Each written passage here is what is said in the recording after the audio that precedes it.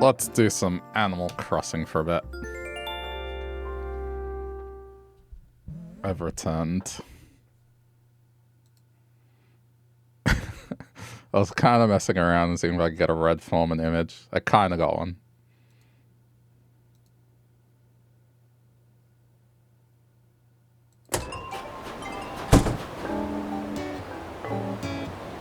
Okay.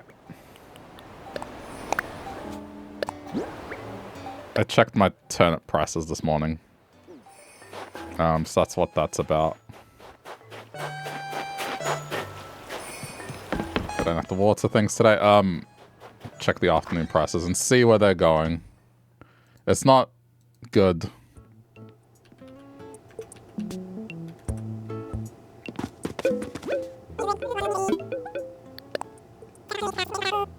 $124. Okay, let me enter that.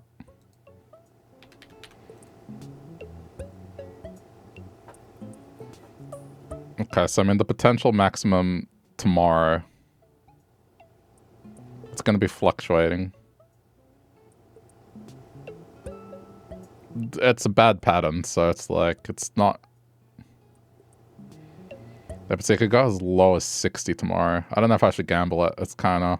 This is already a 25% profit. Almost. Yeah. With this pattern, it's like, it's likely to lose. So I might sell them later. Unless I ask people what the price is of turnips on their islands are. But then again, today wouldn't be a good sign. Just my specific patterns are not going to be good this week. So, it is what it is.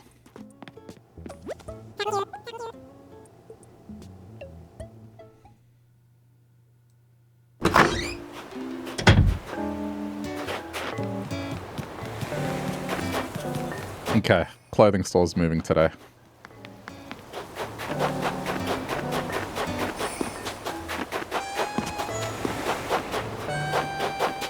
Someone should have the speech bubble above their head as well.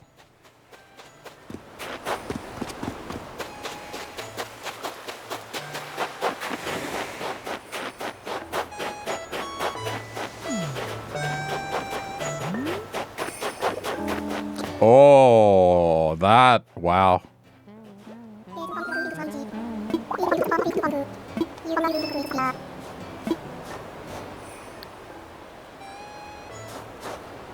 Don't go, good luck with that.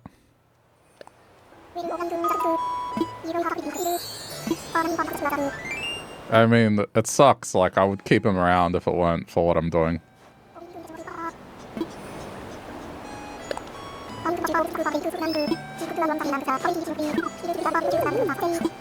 Alright, he's moving. Well, that was... that was extremely straightforward. I was expecting to be, I don't know, checking him for days. Alright, cool. Oh, it's a good day, okay, for money making too. I gotta give him stuff. Okay, well... Oh, right, and we should have, coffee. Coffee. That'll be an easy thumbnail.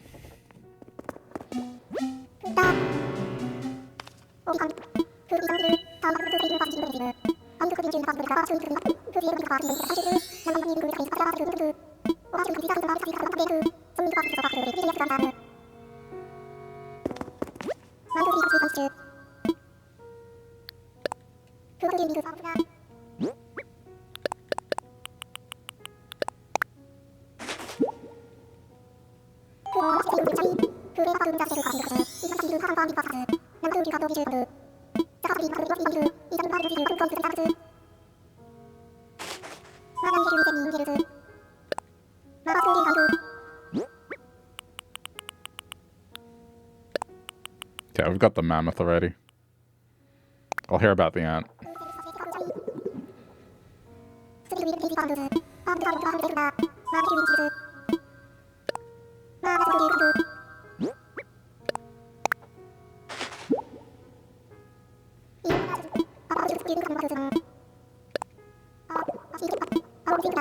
I warn you, the ant may be a small bug, but it finds scary strength in numbers. You see, the ant itself is the strongest creature in the world in relation to its size. One of these diminutive fiends can carry 50 times its own body weight. And if it wants to lift something even larger, why, it simply calls on its ant friends to join the effort. Creepy cooperation, I say.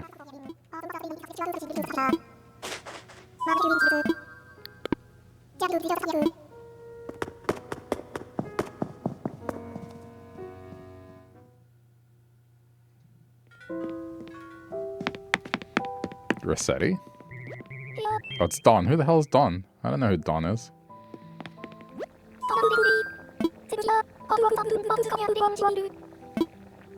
I don't think I've ever seen this character around.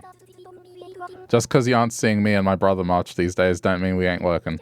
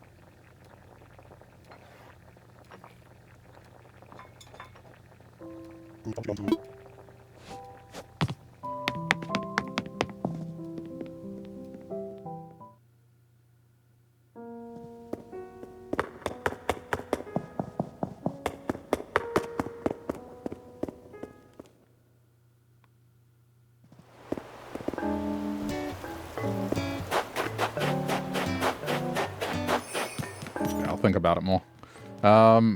Wow, I can't believe Shep's moving out. I don't think I can start looking for villagers though. I think I have to wait till tomorrow. But okay.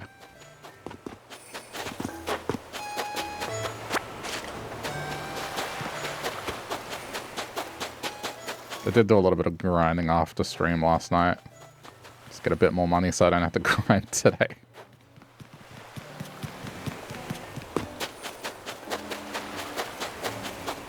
So there was a meteor shower.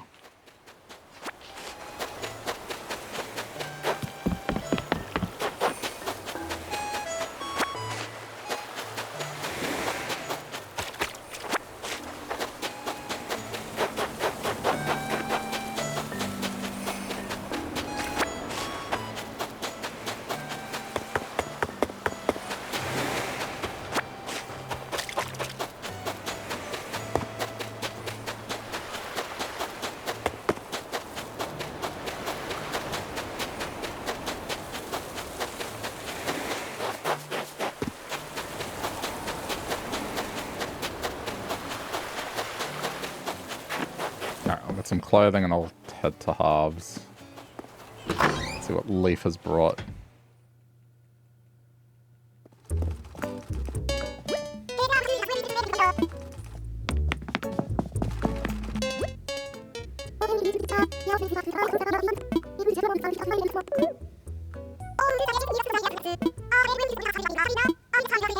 At least she's talking to me now.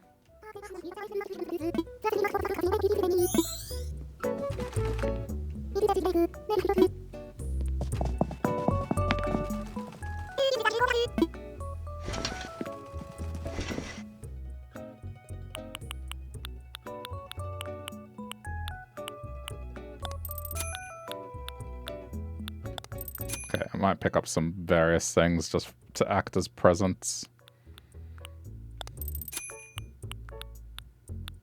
Yeah, okay, they got a bunch of things.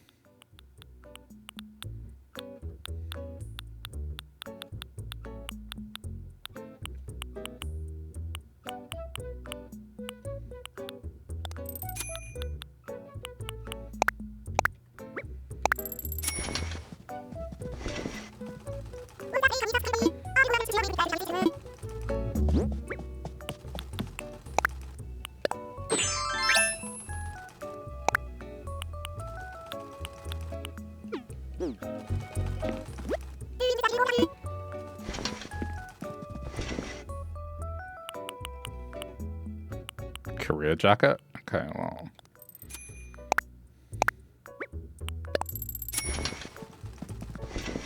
Oh yeah, I gotta be careful how much I spend. I guess that ship sailed, huh? I need 100k to open the next door.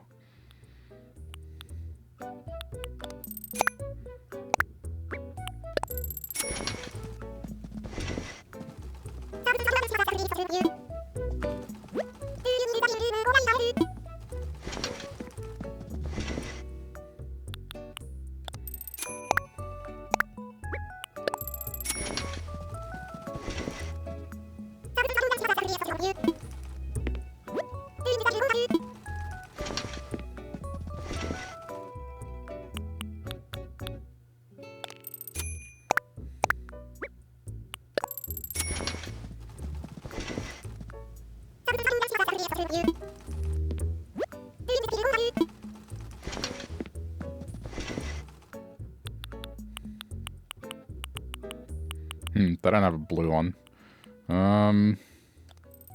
Never know when that will come in handy.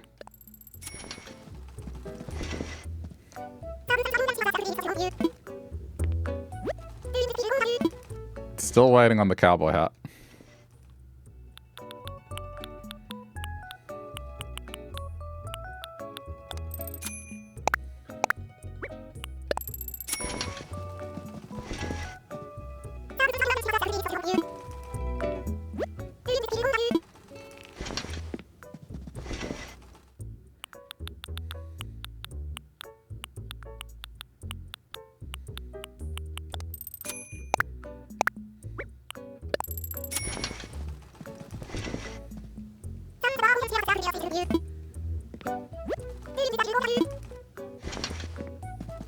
Just want options.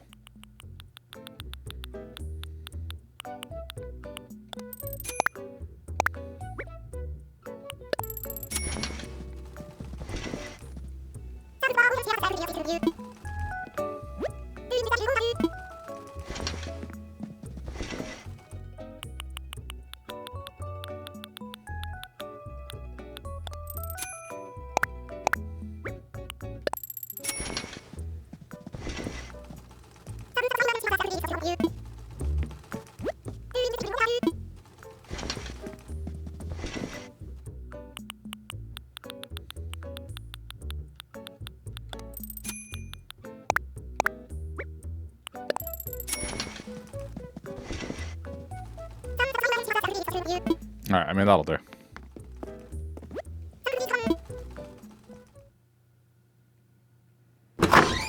Sorry, I'll have the money. I shake the money tree. I will have the money.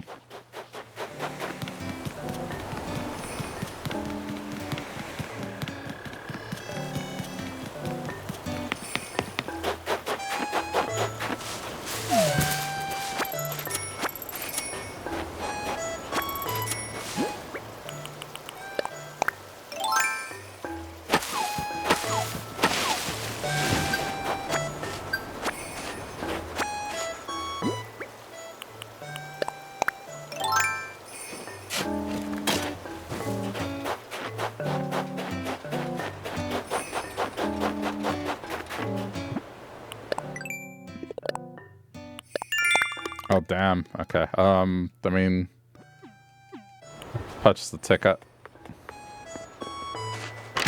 Since I'm gonna be using them, I guess.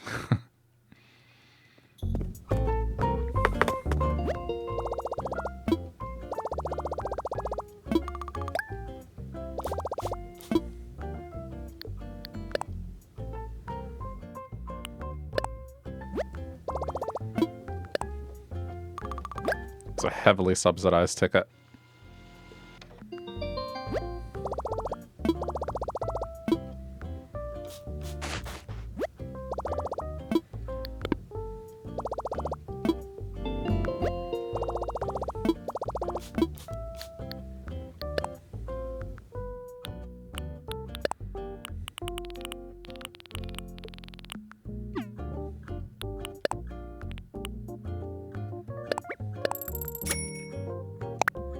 I'll leave that for later.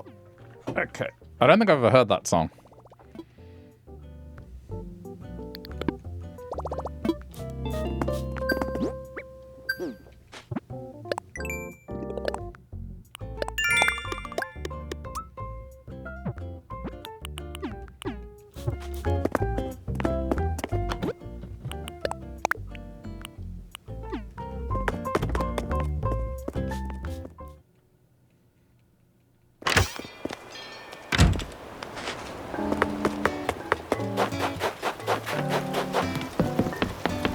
Where did I see the money spot?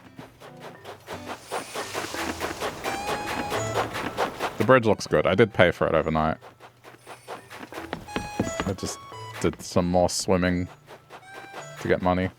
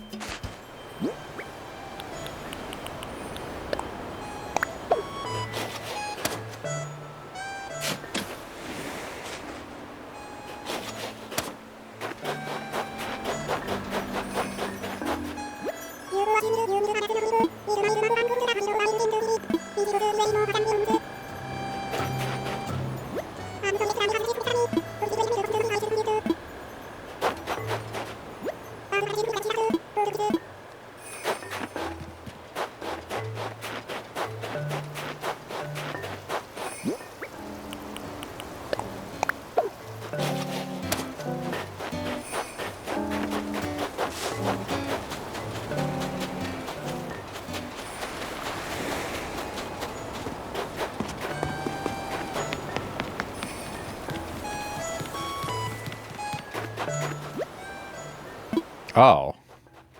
What does that involve? I think that involves... I mean, it might be profitable. The 3 woods and nuggets. It might be worth it. That might be something that actually sells quite a bit.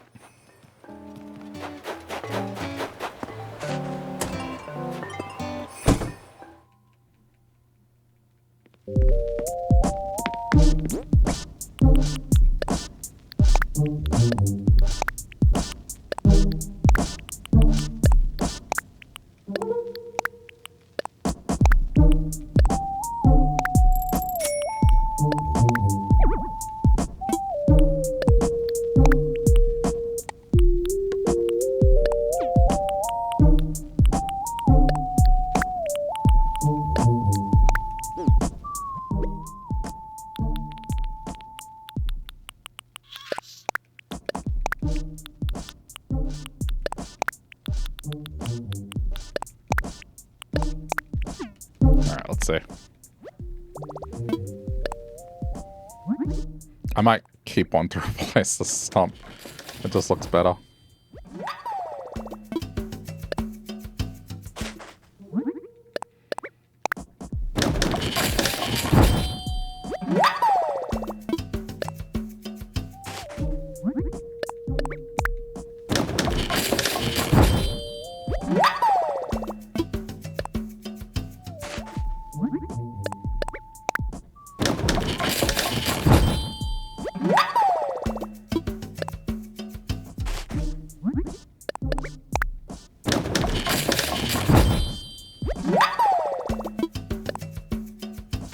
If this makes me 30 grand or something, it'll be worth it.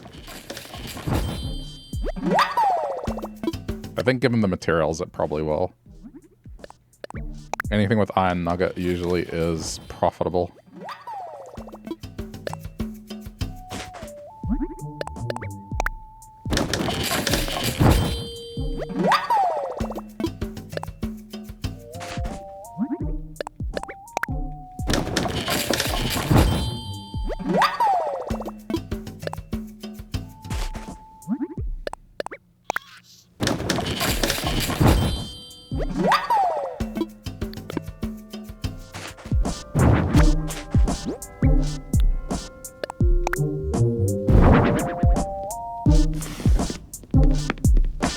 Better.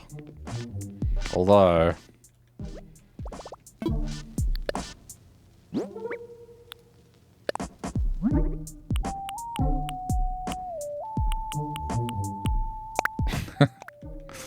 Must be done.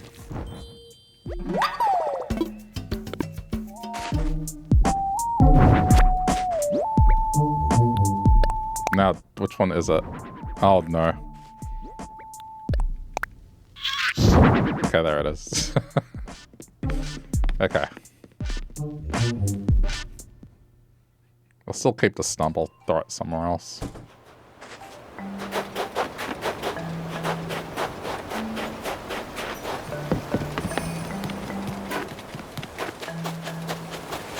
Maybe here. Just keep it along the beaches.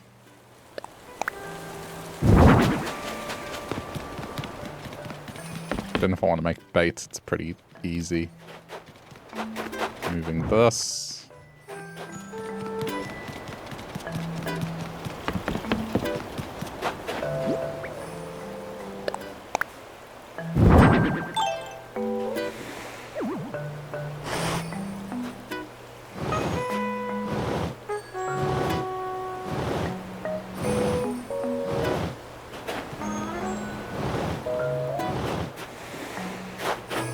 Nice.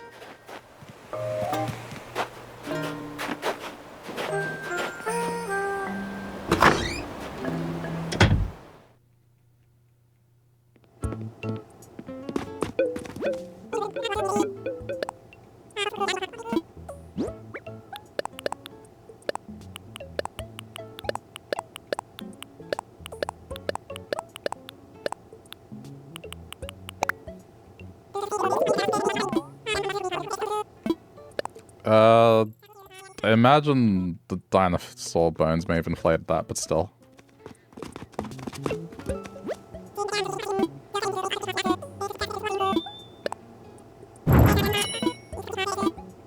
I'm gonna bring that to halves.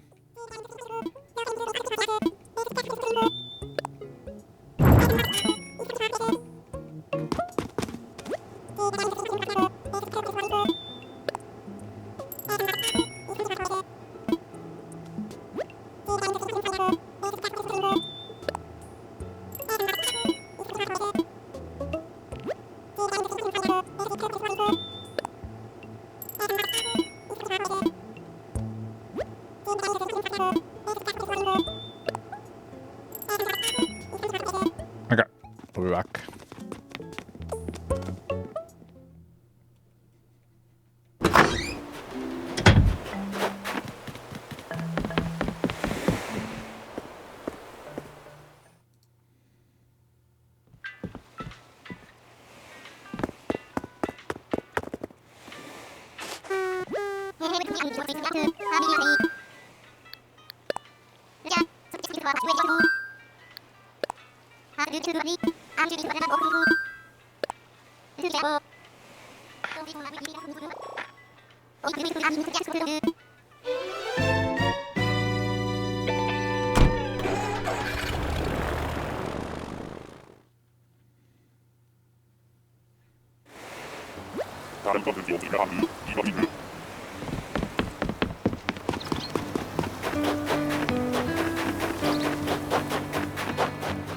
Okay, new art. There's Leaf.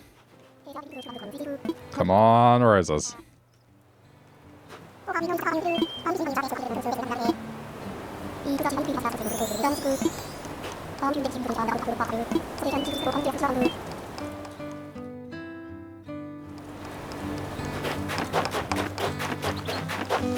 That's Tortimer. This is Katrina.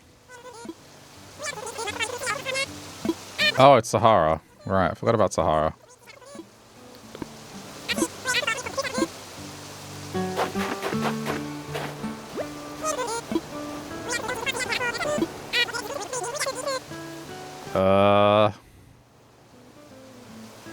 I don't care that much about flooring.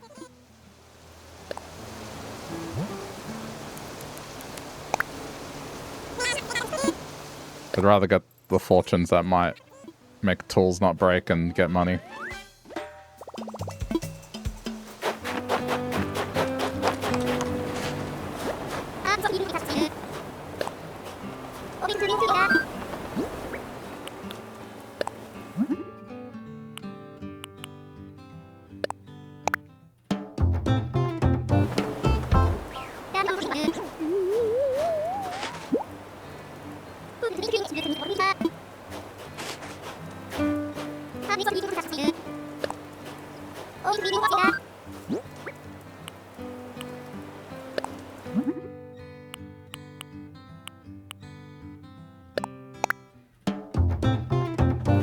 Okay. It's nice to have this.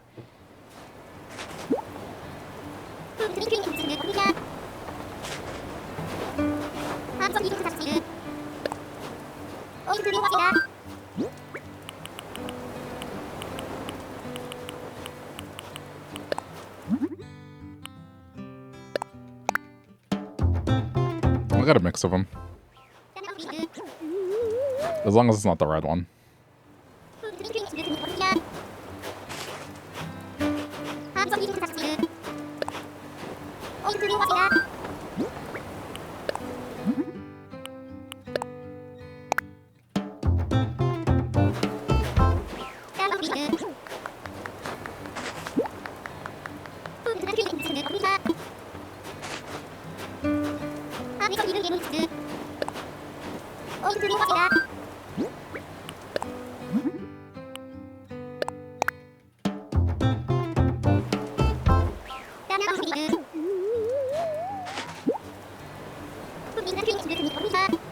Okay. Leave that for now.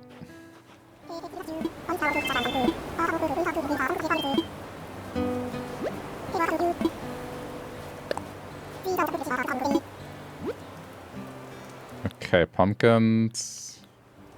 Hey, there we go. Okay. I need to look at this now. What the layout requires. I'm gonna get quite a few.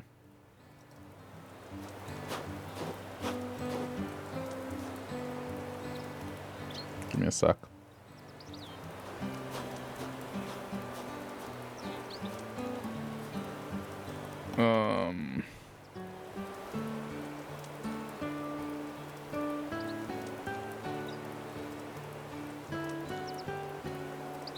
It looks like you need all of them. Hang on.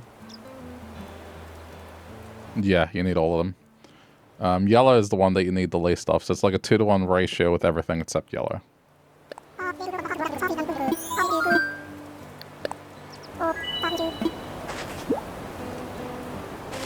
So 5 plots would let me with 10. I think I'm gonna do 10 plots, so 20. Because this is the thing that takes the most effort.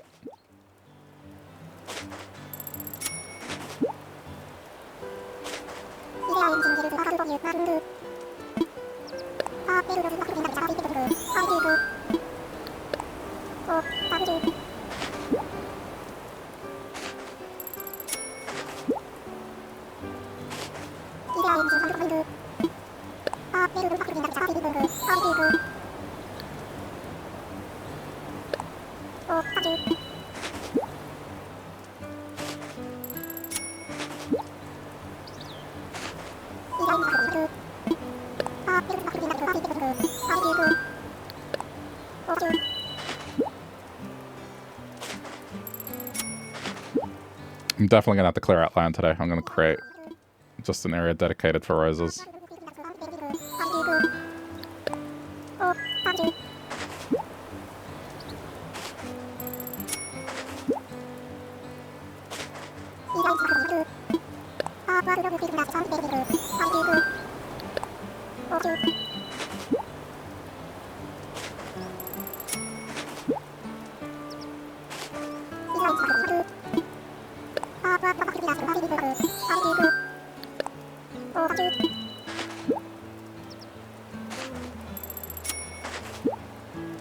This conversation tree. There's one thing I hope they change is just being able to enter a number that you want.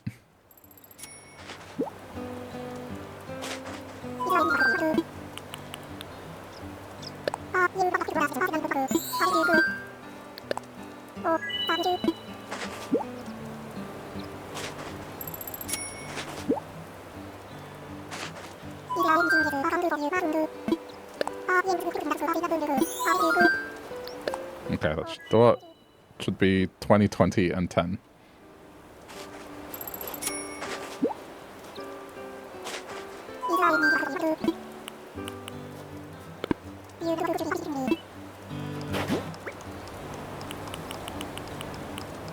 Oh. That's alright. I mean, I got extras. It doesn't matter too much.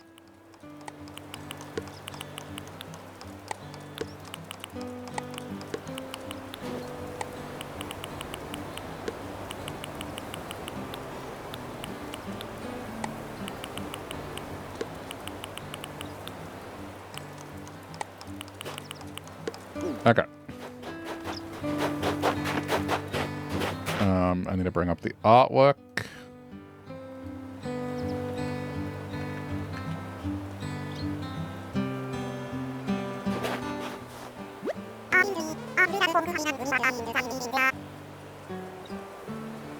It's fake.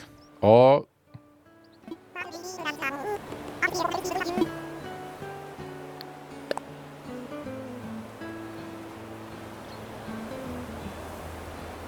Yeah, it's fake.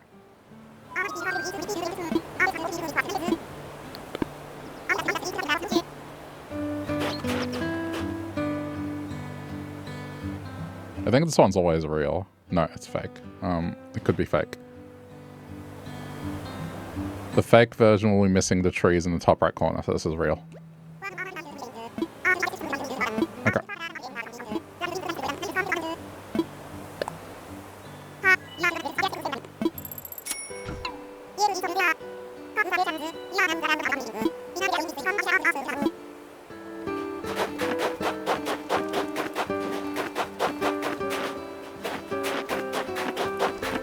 Guess I may as well while I'm here.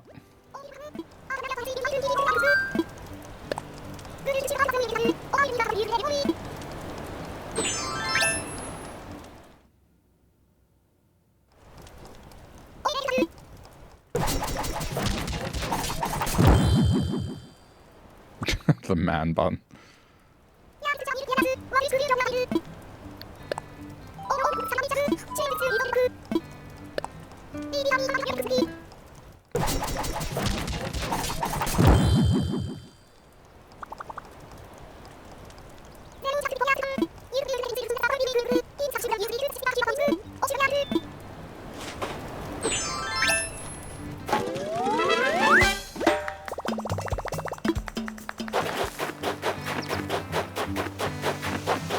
Okay, I think we're done here.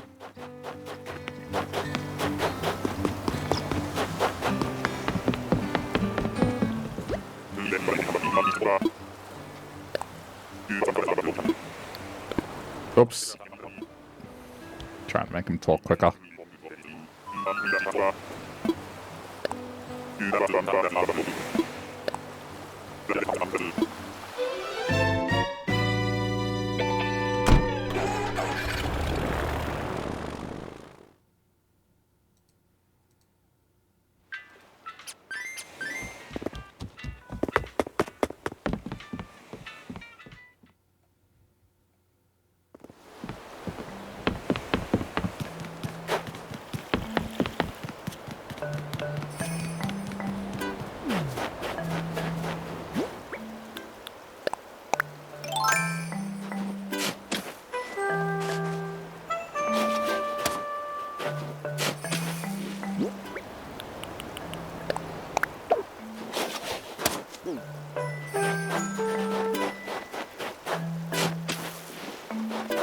Guess I may as well use the area.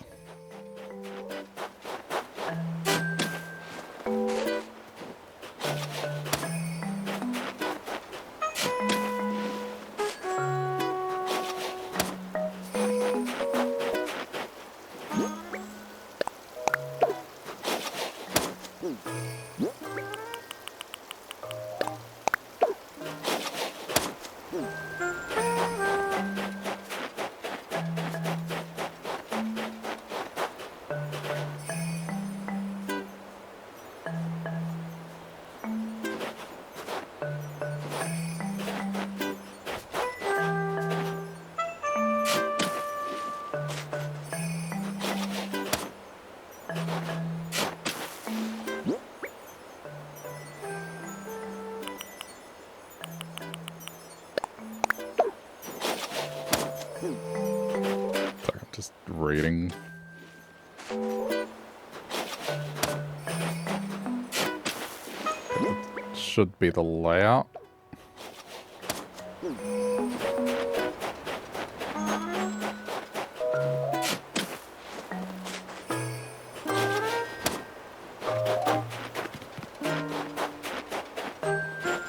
The pink Cosmos don't really do anything with them.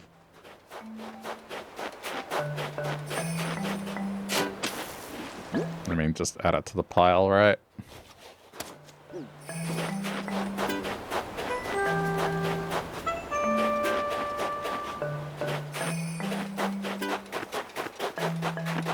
Need to adjust the hyacinth.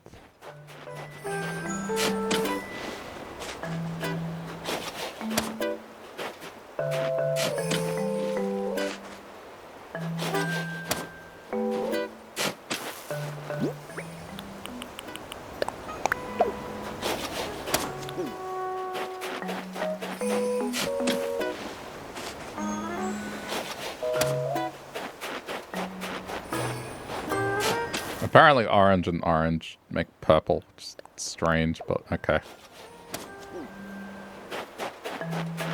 Whatever.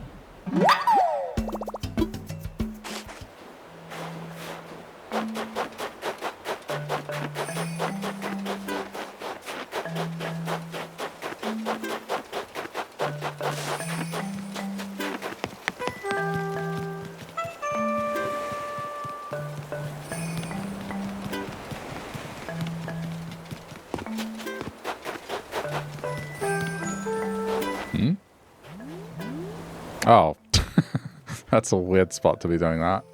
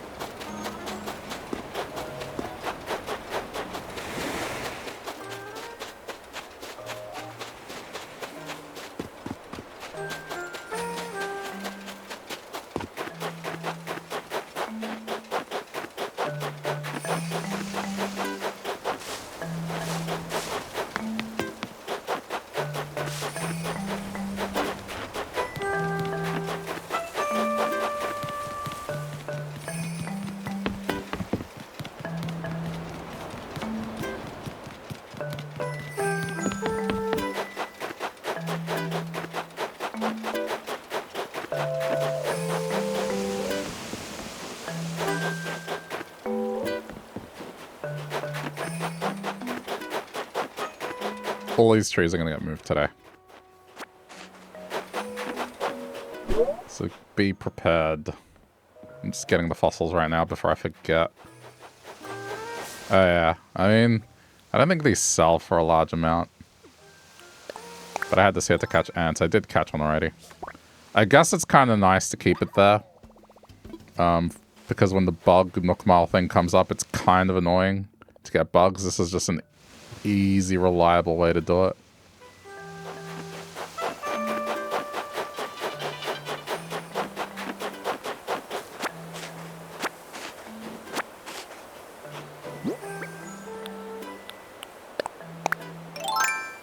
Just one more way to get bugs, I guess.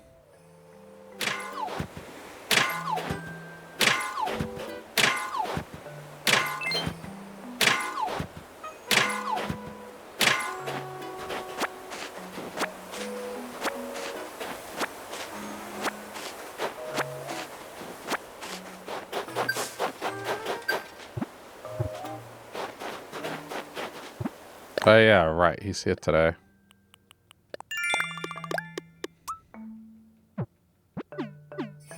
It's a weird spot for him to be.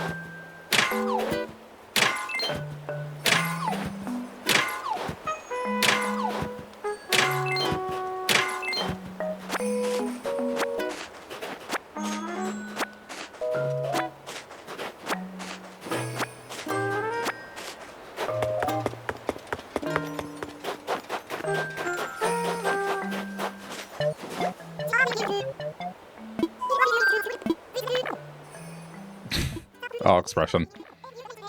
Okay, good.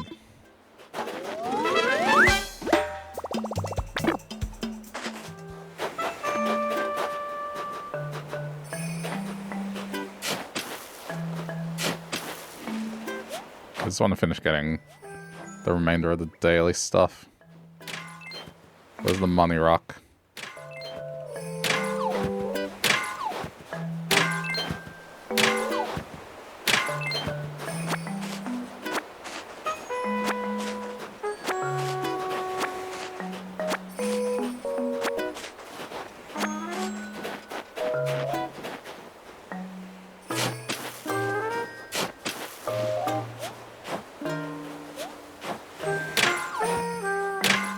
Hmm?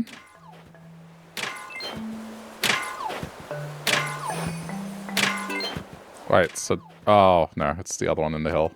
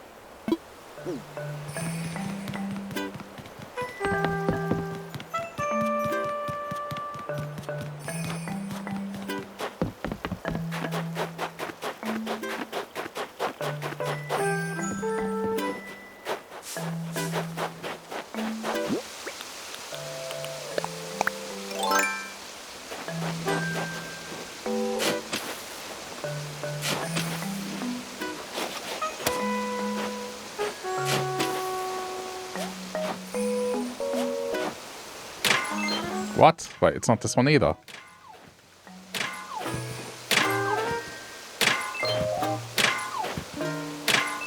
Which rock is it then?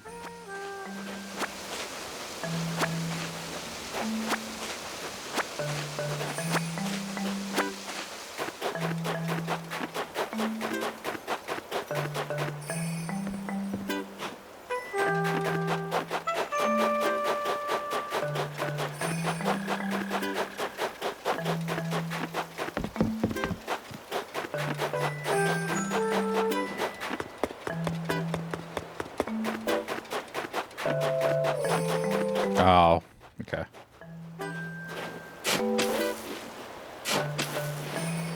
Okay, well this has to be it.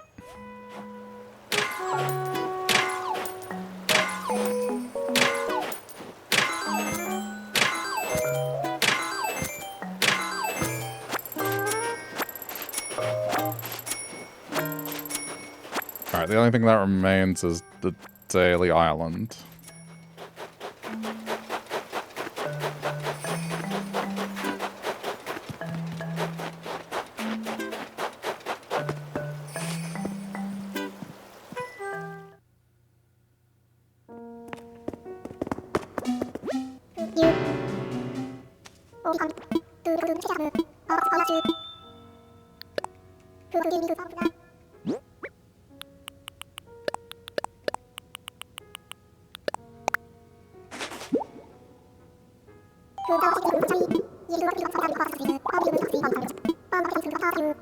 Alright, hey, money for me.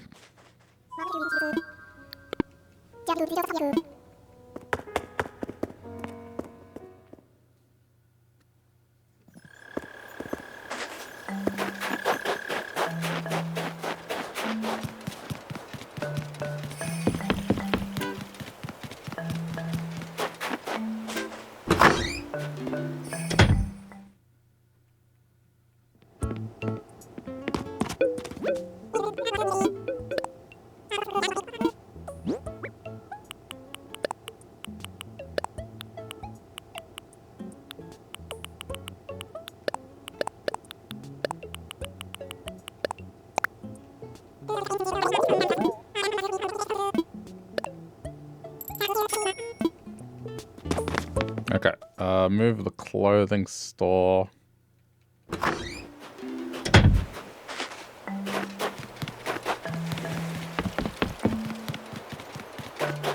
And then daily island. And then I can start constructing. Oh yeah, and destroy the bridge, man. Just...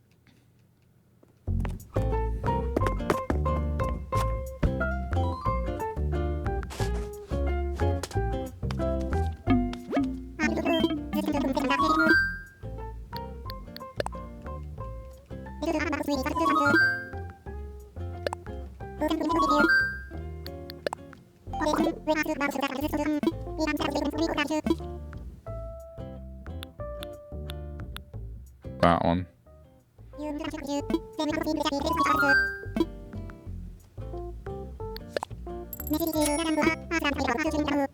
That's the first one I made.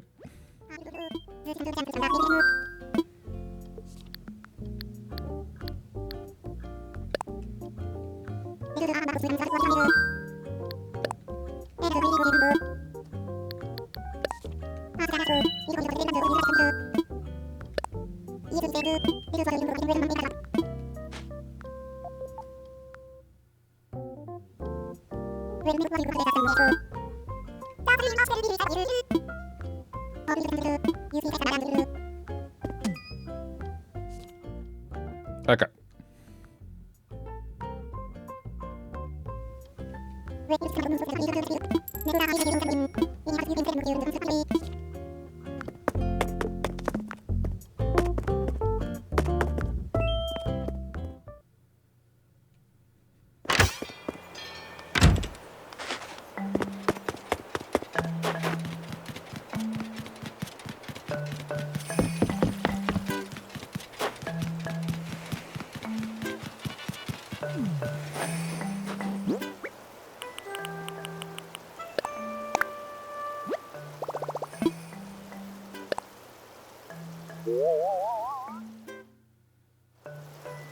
Looks about right.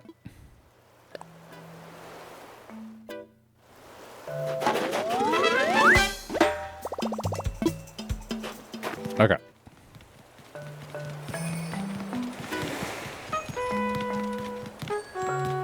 I mean, it's nice and convenient when things are close by.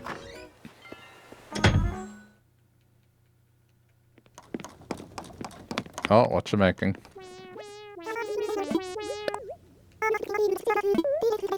I already got this, I think.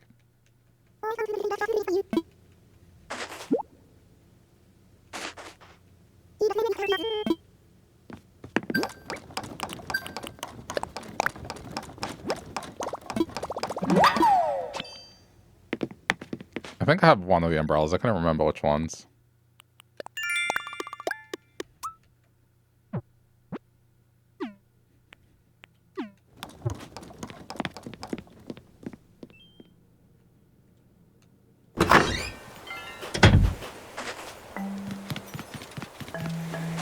I'm gonna make sure I keep saying hi to people.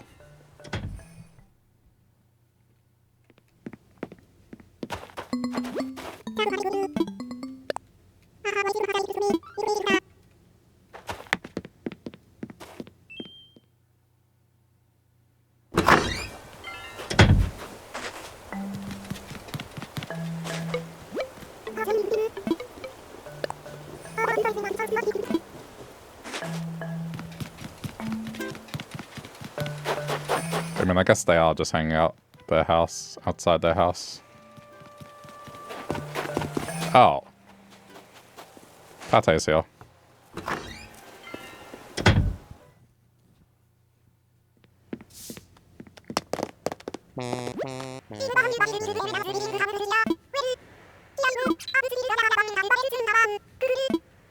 Good to have you. Okay. And with Shep gone, every villager will be blue once I find a replacement.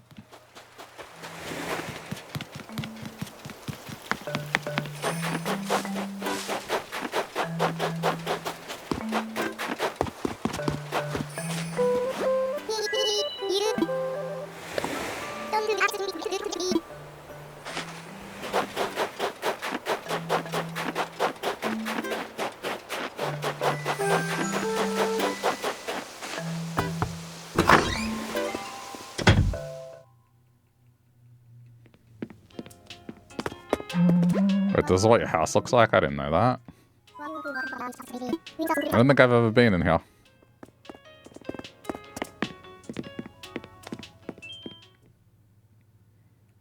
They're into cars, or they'll be into planes soon. I mean, even the house is already Dodo Airlines color. It just makes sense.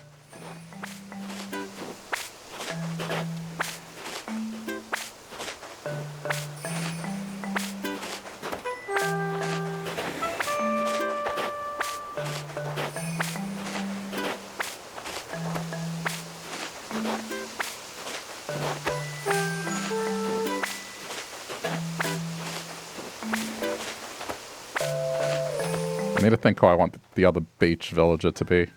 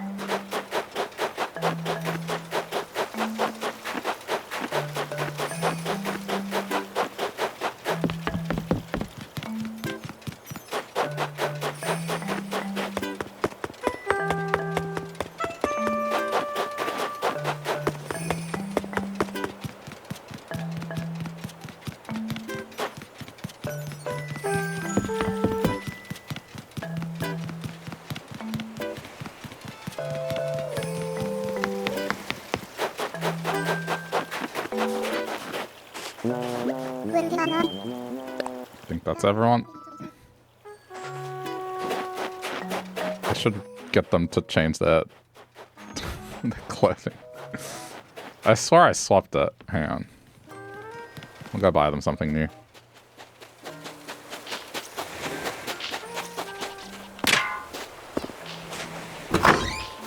Maybe because it doesn't count as cult. Let's see.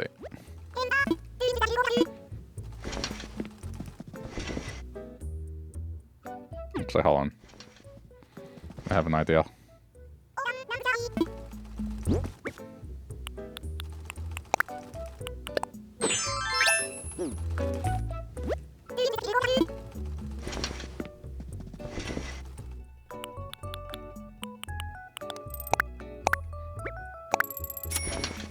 Then I just give them the one that I took off.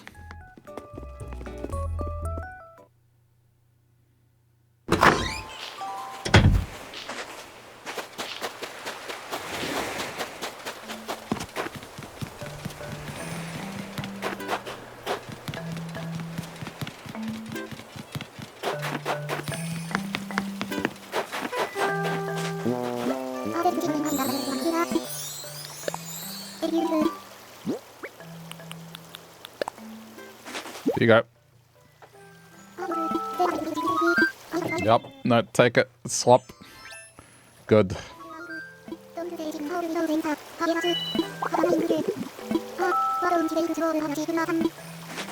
Flashy flower sign?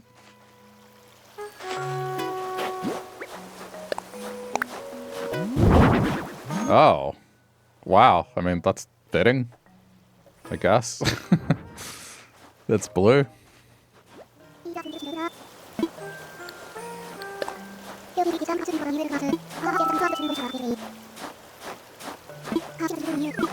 Wait, the two gifts? Okay. Thank you.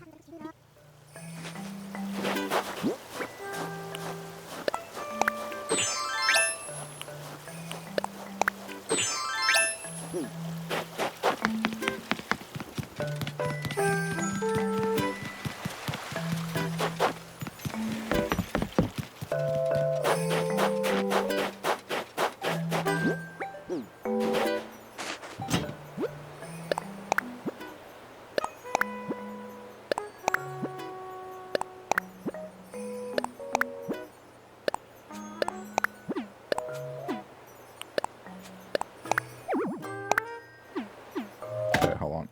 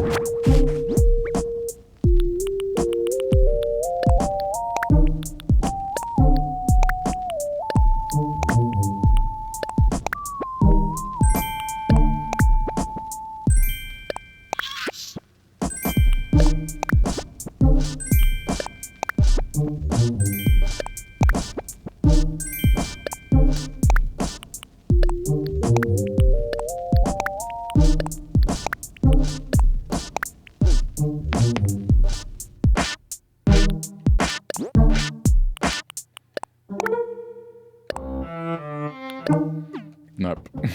Didn't sound good. Ah! I mean, okay, Hopkins, fine. You did send me something.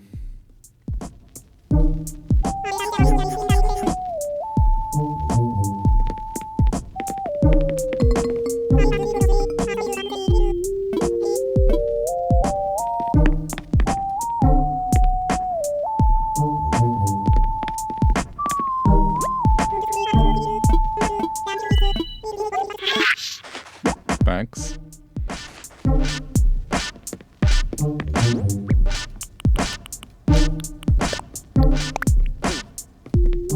They always sit down in this chair here. It's the very first thing they do. Every time.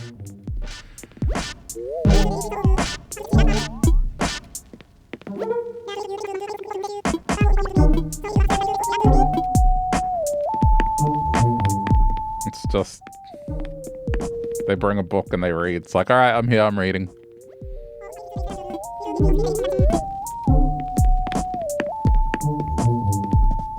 Can I interest you in some dog food? Kibble.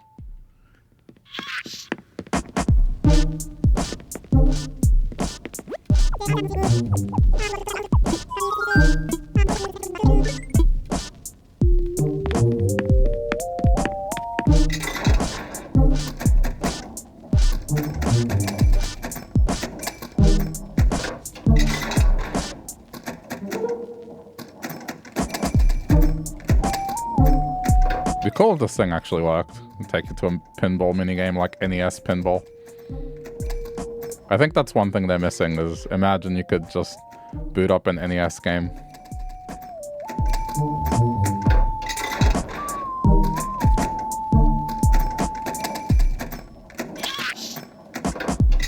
He just comes over to read. I'll just here on my pinball machine.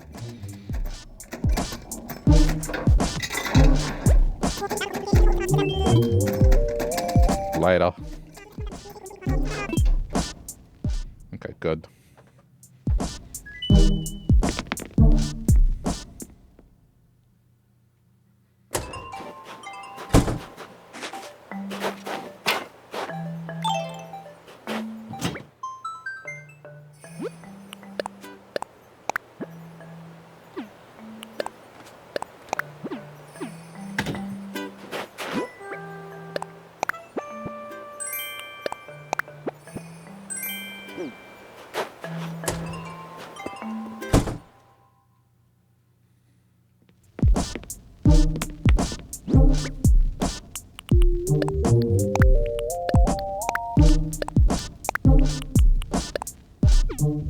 I mean, these I should turn into flour, but the tomatoes I'll sell.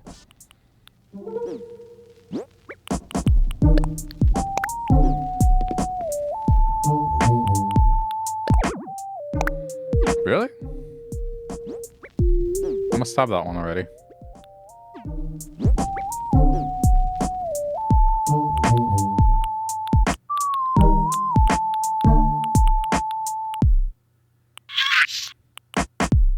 Oh, yeah.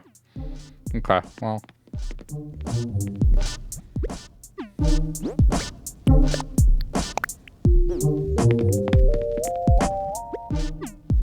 Do I have anything I can cook with in here?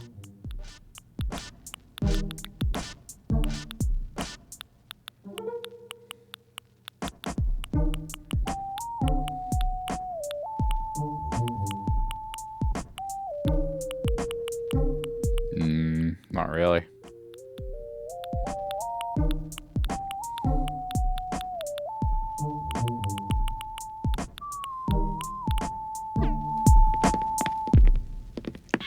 What?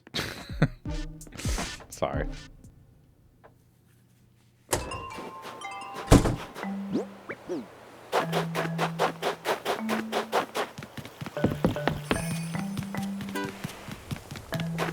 This is the closest I have.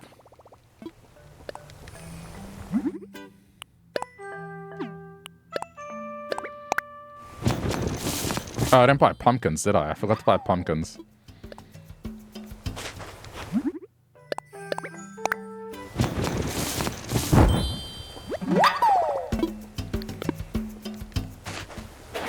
I'll go back. I knew I forgot something.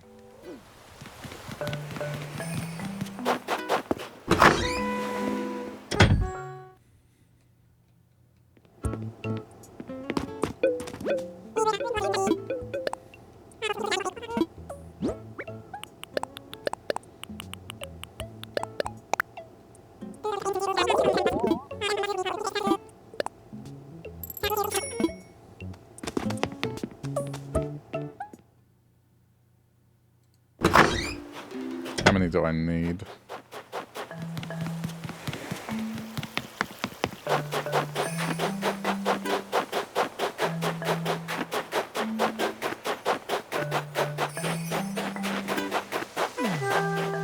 Okay.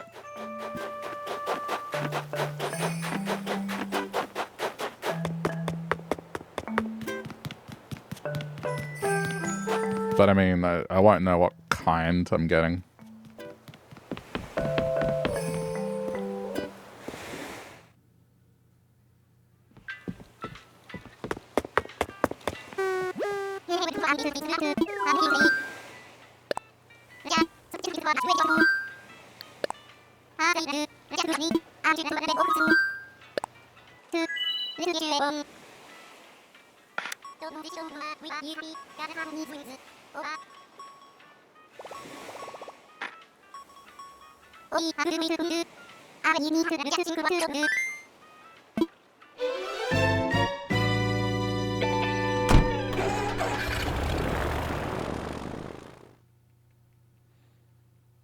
Okay.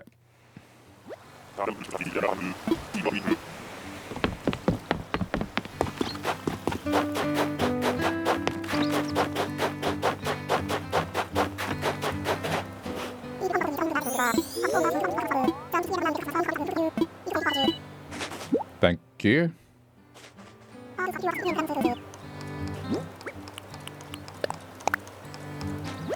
I don't remember him giving me this.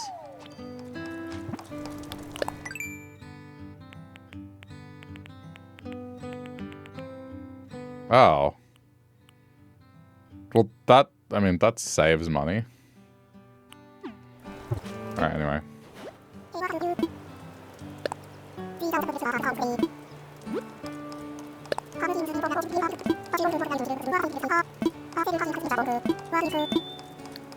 Yeah, well, these I definitely need the 12 because I won't know what pumpkin comes out.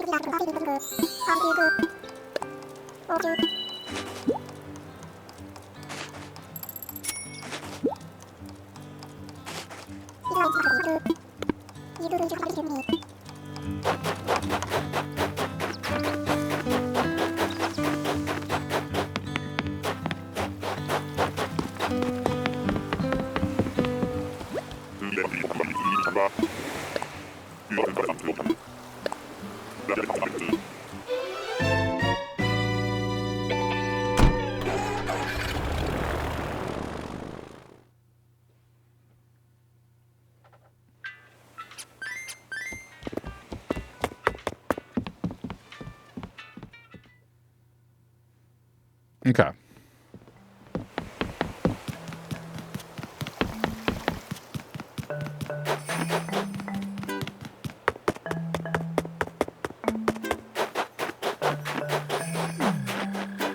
That'll all go here for the time being.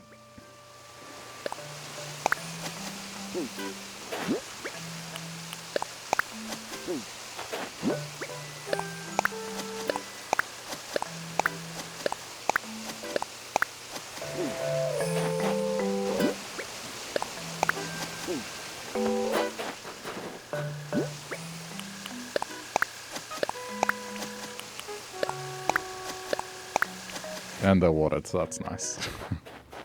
Although these are now, they're kind of defunct. Hang on.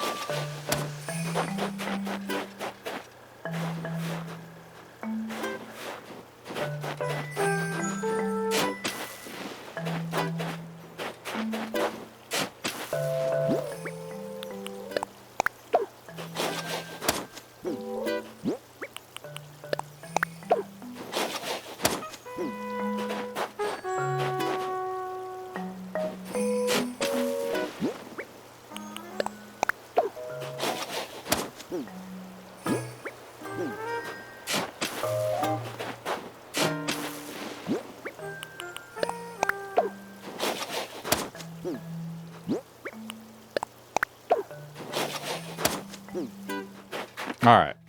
Now the fun part. I'm going to be lazy. I don't want to put them in storage. I'm just going to drop them here. I'll go... Oh, what did I do? Okay, that's fine. I'm going to use them later. I just need to clear some land now.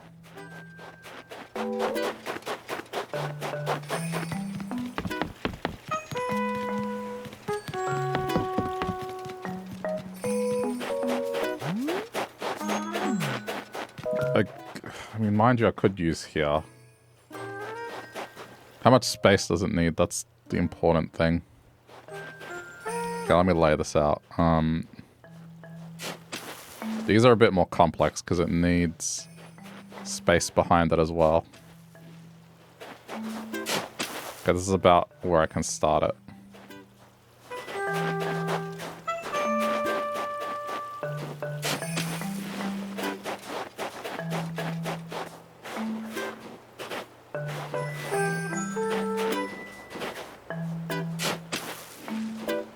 There needs to be a significant gap.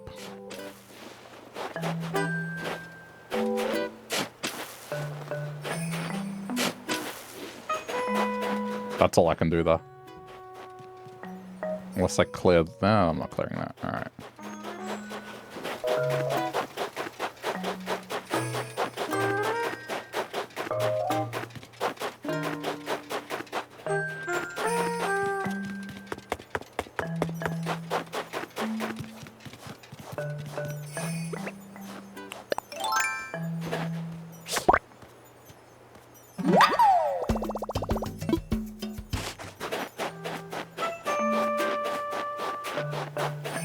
Oh, this spot is free now. I mean, I could move these and then put... Okay, hang on. If I can make room, I'll make room.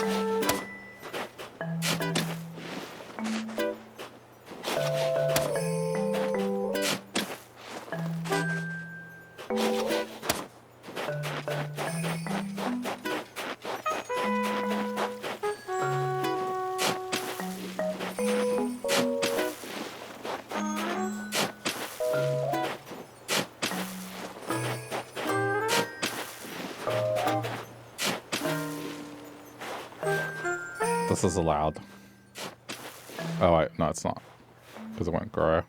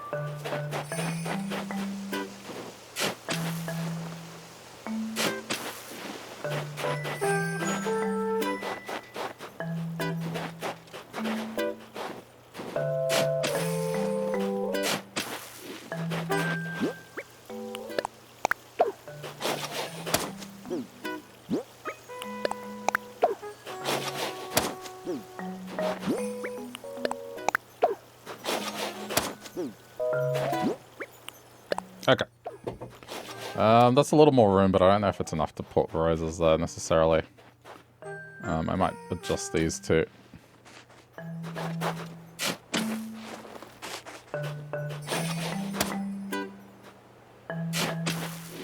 They're a little too close to one another.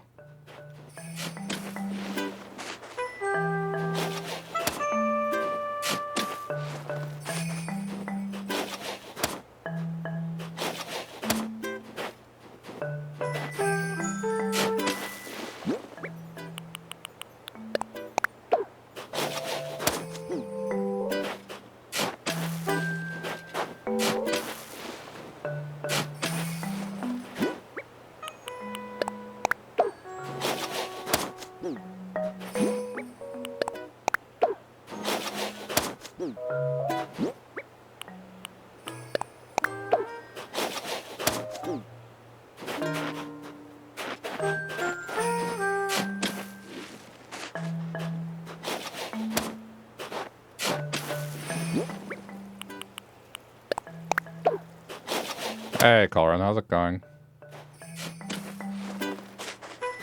Damn, it must be that late already if you're up. I've lost track of time.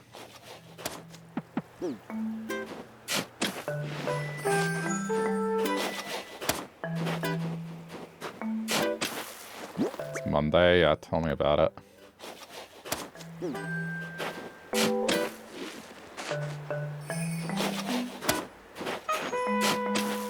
Just doing some landscaping.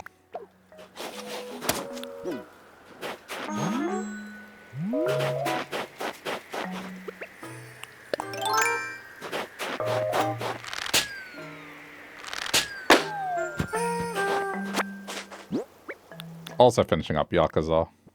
So that's done now.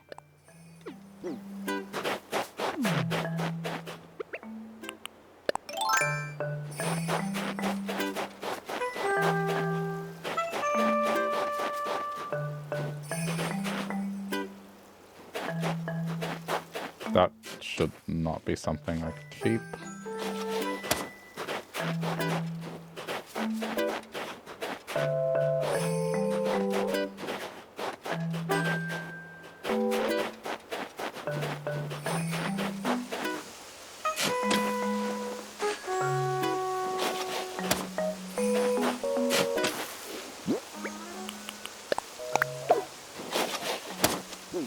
Trying to make room for roses because I got Leaf to sell me roses, so I'm just making a lot of room for them. This is the thing that takes the longest. My turnips are not going to sell well this week, so I will probably sell them off today. I don't know, I can't rely on them. The pattern is like a fluctuating one. So they're at a profit right now. I think I'll just take that small profit. And then just try again on Sunday. Unless someone knows they're getting a good pattern this week. Yeah, I'm good. I'm just gonna have to try again. Okay, they shouldn't clash with one another now.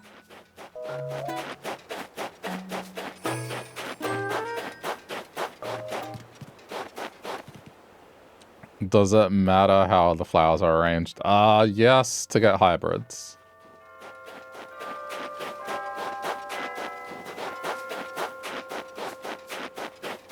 Because certain flower arrangements encourage hybrids. So the arrangements I've got here, they are the best way to get hybrids.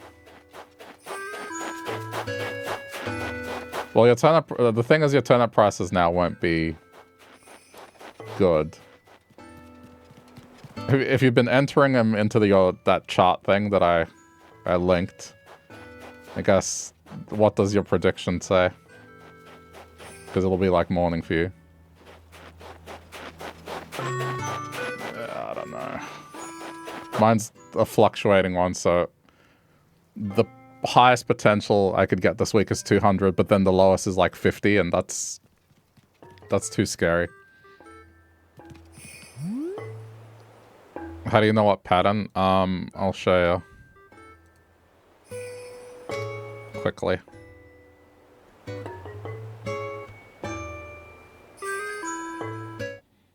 So this is the turnip profit thing I was talking about. So, you know, I entered mine in. Purchased for 100. In the morning, it was 104. Right now, it's 124. So with that, it already knows, like, what it's going to become, most likely. So you can see here,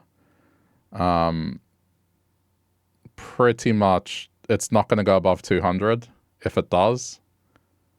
So the highest potential could happen between tomorrow afternoon and Wednesday, but it's not guaranteed. Like, it's a potential, right? So it could rain, like, I could get any one of these. So for example, tomorrow it could go down to 60, and, you know, the day after, in the afternoon, it could go down to 50, but then in the afternoon it could climb back up between 90 to 140. So you can kind of see, yeah, this pattern's not great. As like, right now it's good because I could sell it for a profit. It's like 124. I'd be making a profit, but there's a risk because when you see a lot of brown, it means, yeah, that's probably not the best. What you want is a pattern where on the Wednesday, you'll see that it skyrockets to 200 or above. And, you know, it's not fluctuating. Fluctuating is the worst pattern. So currently I got a 94% chance to get fluctuating. So it's not good. So the moment you enter your morning price, you should get a better reading. It should list what you're potentially going to get here. Anyway.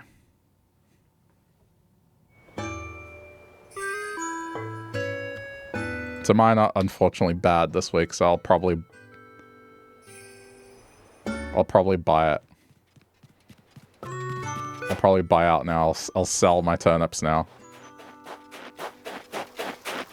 As long as you keep entering the price on the Monday and the Tuesday and the sell price, usually by Monday afternoon you kind of have a good idea because you've entered two prices and then it'll know loosely what you're going to get.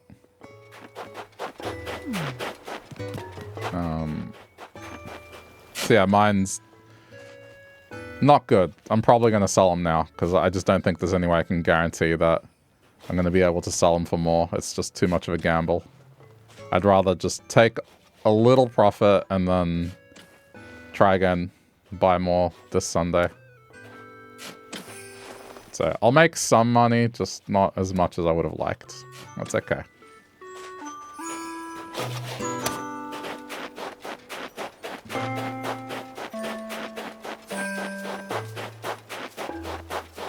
I mean, to be honest, I might shut these down. These are, like, kind of unnecessary.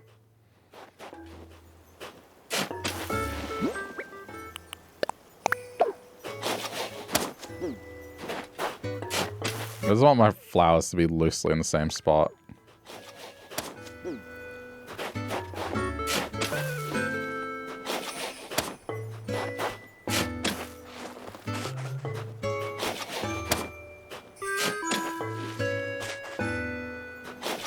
The potential max is 220. What pattern does it say, though? On the left. It'll give you a percentage. Yours probably is either small spike or fluctuating.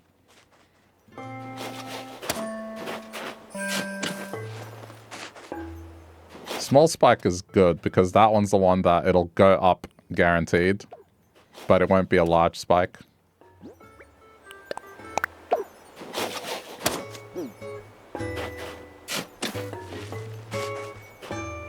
If you see that on Wednesday, that's probably where it's going to reach its peak and it's not going to go up or down. That is the small spike.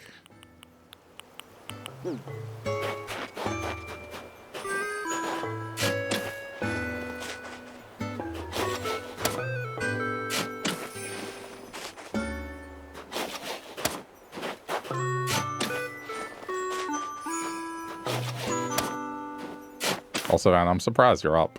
I thought you'd be asleep.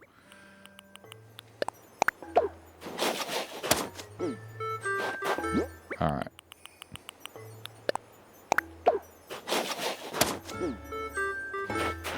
That's replanted. Small spike. Well, at least small spike is better than what I have. I'm still probably just going to sell out today.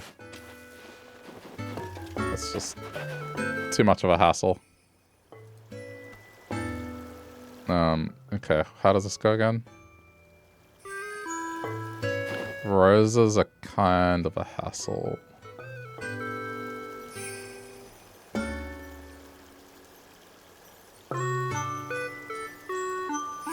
Yeah, so we don't need them to grow out this way. It's like hugging.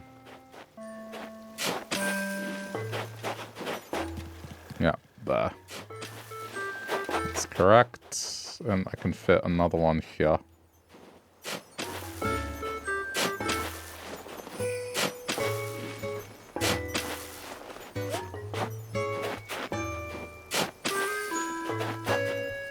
These use so much space, and then there'll be one here. So 1, 2, and then I need to No, I can't put in the... unless I lower it one. Like, put it here. Hang on. I just need to leave a gap so they don't potentially overlap.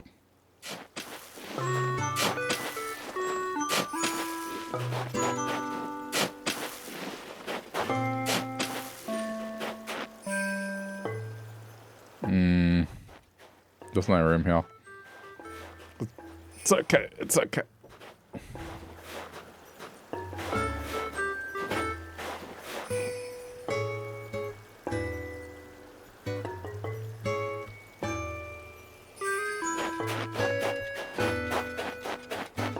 Yeah, but that's every little one. Like, there'll be a big number down the side, grouping them together.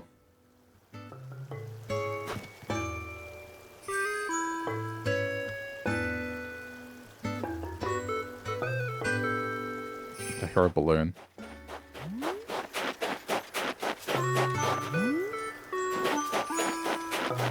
At any rate, you can see Wednesday's the day to sell, most likely.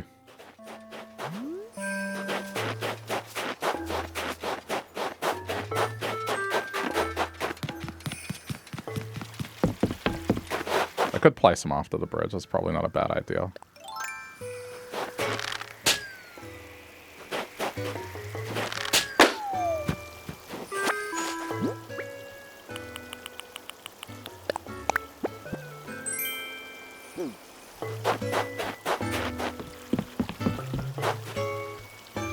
Is there a webpage for the flower guide? Hang on. I have to find it.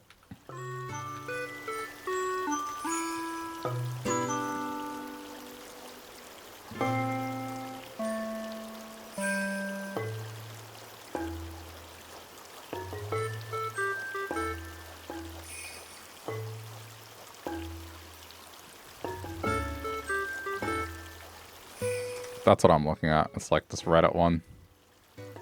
I guess you just got to pay attention to the part where it's like, if there's a white box around it, that means that's a flower produced.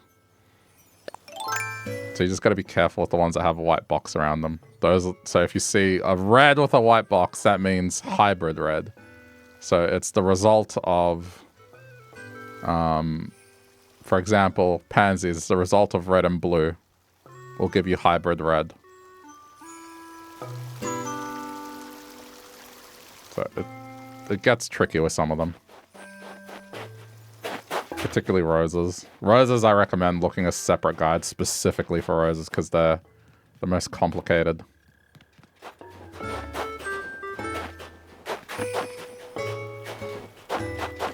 Yeah, what an awkward piece of land. I can't really do much with it.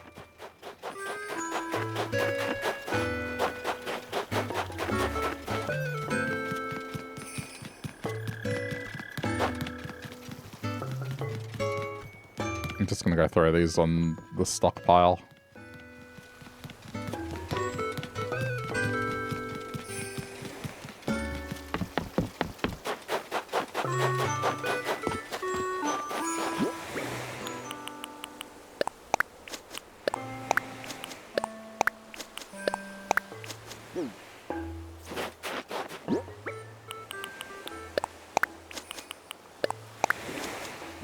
Why there?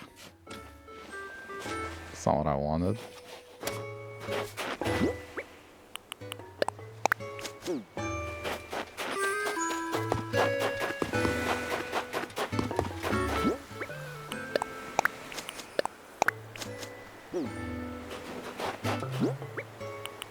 Really? Another balloon already?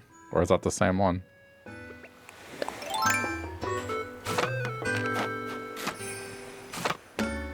Good work.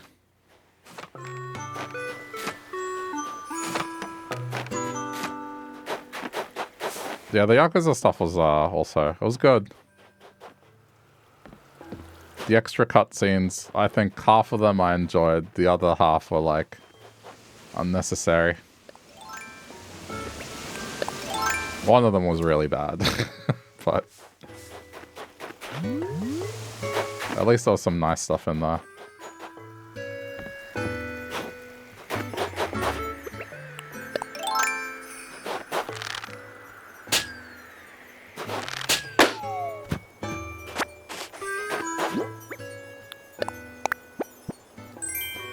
Bingo wheel. Okay.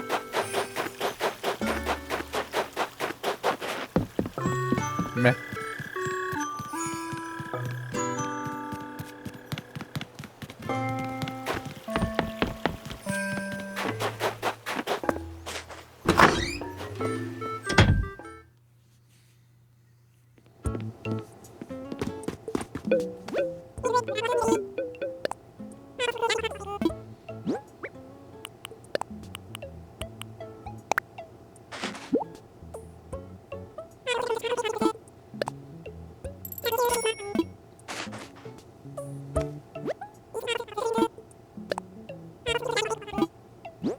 I forgot to sell the butterfly. I'm a little tired.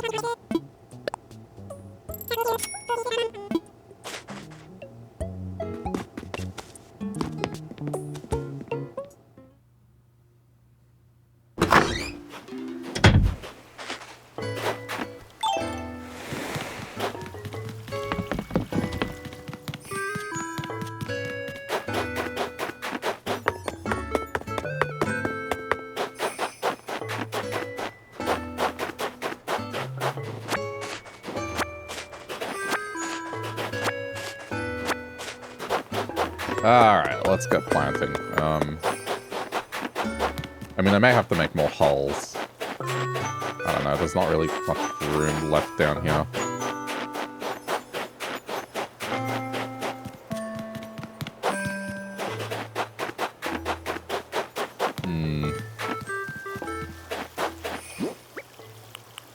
Alright, I'll just start with these. So how does it go?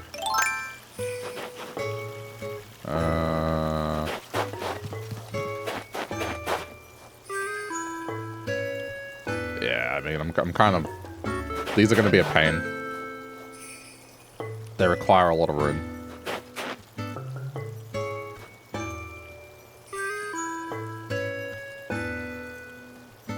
Okay, so I mean, it looks like it's... Okay, I need like an extra 2 on the left-hand side.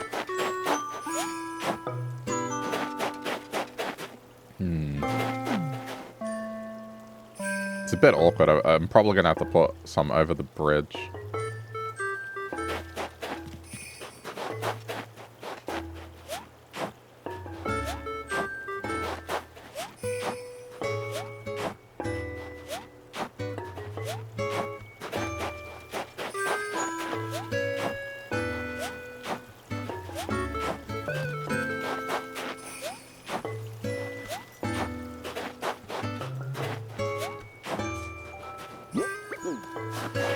What?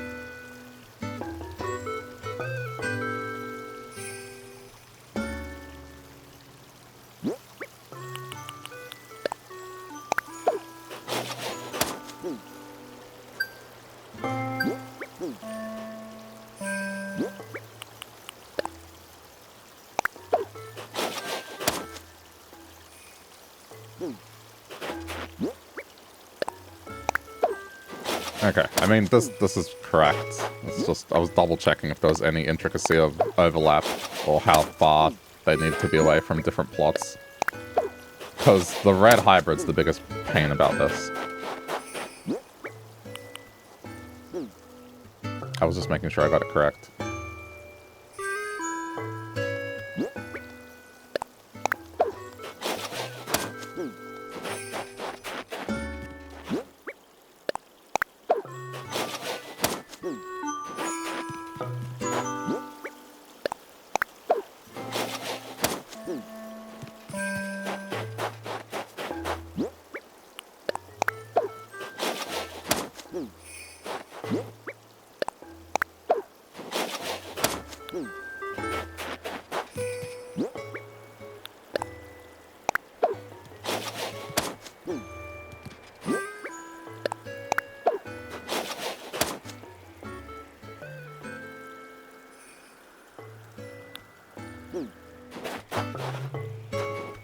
Am I muted? I think I may have been. That's alright. Hang on. Probably not for long. I mean, we're talking about Yakuza. I think I accidentally hit the button.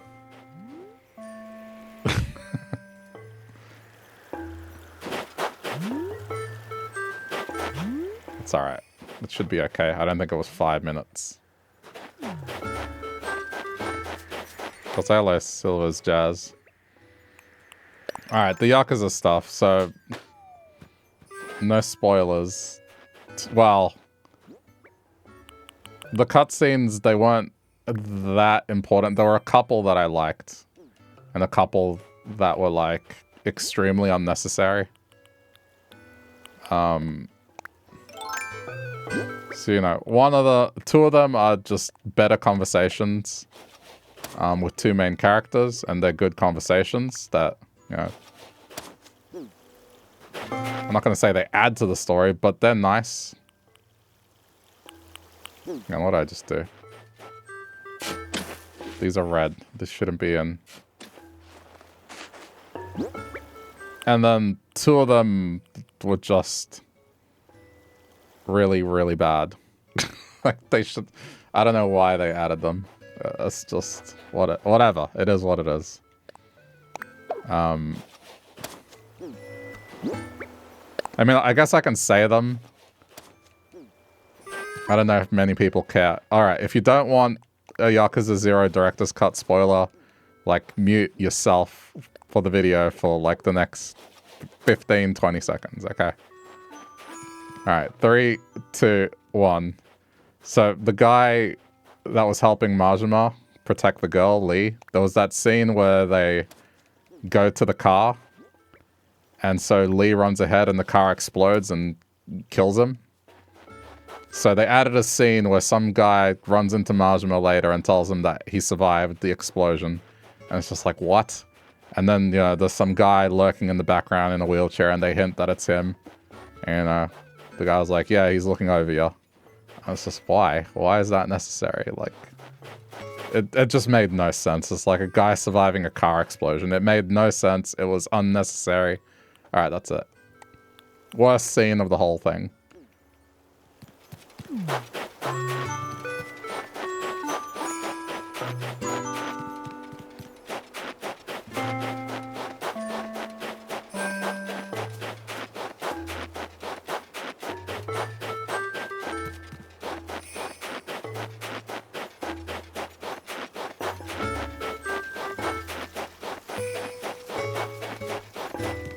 The other stuff, yeah, I don't know. It was minor.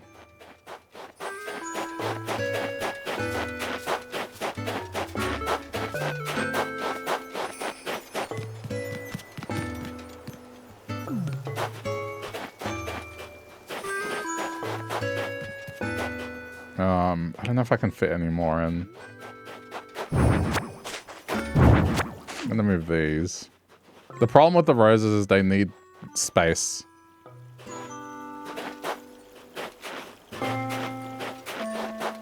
And especially if you want that hybrid red color, like, you have to give them space.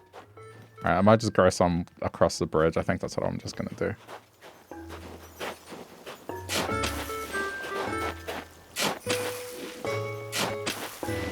Hang on, it needs...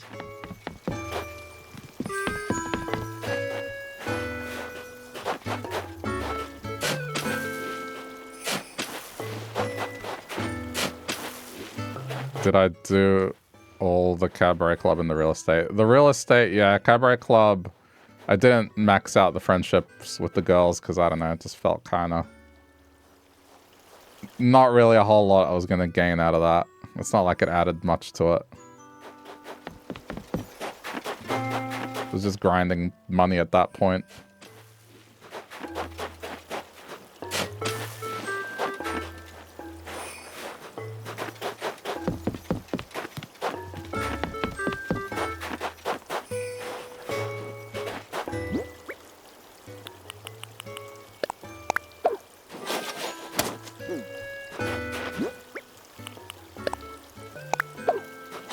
I did all the sub-stories that were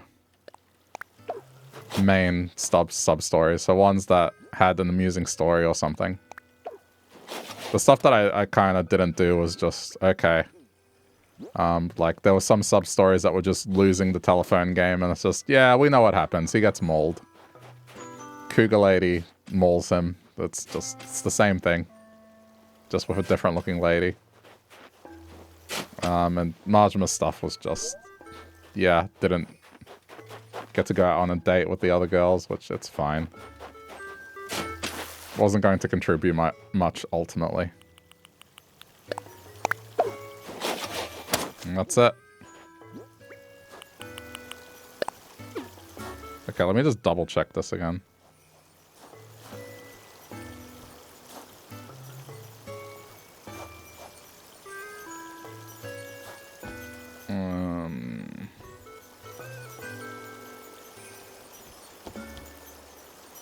Oh, it needs one under. Uh-oh. Yeah, because orange glow... Okay, I need to move this up one.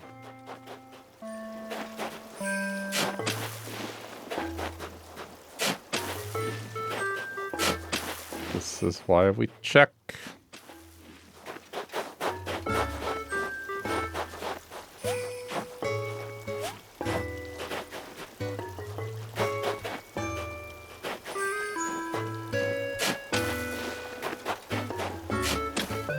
Sorry, it's taking a while. I just want to make sure I get it right, because this is going to be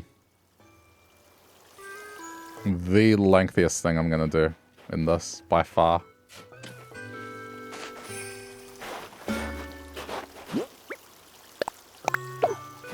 I even did it wrong there. Ugh. This is supposed to be red.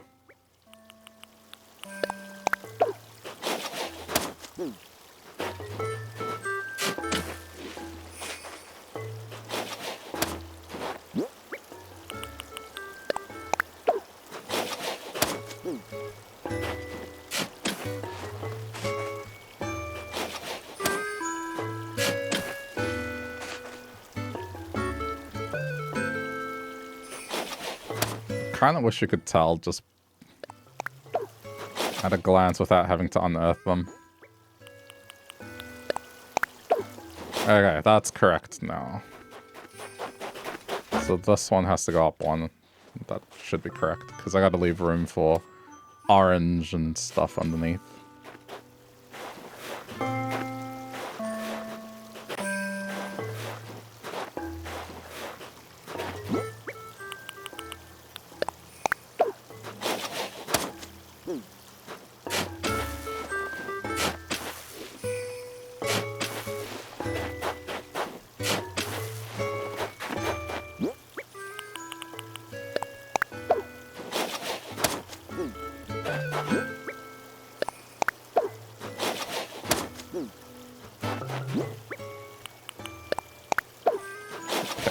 Taking note, 21st of July, that's when I started the roses.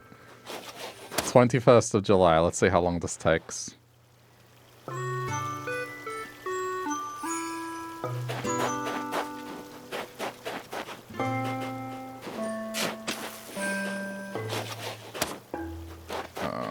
This is the problem, I needed to leave a large enough gap.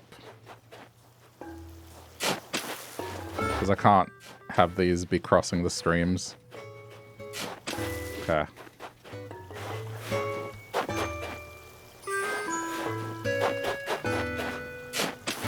Because that's spots for future ones. As long as there's a gap of 2, it should be okay.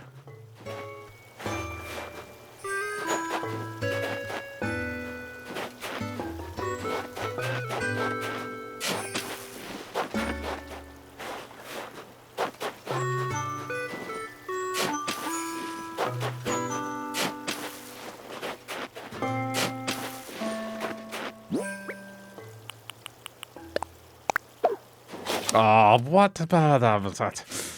I was facing that way. Okay.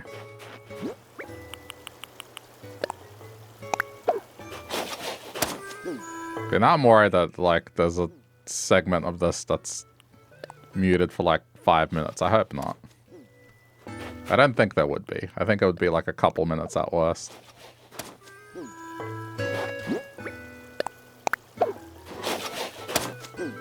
If we're talking about Yakuza and you asked about the extra cutscenes, I started talking about the extra cutscenes, so it's like...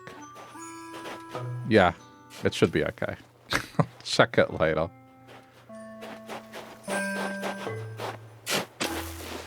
I mean, I was just tending to my flowers anyway. It's very believable that I could be quiet for that long. Focusing on the flowers.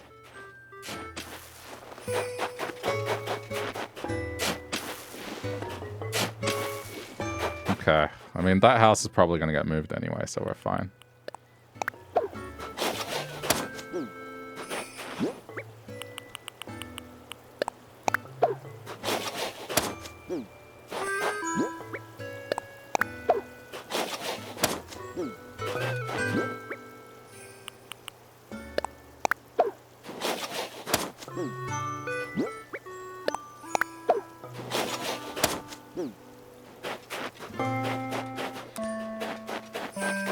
I'm surprised software doesn't do that. I mean, Discord does it. You got to give Discord credit in that regard. Is when you're muted, it'll tell you, hey, we're not detecting any audio. So it's very easy to find that out on your own.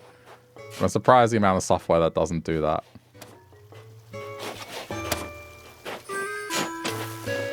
This is probably too close, right?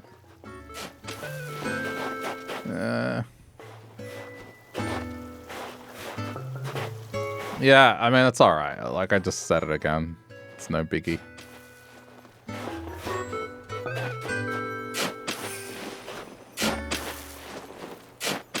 But thank you for asking, because it prevented a larger problem.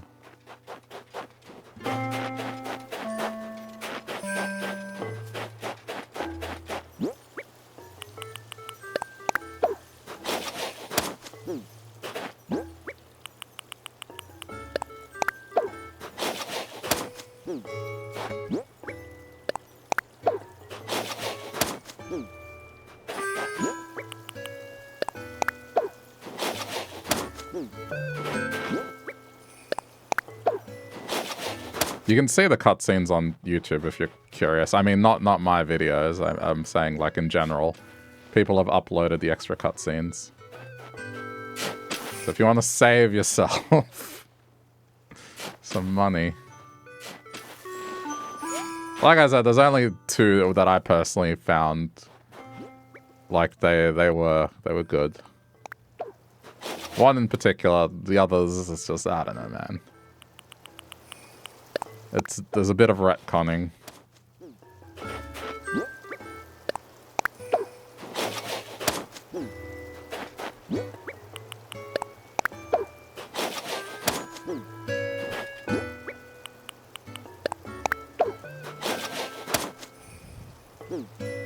Okay.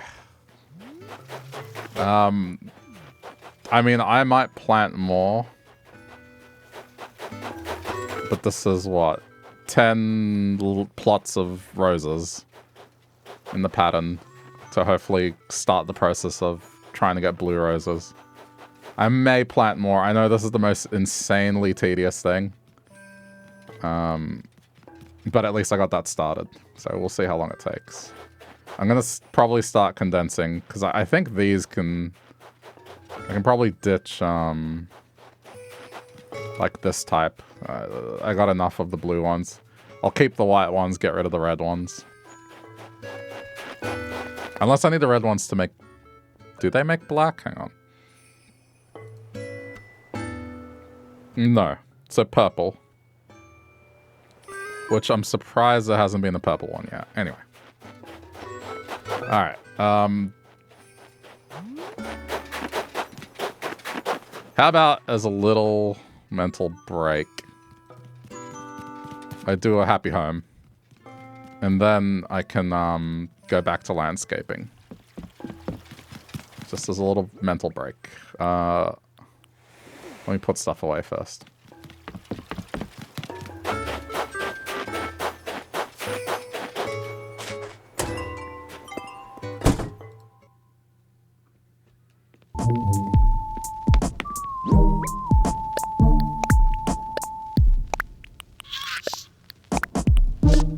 Plus, I get to check what furniture's over there and get a recipe.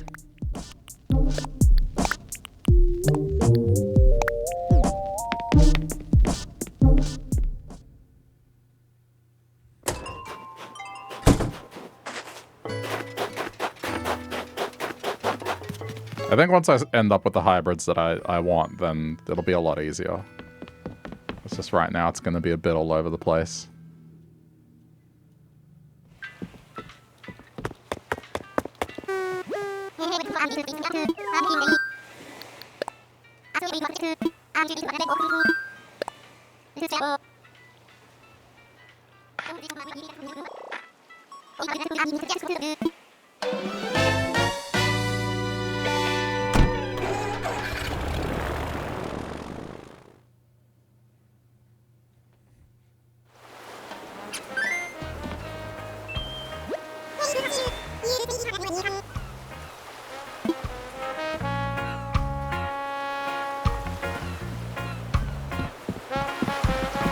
Okay.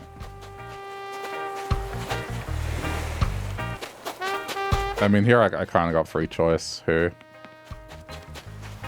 I can maybe pick someone that I don't want to run into, because I'm going to be villager hunting again.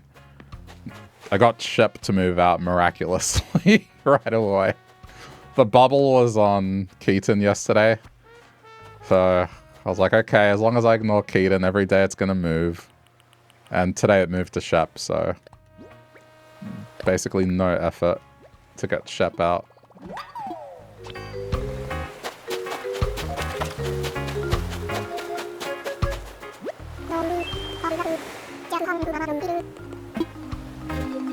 This is the one I did yesterday. Does anyone want to pick a villager? Villager / color.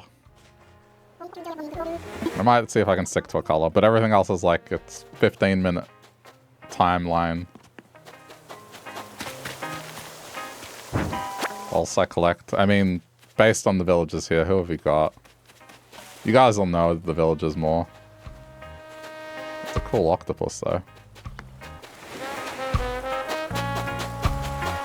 I'm terrible with names, so, you know. I don't think I could name a single one of these villagers.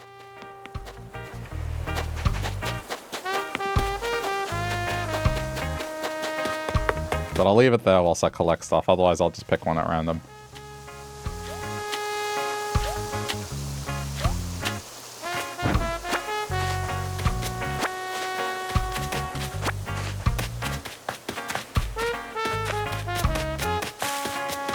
I'm leaning towards the octopus, because if that octopus gives me kitchen stuff, that's the one thing I'm lacking for Happy Home right now, is kitchen-related things. I kind of got annoyed. I did a little kitchen in the last one, and I just didn't have anything. There was no stove, there was no microwave, nothing. All of the houses I've been making that have kitchens have that same stone wood fire thing.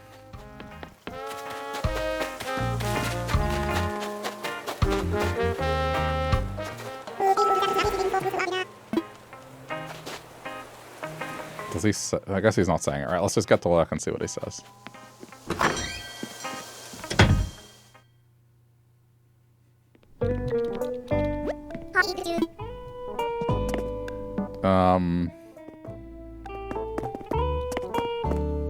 Oh man, see, if I want to do like a movie theater sort of thing, that's the best chair.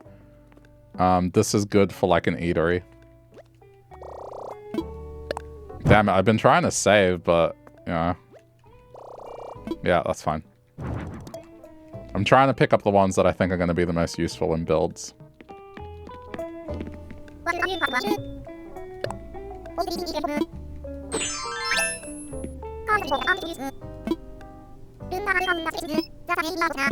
Oh. I could scan in. I have a few. But now we're fine. I want to make sure some villages are removed from potentially running into them. To improve the odds of finding blue villages. Festival? Okay, festival kind of sounds nice. Toilets? What do you mean toilets? What? Archaeology? What are these things? Archaeology, this one's nice. Festival, yeah, like arts and crafts, I would imagine.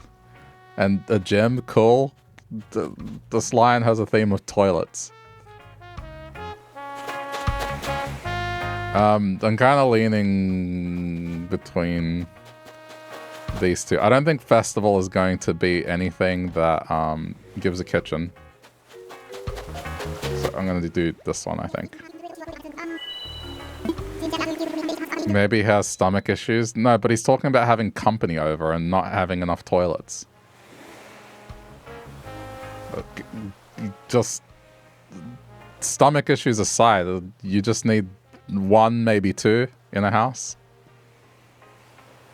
You know, it's like you have the primary and then a guest and maybe an ensuite 3 if you're living in a luxurious 2-story building. I don't know. But it's just like, he's talking about a house that has several. One bathroom is bad. It depends how many people live there, but yeah, like.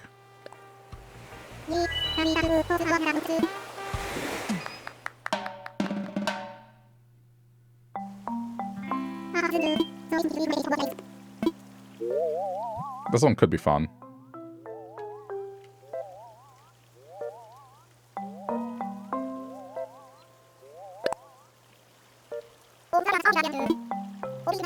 Alright, I'm getting my stopwatch out. This one's gonna be a desert one, clearly.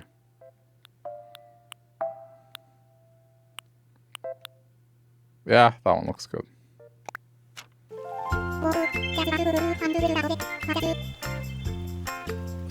Okay.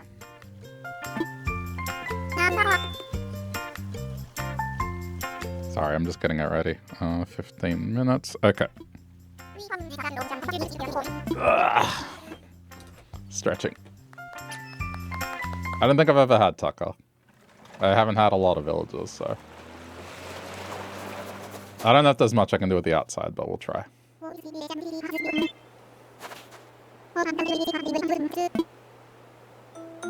So, I mean, an archaeology dig. Let's just see if there's any tutorial stuff that pops up.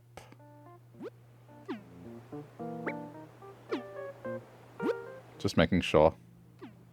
Okay, no tutorial stuff. Good. Okay, so 15 will start the moment I press down. Go.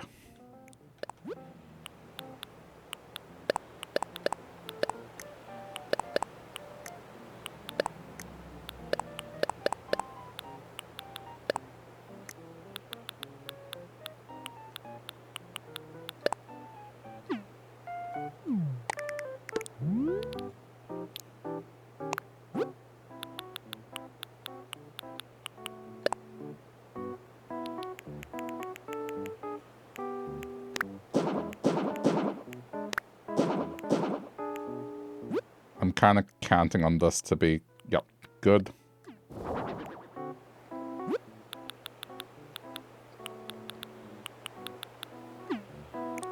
Probably didn't need to be that big. Okay, let me pull out the exhibits first and I'll deal with the fencing. Okay, so what do we got? We got pile of bones.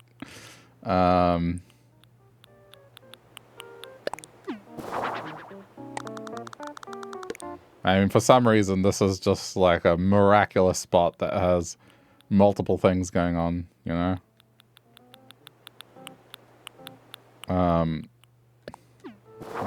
That's a nice one, actually. Probably try and blend this in here.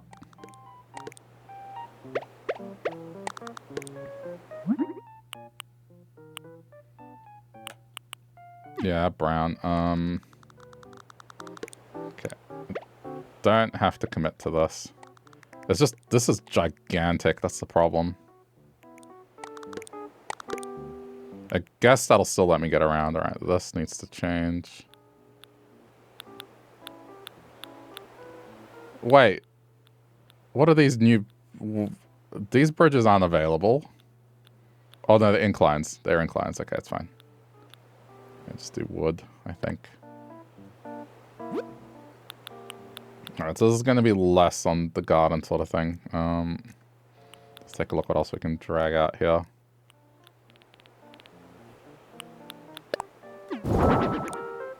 Sure.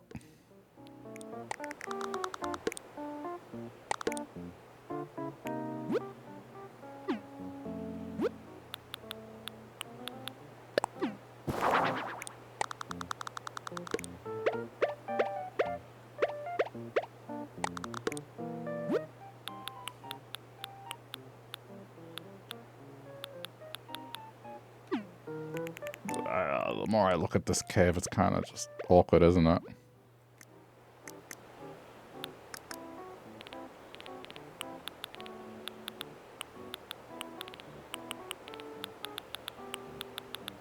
I know I have a tent. Oh.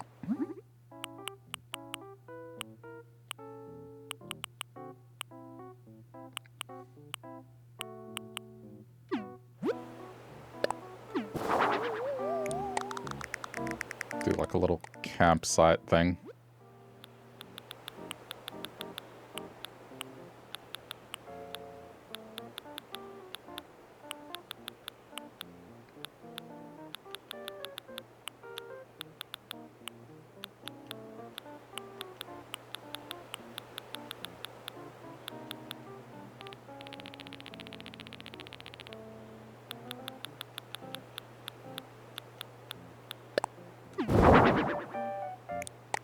That's what we want.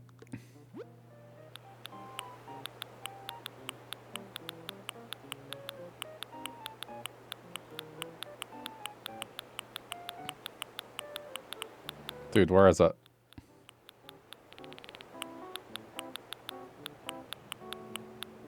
Okay, just throw that out there.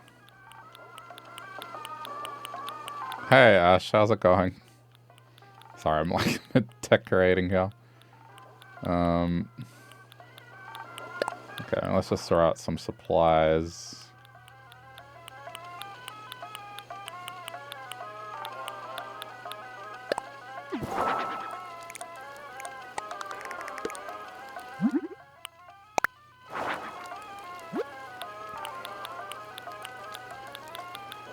How have I been? I've been good. Just braving the cold Melbourne weather. Coming up with more stupid things for this island.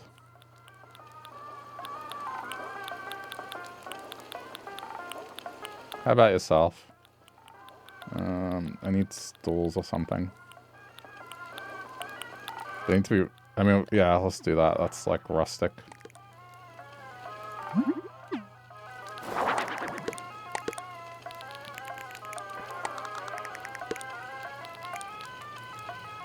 Because this whole thing is like an archaeology dig. I can go that. Okay, now let's...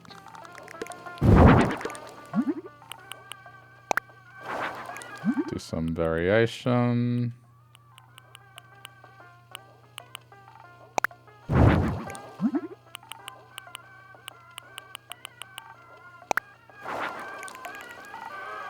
What's the theme for this home? This home is archaeology dig, so I'm just trying to do my best with it. Pink crate? I don't know about pink. I'm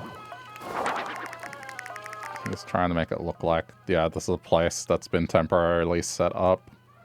How much time have I got? Okay, halfway through the time, because now I got pathing. I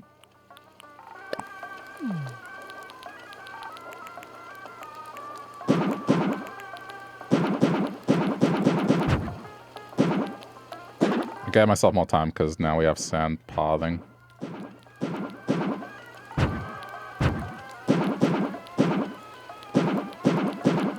I mean, realistically, though, that should be correct. And alter this one.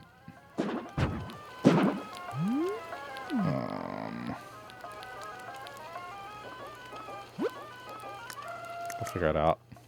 I'm trying not to put too much greenery, but I could probably do with one of these. Can this be moved down? It's in the way. Okay, then place it. Ugh, I can't place it there either. Alright, this is straight up the only place I can go.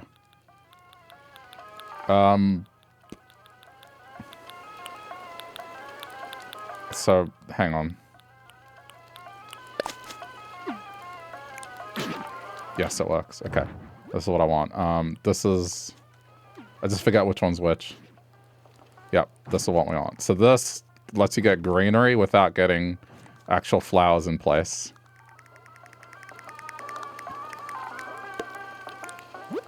There's another one. I forget which one it is. It might be windflower. It's not windflower. Pansy. It's pansy. Perfect. Alright. This is how I do desert. It's like too harsh for normal things to survive. But there's still some green in the desert. It's just very sparse.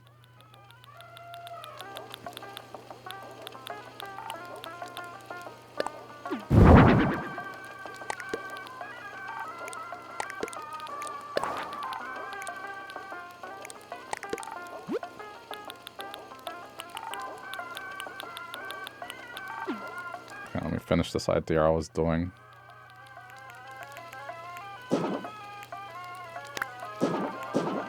Yeah, setting up a little thing here. Do the same thing here.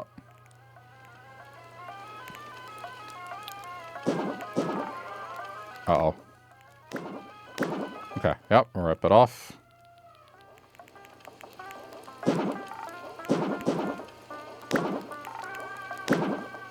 There we go. So then it's like, yeah, discoveries. And he set up, I guess, a complicated building, but whatever. That's the idea. I don't know, like a little sign of life here.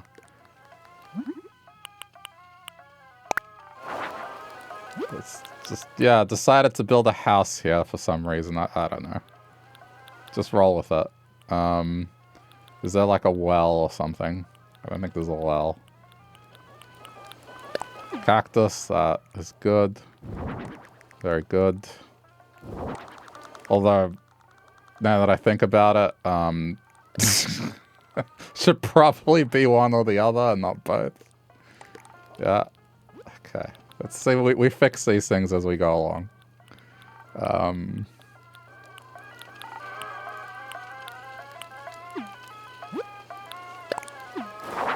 mean, maybe just might carry this golden casket. It's like to be shipped, you know? It's gonna ship it.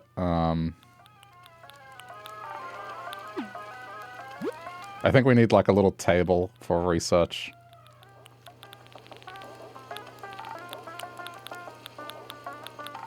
Where's the outdoor table? That one, the folding table. Okay, so let's not that. Fix it. That goes that. Put that here.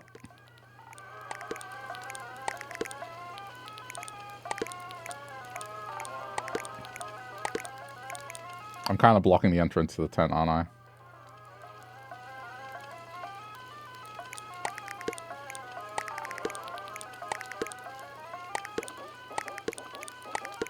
Solved.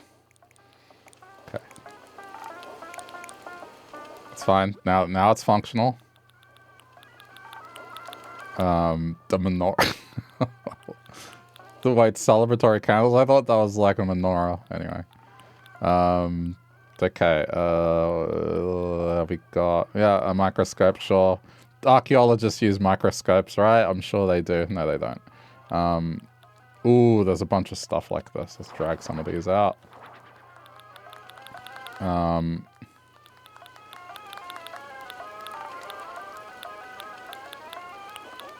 Maybe a pile of books. They don't have anything like a shovel, right?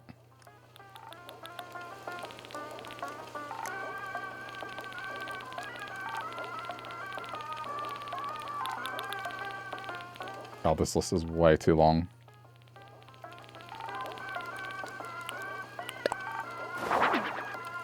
Ah, but why'd you... That sucks that I can't just place it.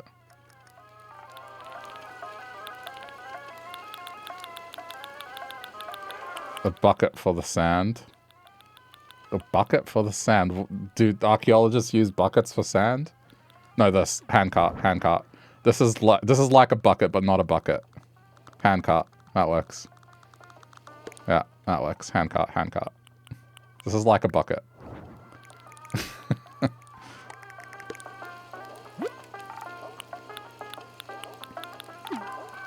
Okay, drag some stuff out. This is all gonna get shipped. I got 2 minutes left. Place this stack of books. I can't place it next to the table. Why not? That'll do. That looks very educational. Yeah, I think I get the thinking. It's like something to carry. Move dirt, but it's like a bucket. I was like, wait, but a bucket's usually used for liquid. I didn't want to say it, but then I saw the handcart. It's okay. I put a coconut tree and a cactus together. That's fine. What else can I place there? Something maybe writing? Something to write, maybe? Writing. Is there anything like that? Book. Briefcase. Fire extinguisher. Sometimes it's just a lack of... I got a minute. Okay, sure, cartoonist. So yeah, it's the same thing.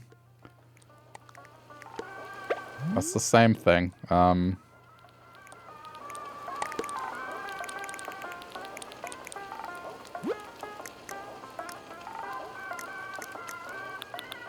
Oh, there are shovels. Yo, there we go. Okay, great. Okay, I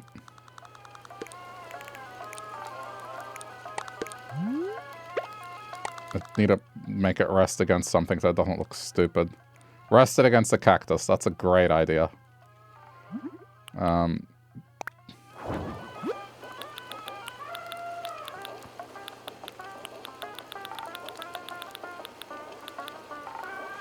Stone, money, bell.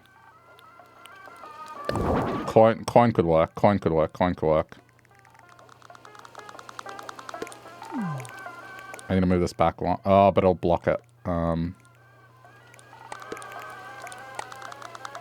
Okay, you know, in this cave they found treasure. No fossils? Not that I could see. Not the fossil item itself. If there were fossils, it'd be on this list. Ah! That scared the crap out of me.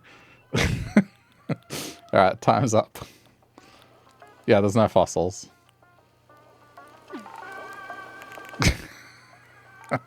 I thought I had more time. Not moss. Okay, just checking. Alright, I mean, that's pretty good. I like that. I mean, having a house and a tent is kind of questionable. Like, why would you have both? But then again, I guess I could make the indoors more of a lab. I can fix it.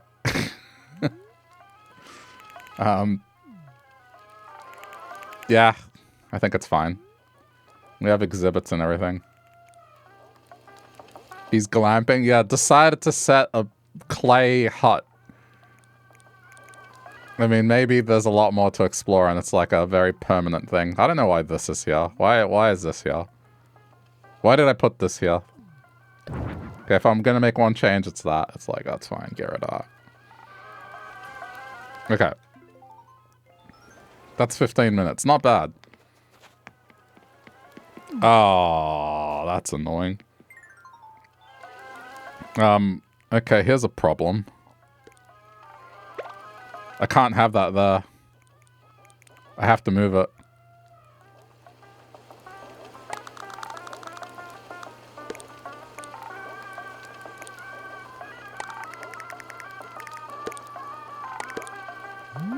Yeah, I mean, I guess it has to go there, but then...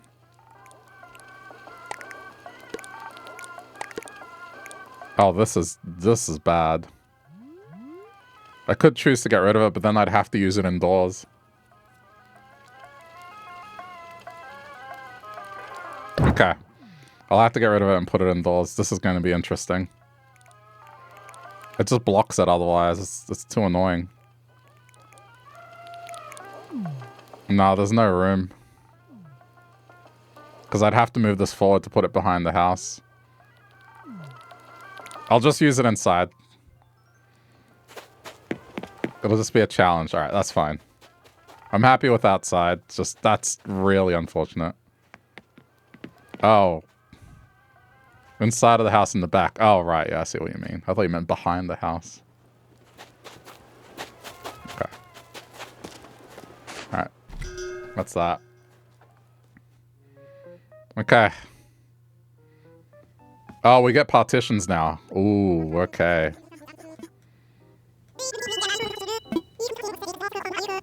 Well, there's still 15 minutes on the clock, so...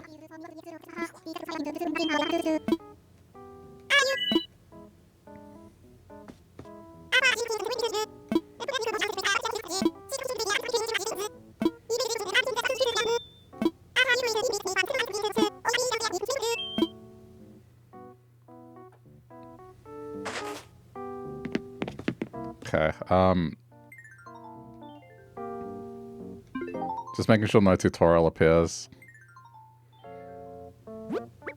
Yep. Okay. That's fine. Just making sure. So, haven't started yet. Let's just see what I have to work with. These three have to be here. Okay.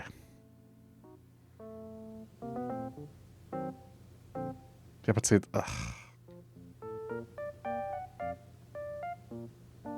Alright, I'll think about it. Okay, 15. Start now.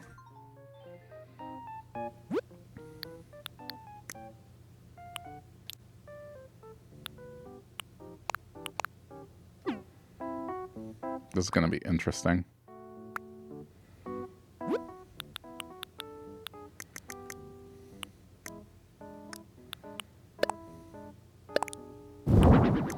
Okay, what have we got as wallpaper? This will dictate whether or not I'm going to do anything.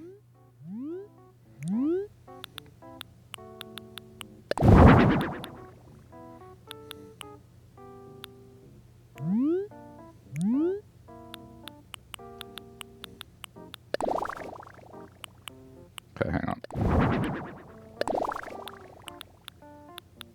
Okay, I think I know what I'm going for.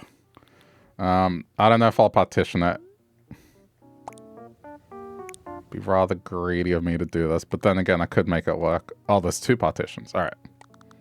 Okay, this is going to happen. This is going to be interesting. No lights. Okay.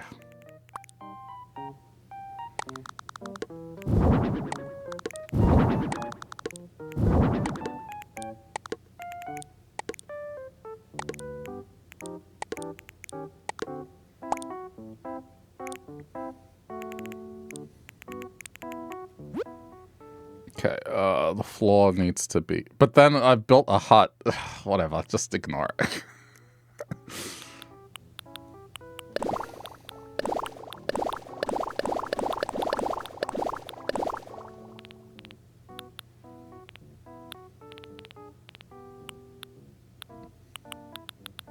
I need to not overthink the floor. Okay, so this is what I'm going to go with.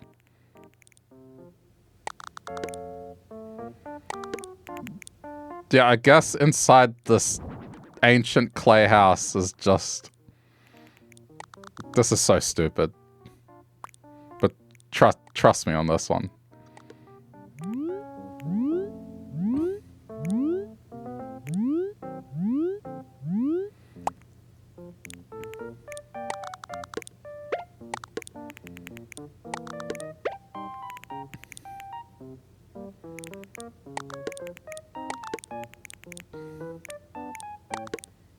If I could make it... Okay, that's fine. That's fine.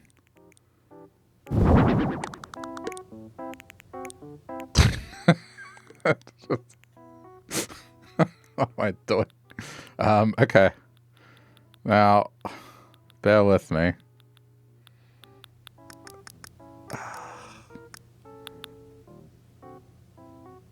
Oh my god. I want like a...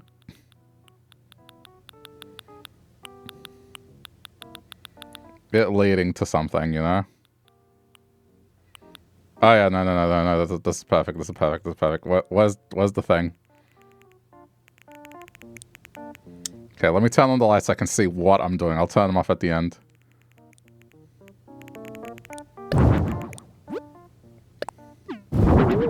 This needs to be added. Okay, so this is the thing on...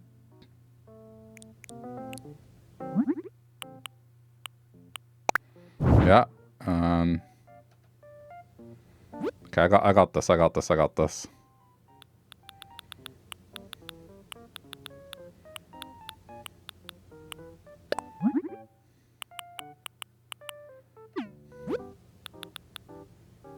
need a frame. Yeah, okay.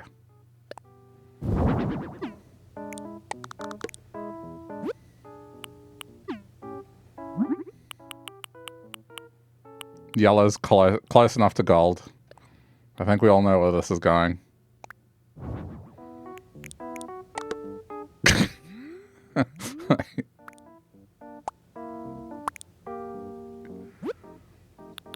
This is so stupid. Is there anything else I can hang on the wall? Not really. Okay, the walls I think are just gonna have to be pretty free. Okay, okay, so now we're just gonna place, like, random artifacts and stuff everywhere. So this will be more like a treasury. Okay, the more I think about this, the more it's like, no, this is silly. Do the right thing. You need to get out of the way. Why is he here?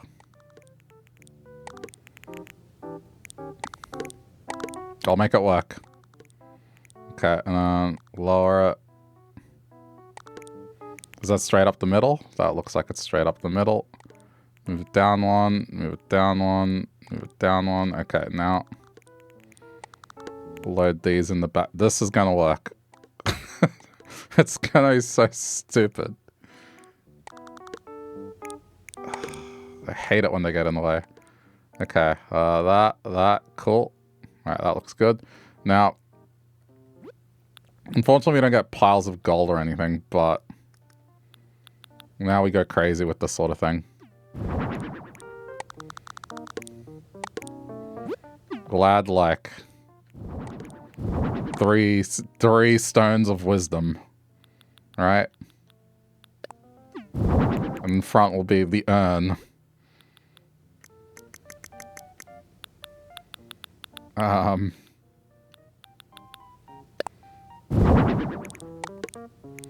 Make it look very ritualistic. Do we have tiki torches?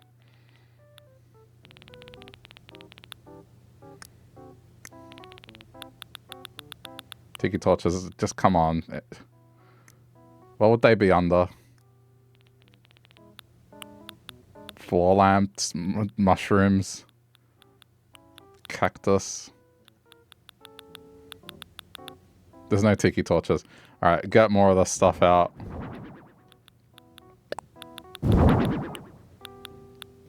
I mean, oops. Well, this is now not even Grandpappy. This is like Grandpappy's descendant.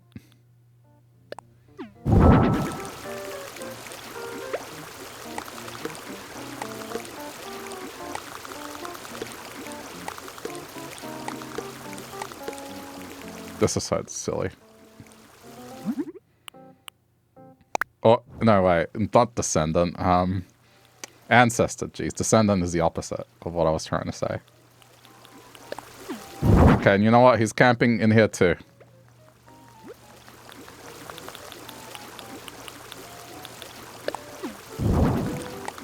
More things to excavate. And you know that cave from the outside? Yeah, the cave from the outside, this is where it comes out. There we go. Link the two together. The cave on the outside links into here.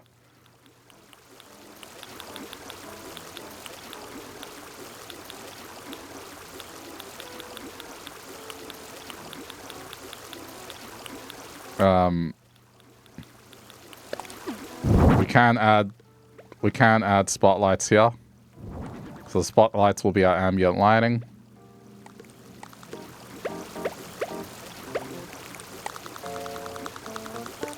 Just show signs of digging. Okay.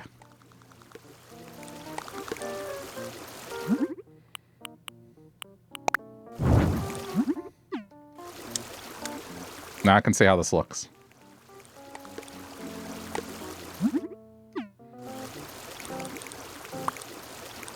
This might actually work.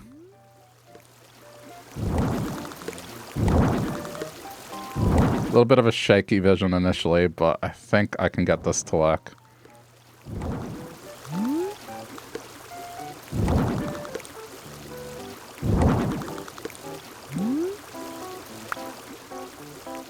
Oh, this is going to... Okay, how do I line these up? Okay, it's got to go down to... down... Okay.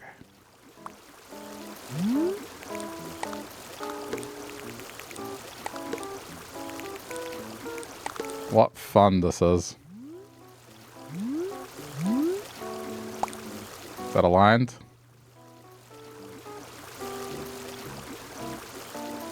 Down one more. Okay, that's aligned now. Okay, I mean, this is... I think this is actually working. It's just a shame we don't have tiki torches. I would put tiki torches. So, in lieu of that...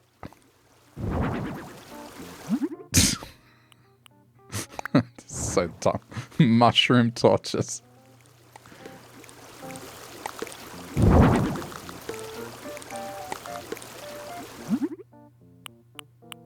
I mean, you know, it's gotten very, okay,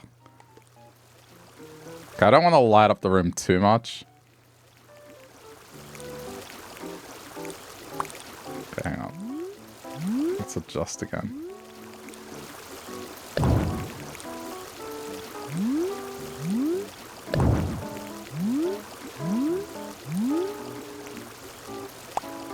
These torches are providing a lot of ambient light.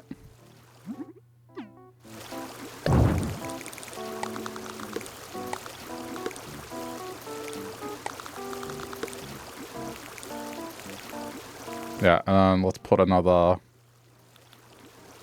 I can't believe I'm actually doing something with this. Another desk. Archaeologist desk, like that. This is where you're going to get all your writing done. Let's maybe put some artifacts or something there.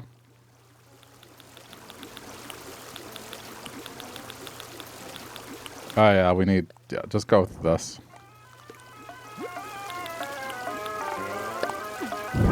Just, you know, just for you. The bucket.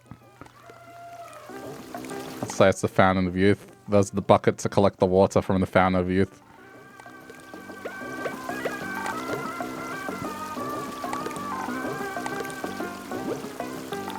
Canonical Fountain of Youth bucket.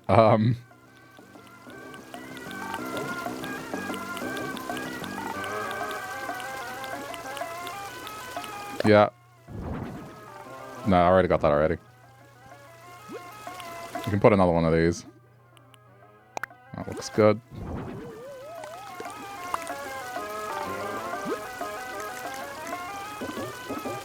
I don't know if we can do anything that would not make this look bad.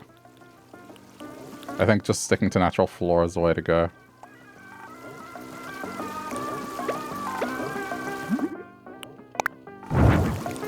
Since it's damp in here, let's add mossiness.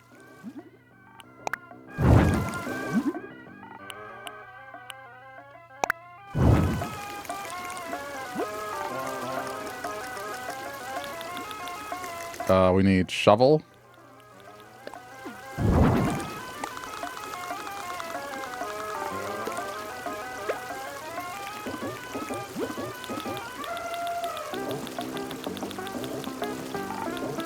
I can't believe this actually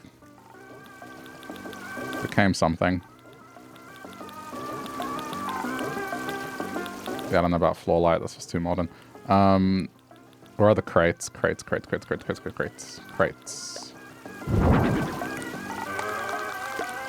Pile these in the corner.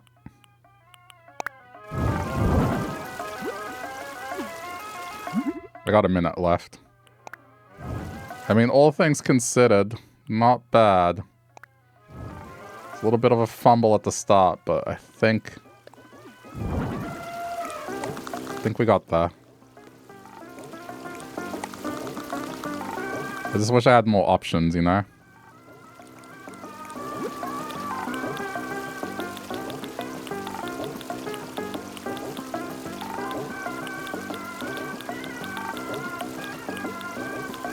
You make do with what you have. Yeah,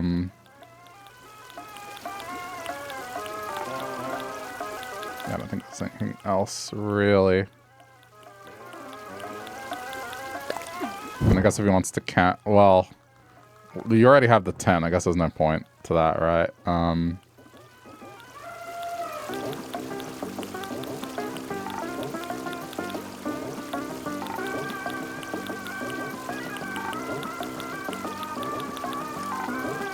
Just seeing what else I can add.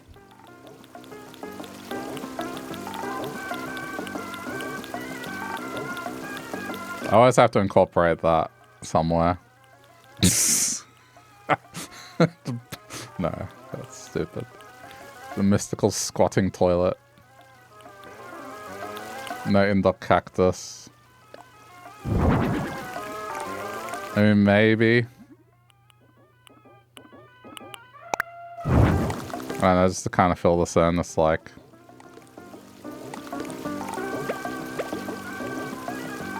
Wait, what's the... Oh, the cart.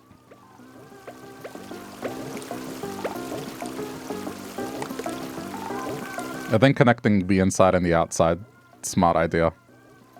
Then this will make the mushroom lights make more sense. That scared the crap out of me. And then this is here. Okay. Yeah, this worked.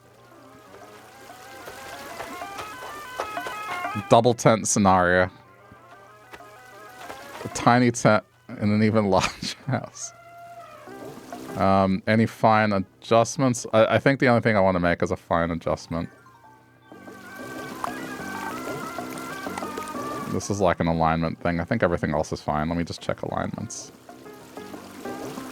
That looks okay to me. Oh.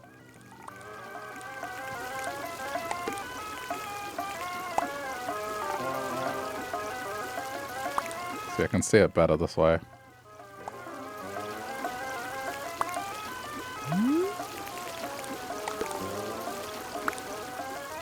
Again, for 15 minutes work, it does the job.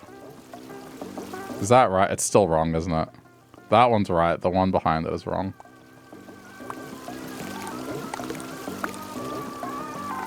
Yeah. Okay. There we go.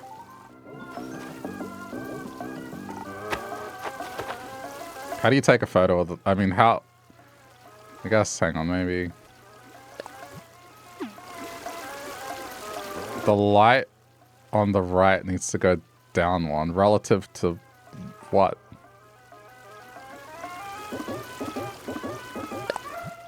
Hang on. The light on the right. I think on ceiling mode it's better to see it.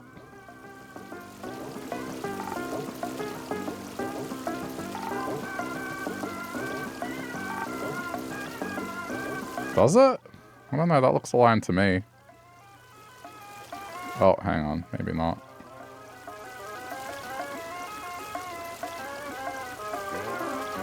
I think it depends on the angle you're looking.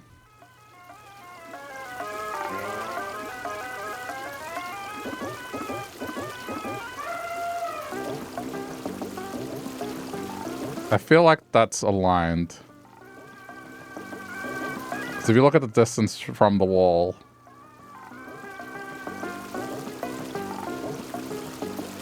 they're asymmetrical. Like I know that the gap on the left is wider than the gap on the right, but at least they line up with the torch that's adjacent to it. It's just because if I moved that one, it'll probably be like in a weird spot. I think it's fine. It's like asymmetrical. It's rough ancient things caring about symmetry. I kind of wish I had the version that had, it's the fake one. It has its eyes lit up like an alien. Alright. This isn't half bad. I mean, I would have taken tiki torches, but I think mushroom lights work just as well. And then, yeah, you just say this cave leads from the outdoor one. Alright. I made it work. Not bad.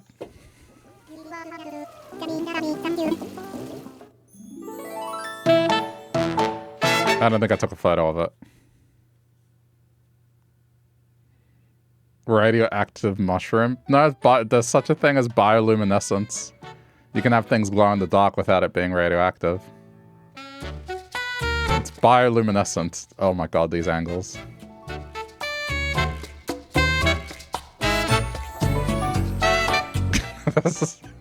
That's no good camera angle. What are we showing off here? Okay, that one's not bad.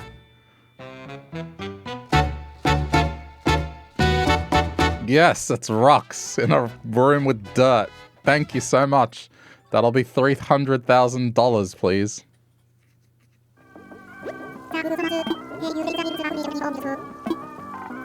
Okay, I can take pictures.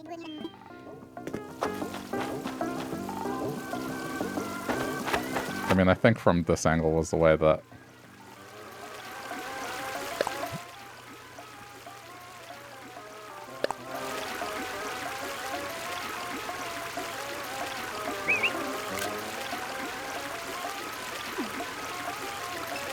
Good stuff. I did what I could given the restrictions. I like outside more, to be honest. I don't know what kind of, like, quantum engineering is going on in here where, like, a tiny hut like this can contain what's on the inside. But sure.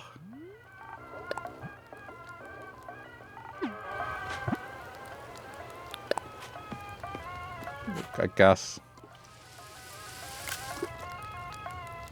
They're watering the flowers. I mean, that's fine.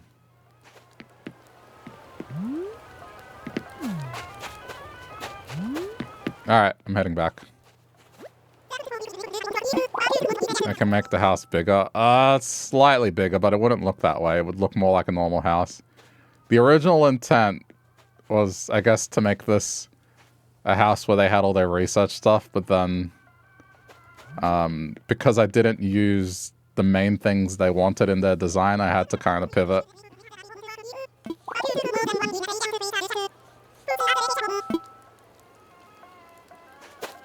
I had to pivot the moment I didn't use any of the things they wanted outside. That's fine. It worked. You just use your imagination, fantasize, you know?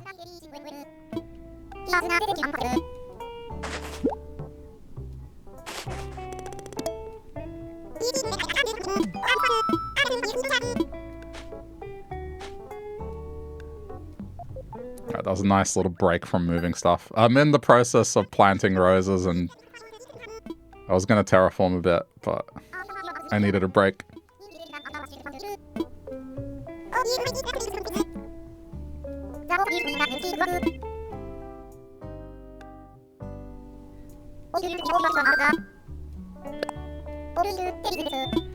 Did I get more blue flowers? Kind of. Not as much as I'd like, but at least planted roses as of today. And Shep is moving out. I got lucky with the bubble. So once he moves out, that's it. No more. I just have to get another blue villager and everyone's a blue villager.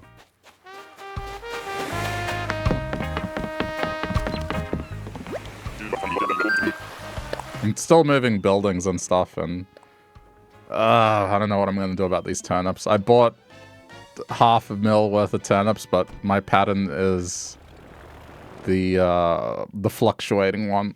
So I'm probably just going to sell today because they're at a profit. I have 80,000 Nook Miles, so that should be enough, hopefully. That's alright, I'll sell. It's a profit. And then I'll just try again on Sunday. It's all good. But I've done a lot of moving. The shop's here. The tailor's is going to be here. I've set up the road. Another bridge here. I've temporarily moved a bunch of houses here for the time being. Whilst I figure out what's going on.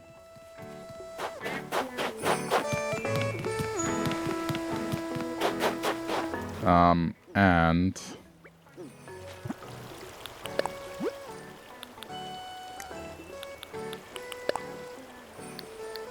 I did this.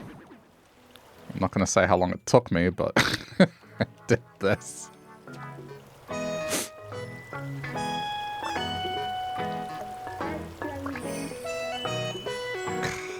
That took way too long. I tried to piece together a Red Foreman one. I can show it. Because I have a way to tie in Red Foreman into the set up the cinematic universe for this. I thought about it. In the basement. It's going to take place in the basement. If I do the blue popsicle lab, on the walls downstairs, there will be this thing here.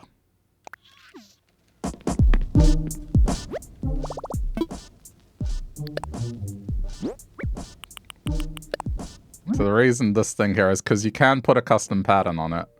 So I'm going to make it like a Pepe Silva kind of thing. It's like the clues pointing towards the existence of a red island. And, I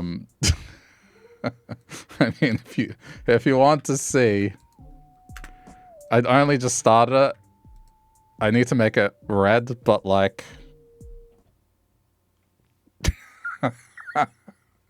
I've separated him as a layer. So there's the mountains. I just need to actually make him red, which I guess isn't that hard. Like, it's just adjusting this. Oh god, that's way too red. Because this is like a blending mode. Yeah, something like that.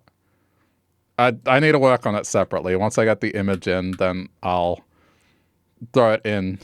But, you know, having that as like the existence of a red island, even if I don't necessarily go through with it, at least it's a stupid joke. But the mountains will be red and everything like that.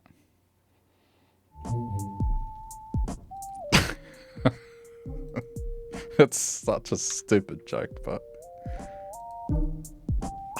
Man. That's the entry point into the cinematic universe.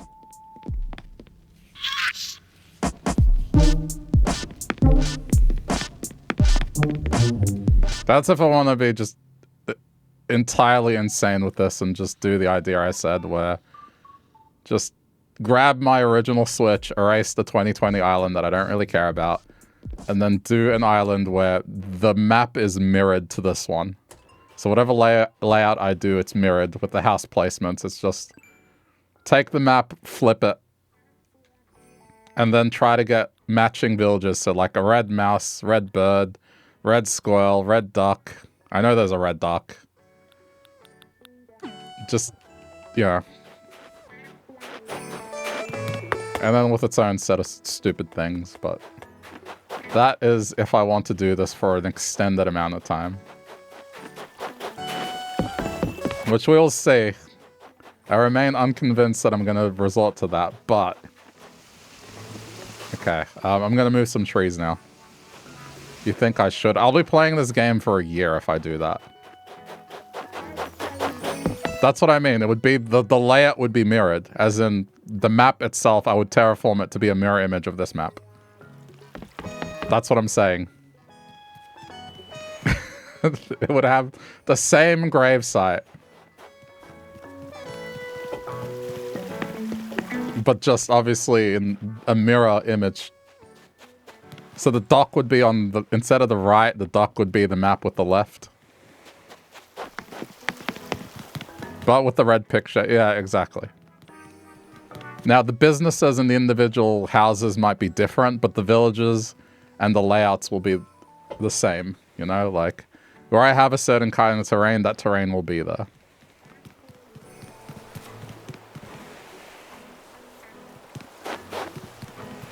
It's the sort of thing I should come up when I'm playing an Animal Crossing game that has just released. Not one that is... that's fine. I'll do something as elaborate whenever the next game comes out. Alright, I'm getting fruit. We're moving the trees from the hills elsewhere. So then I can start terraforming the back. This is going to be a bit of a process. I've thought about a few stupid ideas for the Red Island as well, but I'm trying to stop myself from doing that because it's just... I need to think about the Blue Island first, but like there's things that I've already thought about where I'm like, oh my god, that just works so well.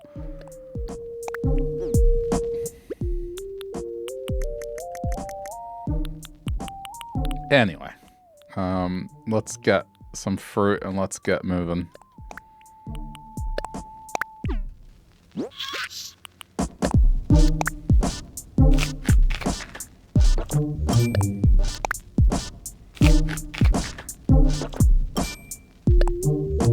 If I do this for a year, that means I finish just in time for the new Animal Crossing. That would be nice if it lined up that way.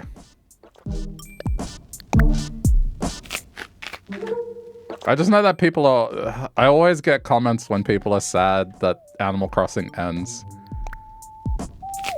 And the issue I have is like, I would play it more. The problem is eventually it hits a point where there's not really much else I want to do. I consider it done. Like I've done what I set out to do with the island.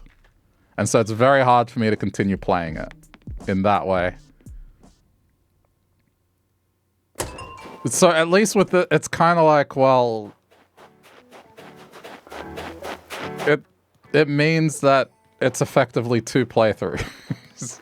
So, but I just treat them as the one. So that could prolong the life of it. I don't know. As long as people are into it and people are watching it, that'll ultimately what'll make me decide. How does Animal Crossing end? I mean, it ends in one of 2 ways, usually. With the older games, it might hit a point where I'm like, okay, I think I've seen enough of the game and there's other stuff I want to play. With New Horizons, it's pretty much, okay, I have set out what I want to do with this island. I feel like I've designed what I wanted to design. The villagers have their houses. I've picked the villages. The island's looking as good as I would want it. I'm sure there's like little things here and there I could pick out if I really wanted to, but I would be really, really stretching it and would have to think very hard to do that. That's when I consider it done. So we're still ages away from that, but that's usually what I do. It's not really something I can give like an estimation on how long that'll take. It's just when it's done, it's done. When I erase the other version of the island, would the dream version be there? No, but that island doesn't matter. It's not last year's island. I'm talking about the very first island I did in 2020, which... I mean, I did upload it, but that island, it doesn't look that great. The only thing I have of it is just memories, I guess.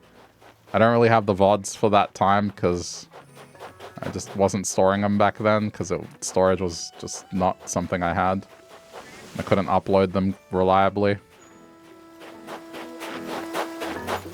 I mean, I have 3 Switch consoles. I have the one that I got in 2017 on launch day. And, you know, that got battered around. It's seen better days. The battery doesn't last. And then 3 years ago, I got an OLED Switch. Or however long it was. 2.5, maybe. And so when I got the OLED Switch, I decided to do last year's island. And now I have a Switch too. So the island that would be deleted would be the original 2020 island, which I have no attachment to really, other than just memories. But they're fine. They live on. I did upload that island. It's just I don't think it's that interesting. It's nice to revisit it and talk about those memories, which I did in last year's playthrough, but other than that, it's just kind of lost the time.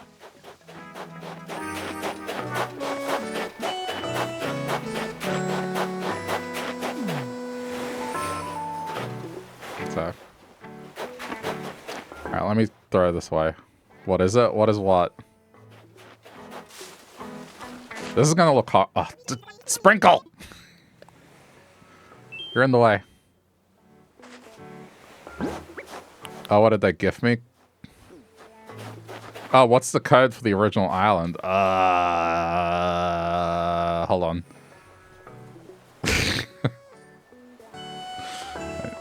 Where would I oh, it might be on the Switch app. Hang on. Maybe.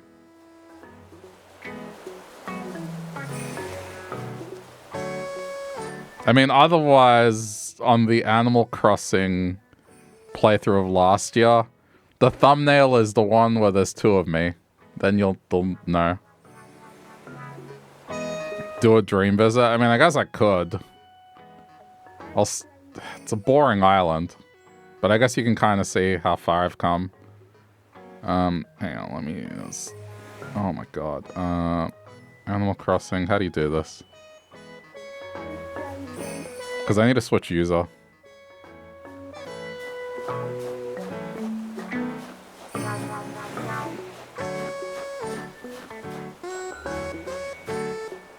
Okay, it's still here. And then if I go to Dream... Passport... Yep, okay, I got it. I got it. But you'll see this, it's just... I don't really care that much about it. And you'll see why.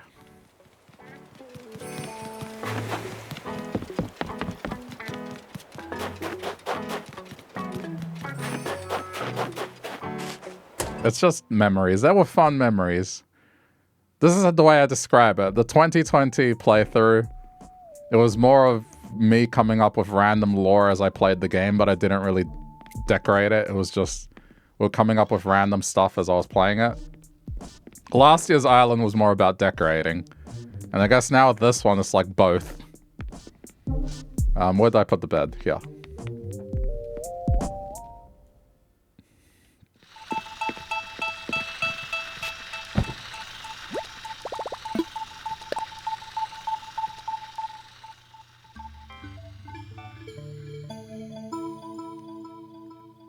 I guess let's go back to a time that things were rough in the state of the world.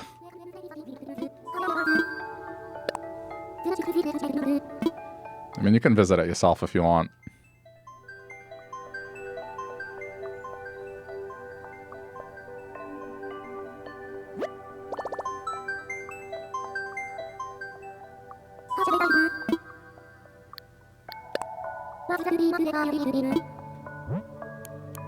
Eight, 0, 4, 6, 9, 4, 4, 8, 2, 9, 1, 6. 8046 9448 2916.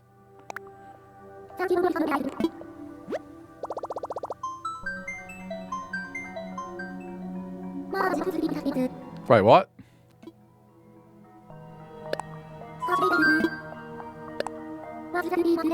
Did they delete it?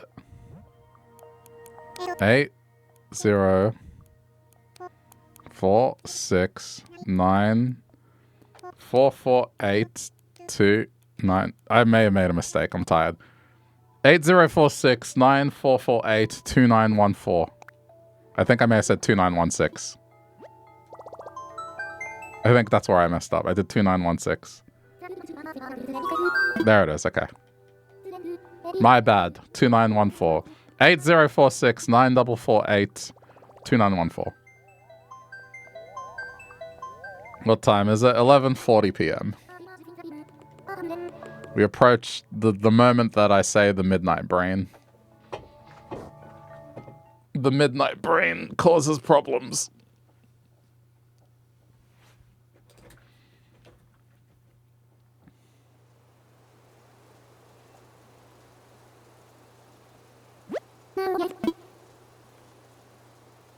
Yeah,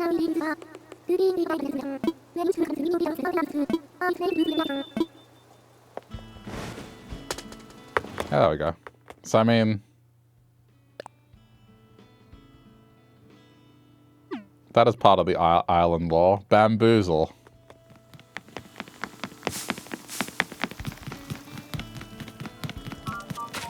Is, this was one of the first items I found, and so I placed this campfire. And I would usually wrap up the stream by sitting in the chair with bamboozle. But I mean, the island's not that elaborate. I drew these by myself. But, I mean, yeah, look at it. Like, this is why I don't have that much of an attachment to it.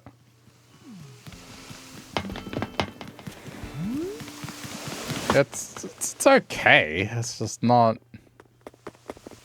Oh, that's right. I put, like, little flags of who lived there.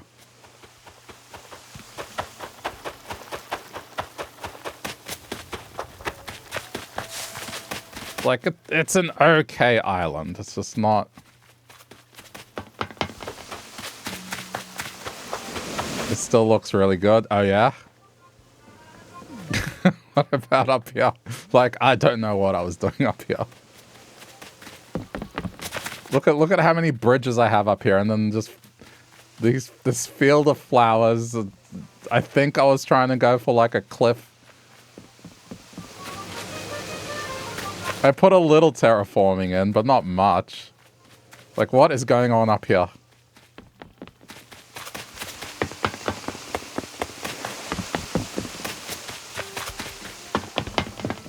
This park is actually nice. I do remember this park was alright. I liked it.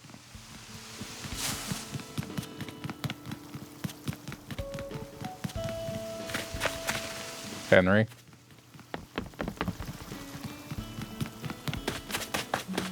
And then, I guess, the orchard.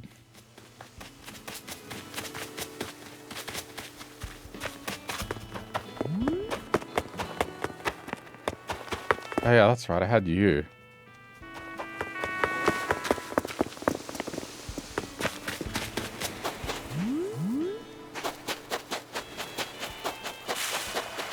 This was back when people were playing a lot, and one thing that I had people mailing me random gigantic items constantly. It's like one morning I just received a baobab. I was like, alright, I'll just place it over here.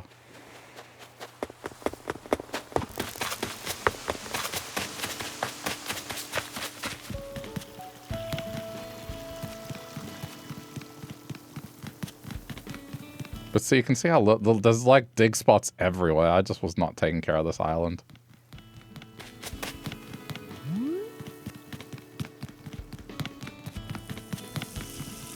Alice is definitely here. Like, it's there I am. It's not horrible.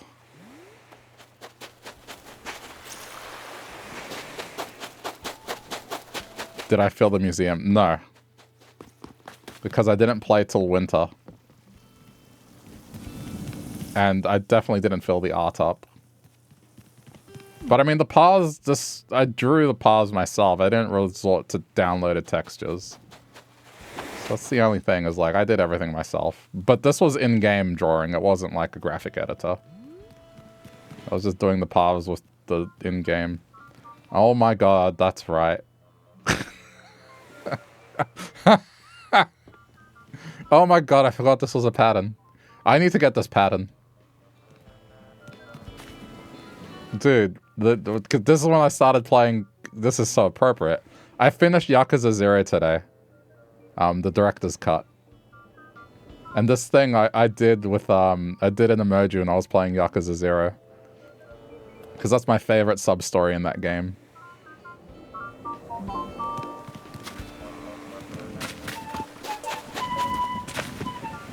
Okay, that's a reminder of something I need to salvage. I finished that already. I've been playing Yakuza 0 since the Switch 2 came out, so... It's been a couple weeks. This is Jeffrey. This was another one of those items that got sent to me. So this is Jeffrey the Godzilla. who looks after my mail. Right. That's another one of those giant things I got sent.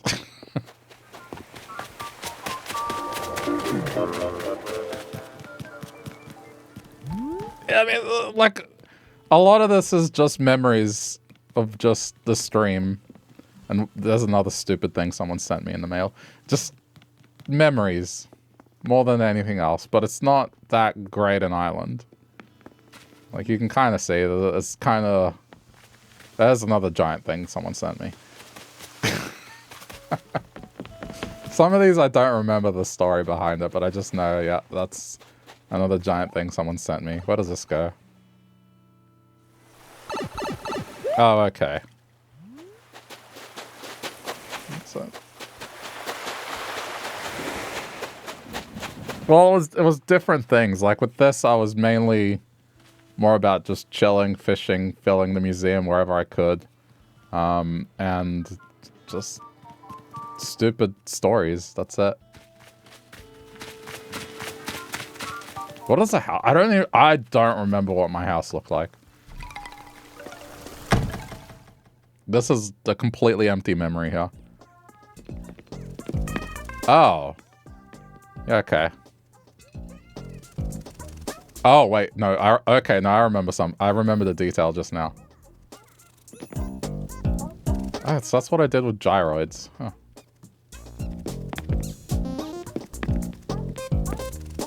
That wasp head was something someone sent me. There's a lot of stuff in here where it's just like someone sent me the stuff.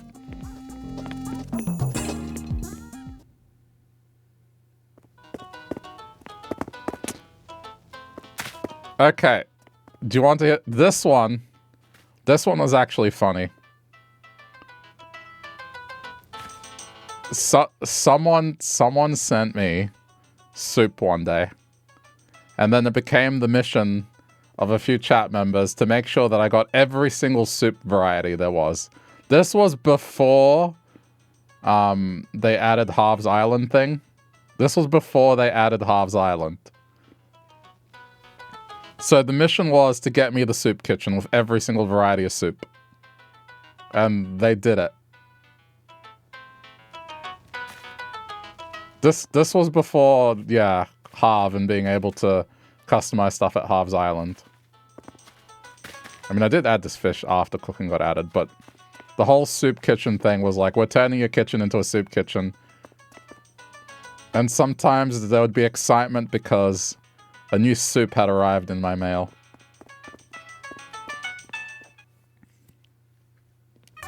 But yeah, that's... the poster is JoJo's Bizarre Adventure. Specifically, Stardust Crusaders. Because I like JoJo.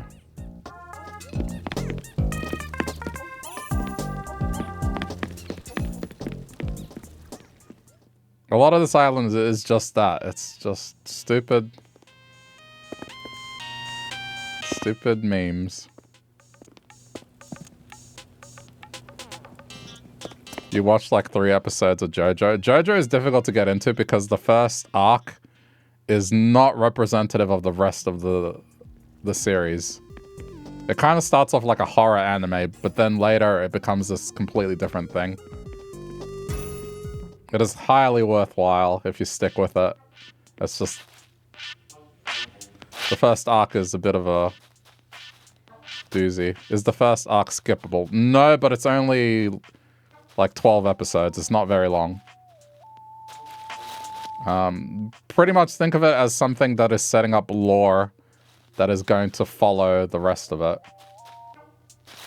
Because the way it works, the reason I like JoJo specifically, when you compare it to other animes like, say, Dragon Ball. I love Dragon Ball. But the thing is, at a certain point, it becomes this thing where Goku trains, fights some strong bad guy. Goku trains, fights some strong bad guy. Goku trains, fights some... it's this infinitely growing thing of just, okay, someone stronger appears. Whereas in JoJo, the way they do it is every arc is contained. So you'll have a cast of characters, you'll follow them for an arc, and they'll contribute to the overarching story. And then when the next arc begins, a new set of characters take over. With maybe a couple coming back, but not as like, you know, they're the main guy. So it kind of means that with its storytelling, you know, you can have moments where, hey, the main guy doesn't guarantee to survive, you know? There's brutal moments in it. But then also, the way it goes later on is like, they wanted to prevent the whole thing of, okay, we need to train the good guy. So they came up with a way to not have to train the good guy. And so every other arc is just, you kind of jump in and anyone can be a bad guy. Like even a baby could be a bad guy. And that's what keeps it super interesting. This is, I remember, so people provided patterns to place in this room.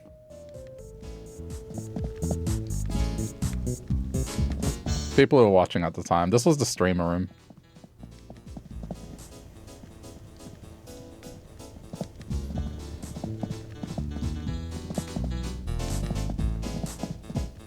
The kangaroo with the knife. This was just a sign that says don't play Terraria, because I was playing a lot of Terraria.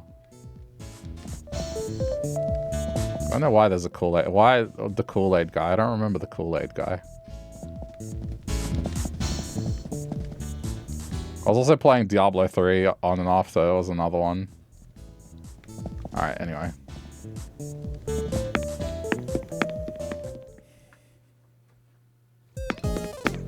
What was downstairs? I don't remember. Oh, yeah, right.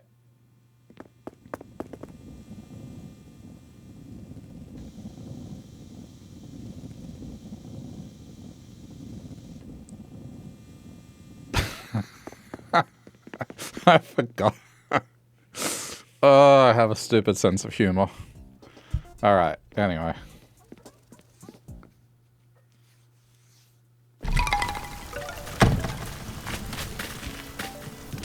It's nothing, don't worry.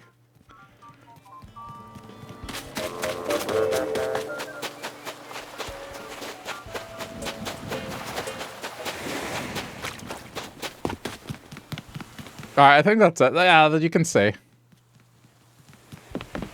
I liked this when people came to visit my island. You could just see the tail of this. This was intended. The tail of the scorpion there. You couldn't see that. The amount of people it got. That was funny. When people would come visit. Very deliberate placing there with the fencing. Alright. This is why I'm not afraid to delete this island, in the interest of, like, if people are enjoying this playthrough and want it to last and the YouTube videos are doing alright, then, like, I'm willing to sacrifice this island, because it's not... there's memories, but these memories I can talk about, and by me walking around, I've kind of talked about them a bit, and I did last year as well. And the dream is up, so it's like, it's... This island's more about the memories than the actual design, you know? So I don't feel as bad getting rid of it. I think we've seen everything. There's probably a few details that I'm missing. What about the villager homes? I did nothing with them, believe me. This was before Happy Home, so there's nothing. I mean, I can check. They probably just have random stuff. Yeah, so this is like their basic house. I didn't do this. This is what their house looks like.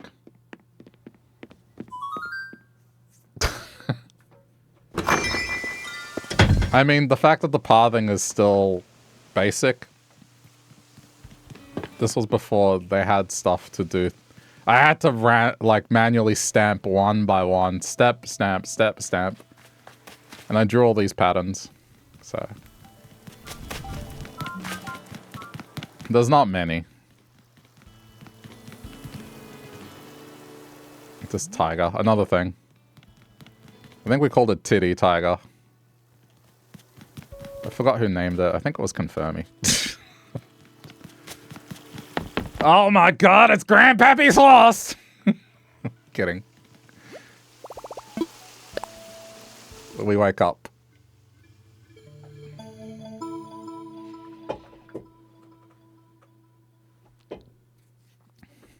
Yeah, so Grandpappy's time machine horse.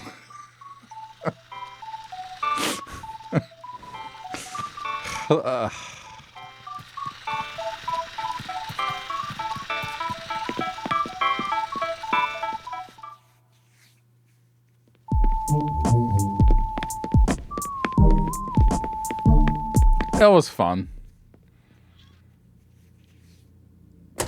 I miss those times at times, because that was when I think interaction on this game was at its highest. And just, I guess, the thing I don't miss, however, is what was going on in the world at the time. Like, being locked down for 5 months. Yeah, that wasn't great. But man, this game definitely helped keep the sanity at times.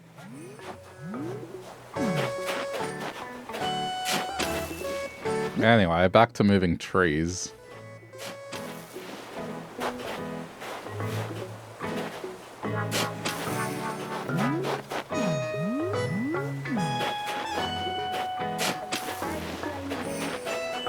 As an introvert, it was great. You could be social without being social.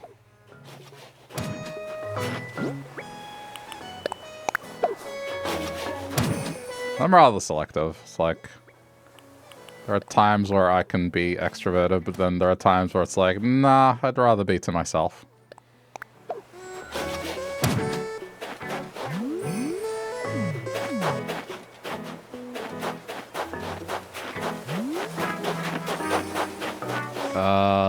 Am I gonna place them? These rocks. Let's just keep going.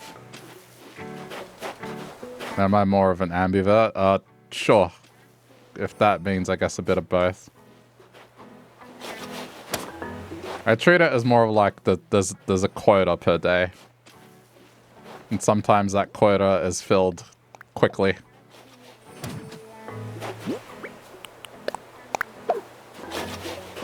And then there are some people that quota just never fills up. It's just, I can be social with them all the time, whenever.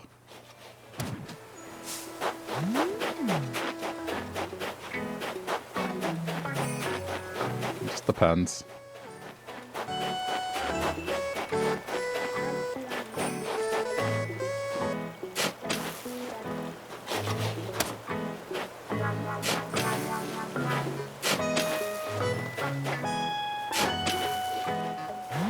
Do I really want... This will look ugly. Alright, let's just... Otherwise, where am I going to put these?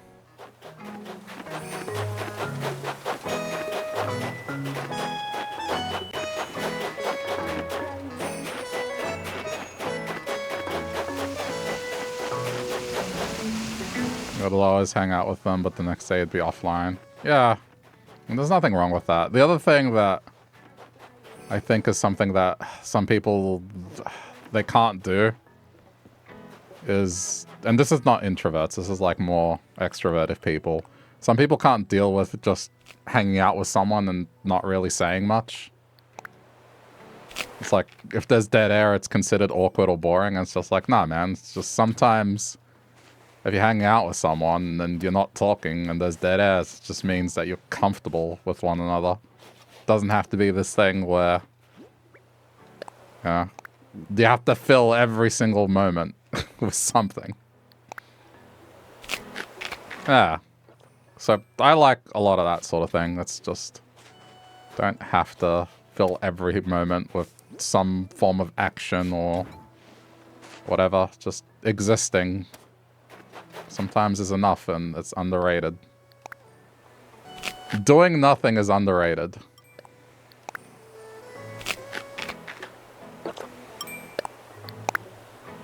I think the times that I'm definitely the most, let's say, what's the word?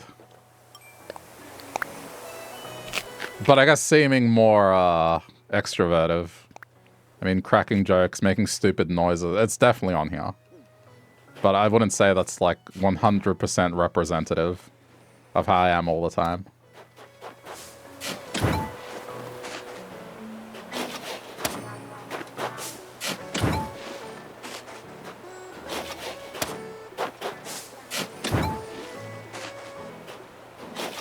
Alright.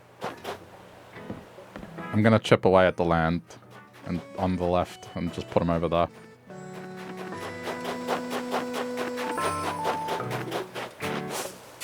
I'm leaving those there because they are a source of bugs, and in winter, it sucks.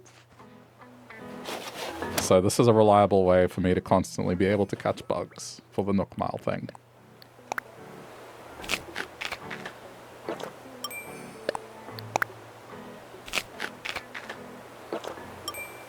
Yeah, when it comes to, like, going to, say, gatherings or parties, there are times where I'm like, I'm very talkative.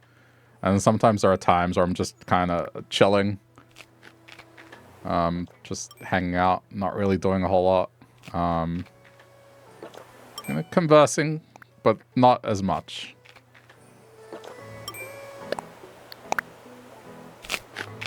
It just depends.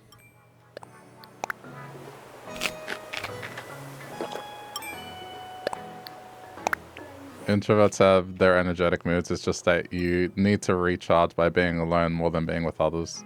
Yeah, something like that. I don't know what that would make me.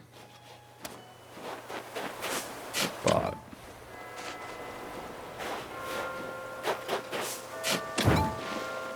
at least one thing I've been told is that I understand introverts, at least. It's like if I'm meeting someone new, I try to not make a huge deal about things.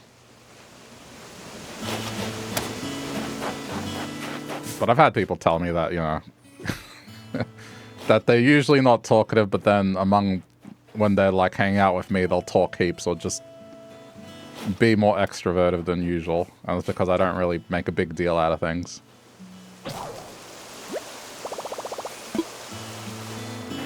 It's like you can do whatever. I need another shovel. It's okay. I've prepared some.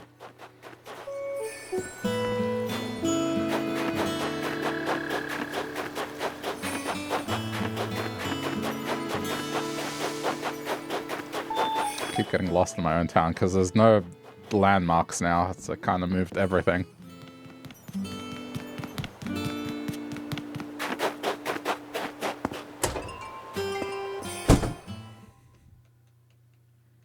Okay. I'm glad I made all these shovels. I'll bring 2 with me.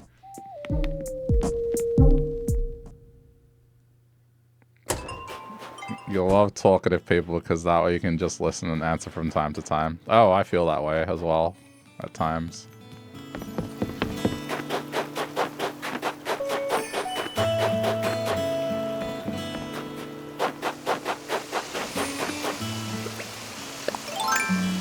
It was because I was digging up a bunch of bait, so...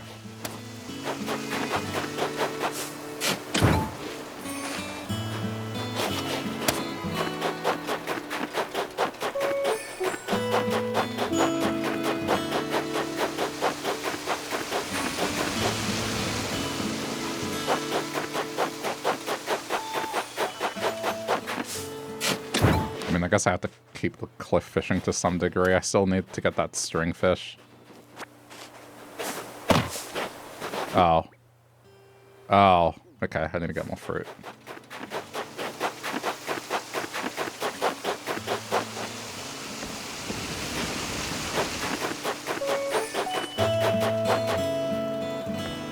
I mean, the other thing as well is, like, it depends what you're doing. Sometimes... if you're like in a situation, then it's just because of a... I mean, I wouldn't say commitment, but effectively, like, you kind of have to be there, and then the stuff that's happening isn't really piquing your interest, then that's when the social battery drains fast.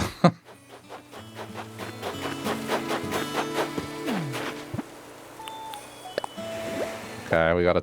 I'm gonna chip away at this.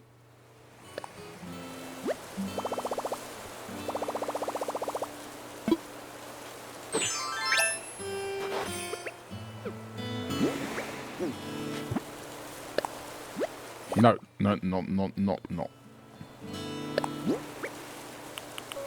It's been a minute. Okay.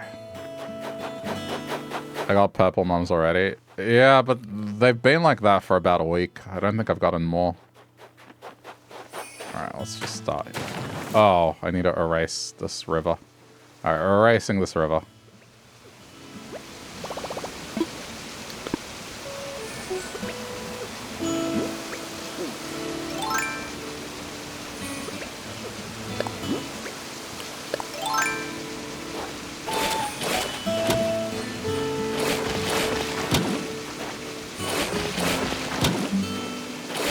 Original land vanishes a little more. This river's awkward, so I'm happy to be rid of it.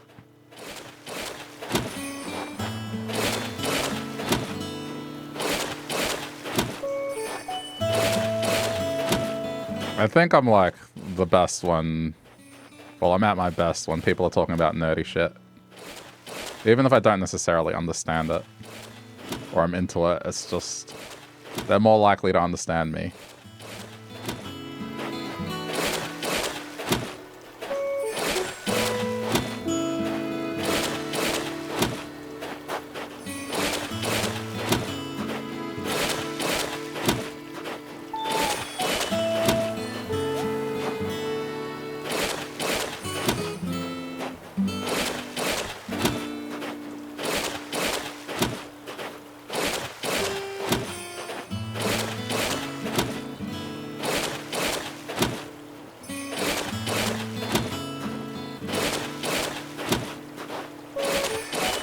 This is gonna take a while. So, it's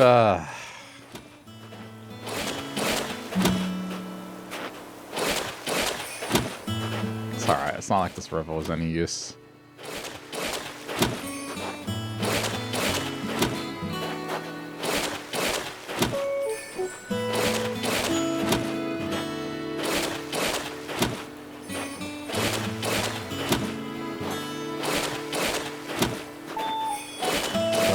Tomorrow, I gotta replace the bridge that I destroyed with a wooden one, and then I gotta destroy one more bridge. And that'll be the original bridges kind of gone and handled. I need to think what I'm doing with the museum. I kind of want to place it relatively close to the house. Just, again, going for the historical thing.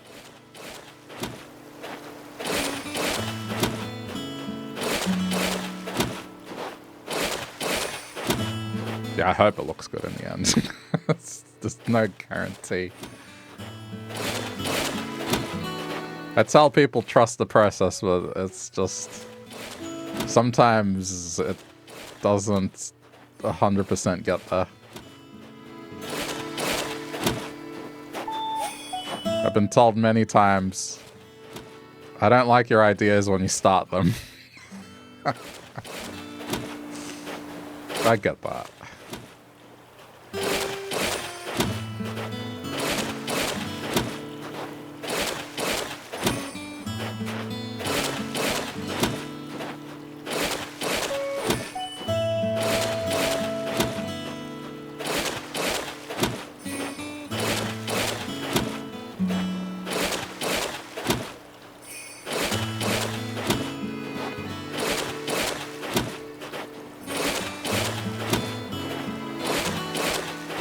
I think I'm leaning towards more of a grove kind of thing than cliffs. I mean, I know overlooking the ocean was the original idea, but I could still do something like that. It's just... I think a grove is probably better. I don't know. As soon as I got the mental picture of a Link to the Past leading to the Master Sword, I was like, okay.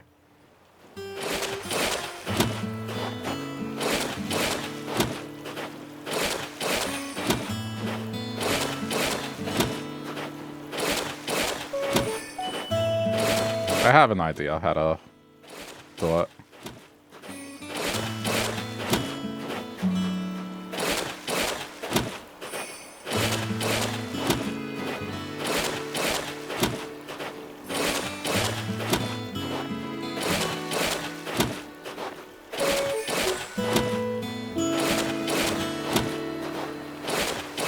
poor fish. Doesn't realize what's happening. Their environment, their ecosystem being destroyed by the progress of mankind.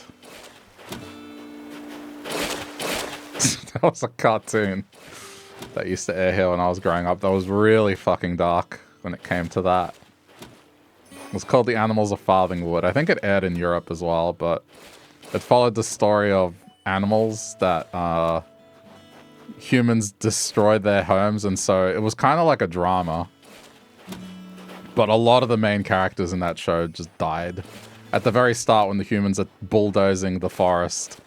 Holy crap. Like, multiple of the creatures you just got introduced to, yeah, they're gone. It was brutal.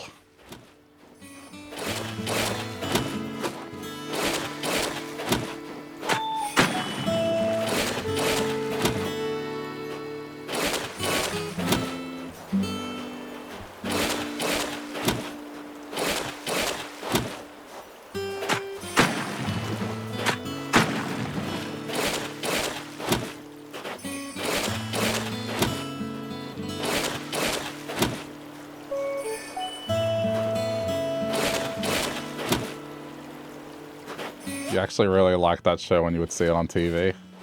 I liked it too. I don't remember a lot of it, but it was something that was enjoyable. I just don't think it's something that they would air nowadays.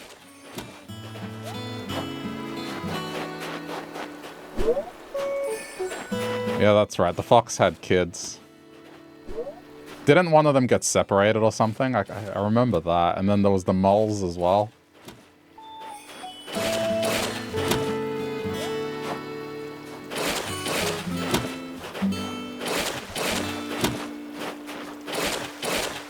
I don't remember.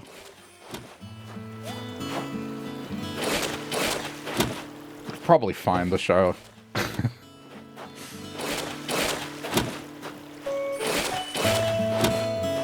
I don't know if it's something that would have aged well, but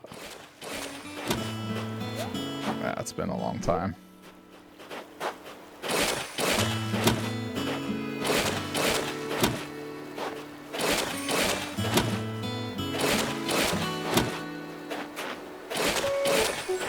I just clicked. Right, he's here today. I should be fishing. Yeah, it would genuinely upset kids. I don't know. In the 90s and early 2000s, they didn't really care that much about that. The other one that had an extremely dark ending was... And this was a little before my time, but I do remember it, because it was released a bit later in Australia. Like, it was mid-90s in Australia by the time it released. But the show was, like, early 90s. It was the dinosaurs show, like the Jim Henson show. It was the one with the baby that would hit his dad with the pot. That has an extremely dark ending.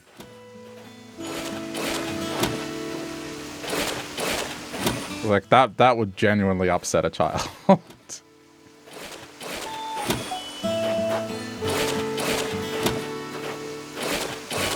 But the ending to that one is, and I don't remember the episode, like what happened through it, but the ending, I know what it is.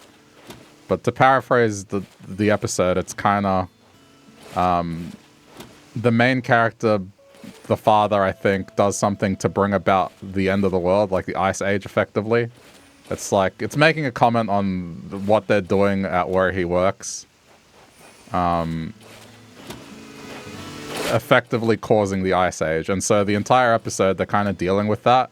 And the way the series ends is the family's in the living room and the Ice Age is beginning. And, you know, the children are asking what's going to happen to them. And the father's like, I'm sure everything's going to be fine. Again, paraphrase.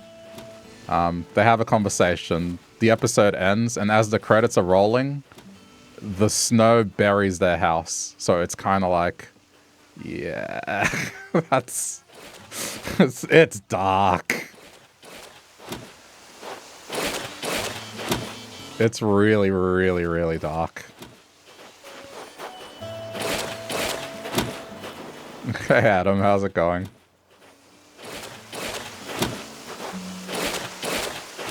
I mean, they were trying to, you know, educate kids on the potential of climate change and what it could do to humanity if we don't deal with it. Like, that's what they're trying. That's what they were trying to do, but holy crap, that is, like, given the tone of the show, for, like, 99% of it, for it to end that way, I don't think that episode aired here, but I learnt about it years later. It may have. I don't remember. I don't remember it because I didn't watch all the episodes of it. And yeah, we're talking about Dinosaurs, the sitcom. We're talking about just older kids shows and how they were darker. Like in Australia and Europe, this cartoon called The Animals of Farthing Wood aired, and it follows some animals that, yeah, had their home destroyed by humans, and basically every episode some animal would die. At least that's what I remember, but yeah. Dinosaurs had an equally dark ending. I should probably pick that up.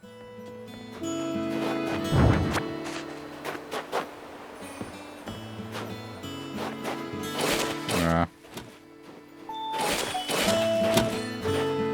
The Dinosaurs ending is yeah, it's really dark for what it is.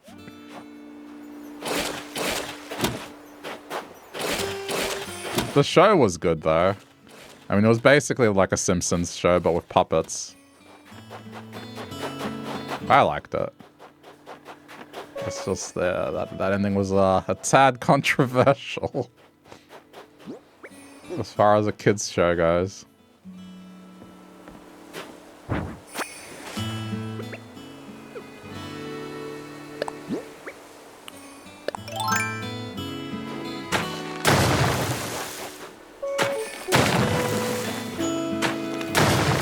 Be a multi-step process.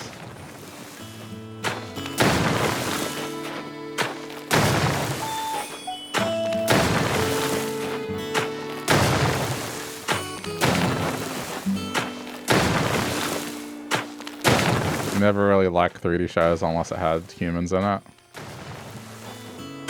Fair enough. I mean, granted, early 3D shows were kind of bad.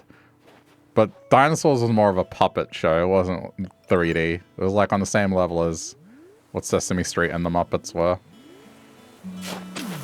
But you look at some of the earliest 3D TV shows like Beast Wars. Man, Beast Wars has aged roughly.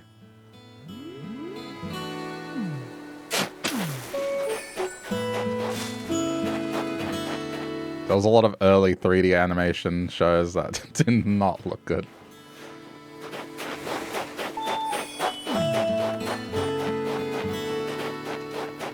There was the one with all the animals that get out of their cages at night.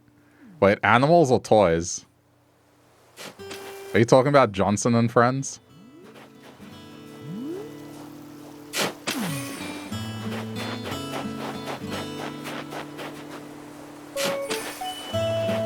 Humanoid animals? What show was that? Out of their cages. It feels familiar, but I can't put my finger on it.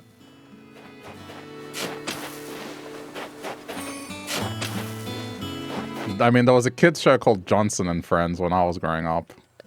But that was about stuffed toys. And one of them was a pink elephant. But it might not be what I'm thinking of.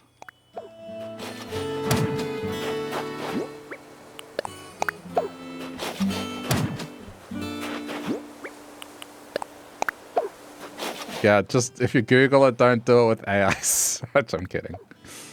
Google AI search. Ugh.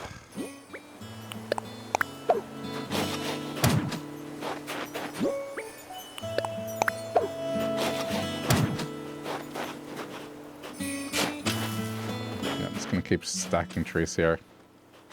Wizzy and Whoppy. I've never heard of that.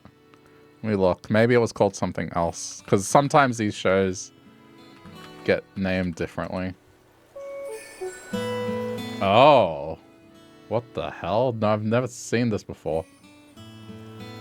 But these are people... These are more like animatronics. Oh, that is nightmare fuel. Yeah, I don't think we had this. I guess to talk, I'll put the two side by side.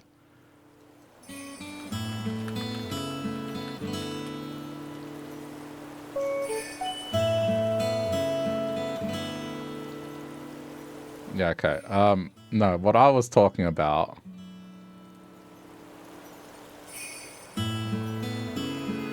So this is Wizzy and Whoppy, which, I mean,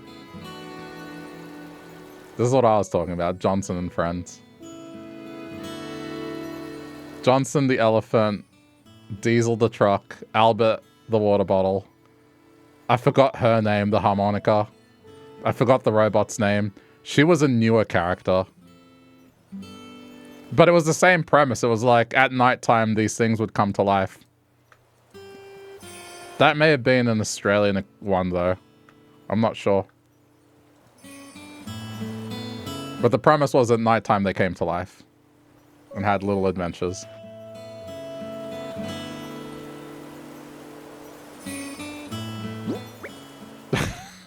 Give you Johnson and Friends anytime. Dude, one of the craziest things that I saw, I couldn't sleep one night because I used to have to sleep on a fold-out couch that it was broken, and so the bar would stick into my back, so more often than not I would sleep on the floor. So I would just sometimes watch what was on TV. SpongeBob was on really late for some reason, but immediately after SpongeBob, I learnt about this was on. The thing is called HR Puffin Stuff, and if you've never seen HR Puffin Stuff, it felt like, I don't know, like, I guess my youngest impression of like what it must mean to trip out, because it's set in the 70s. I mean, look at those haircuts, right? But then, you know, the music was all like eerie because the audio was old. But it was just, I don't know, man. Like, this was, imagine just watching SpongeBob and then at like 2:30 in the morning, this comes on. It's just, it was so weird. Yeah, he's your friend when he gets rough. He gets rough, not things get rough.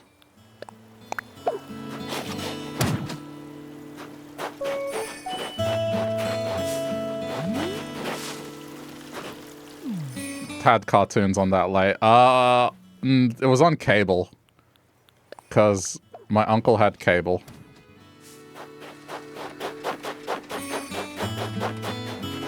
So, I mean, yeah, we lived at my grandma, but my uncle lived there as well, but he just wasn't around in that time period. He was living in a state. He did come home for a while, and we were both in the living room. But, yeah.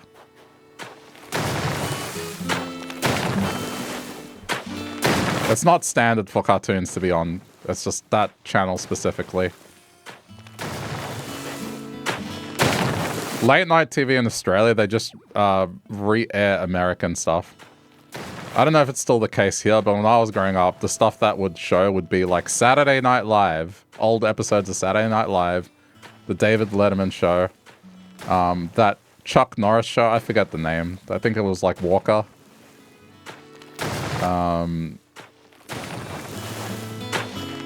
Murder, She Wrote.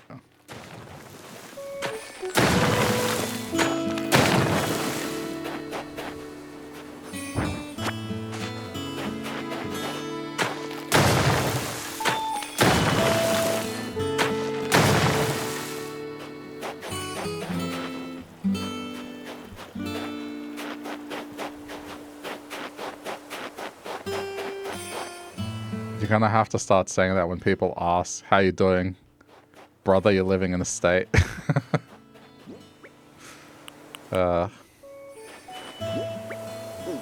Were there no cartoons on for older audiences or just reruns? Well, on free-to-air TV, so that's like the stuff that just airs in Australia. There were no adult cartoons on at that hour. That stuff was usually like 8 o'clock, 9 o'clock at night. Cartoon Network had Adult Swim. But that was like early 2000s, not 90s, and onwards. But the adult stuff, it was usually 8, 9 p.m. Like South Park, that sort of thing. It was kind of weird. It was like SpongeBob would air, and then they had like these 2 hours of just old 70s cartoons. Not even cartoons, like HR Puff and stuff. I don't even know why. Like, I'm convinced whoever was in charge of the programming, I don't know, they would get high or something. Like, there's no other reason. It's just, why? Why that specifically? I don't know. But Cartoon Network would have old Hanna-Barbera stuff. So, I did not watch HR Puff and stuff at that hour if I was still, like, in a state where I couldn't sleep. I'd watch Hanna-Barbera stuff. So, there would be Scooby-Doo, there would be The Wacky Racers, just random stuff like little shorts of Magilla Gorilla, Huckleberry Hound, all that stuff. And that would probably be the last thing I would watch before I could sleep.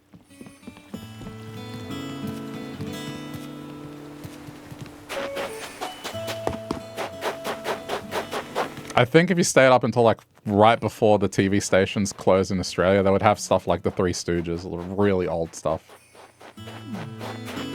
Boomerang. Yeah, it wasn't called Boomerang initially, but eventually they called the programming hour Boomerang.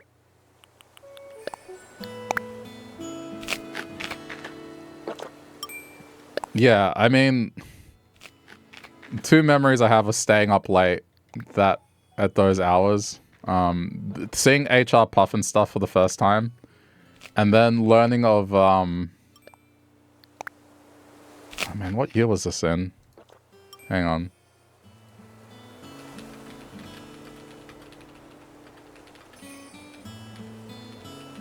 I want to find out.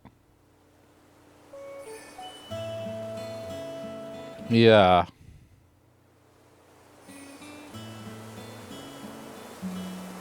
So, I mean, there was once where I got home and I couldn't sleep, and there's this TV show that used to exist in Australia on one of the channels, the public access channels.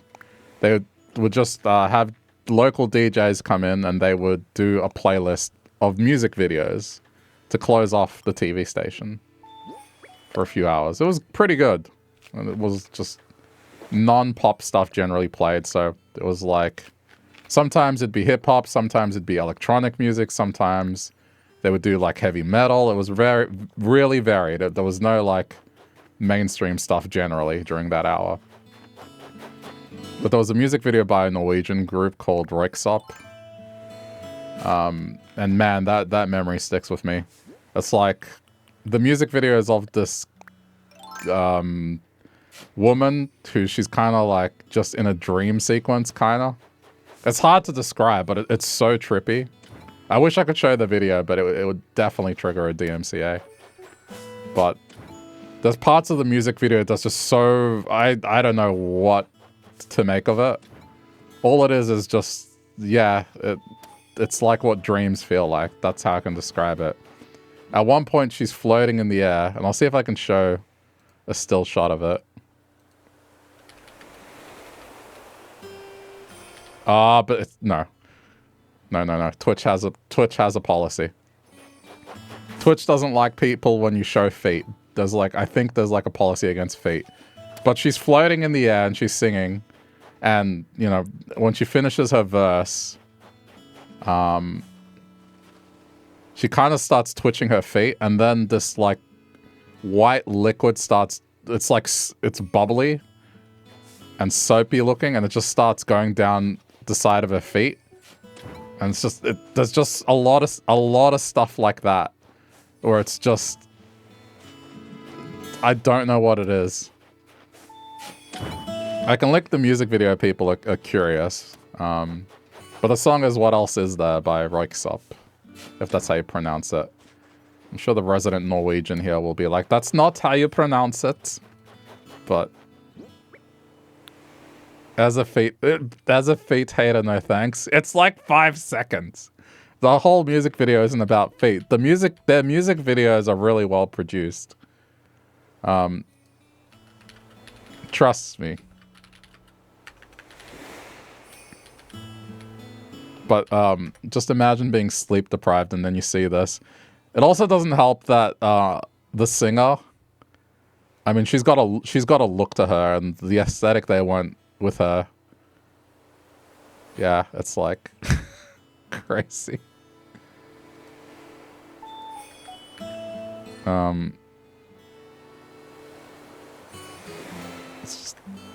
There's the video. I recommend it, or any of their other music videos. They're pretty cool. But that one specifically, just seeing that at 3 in the morning, it was definitely something else.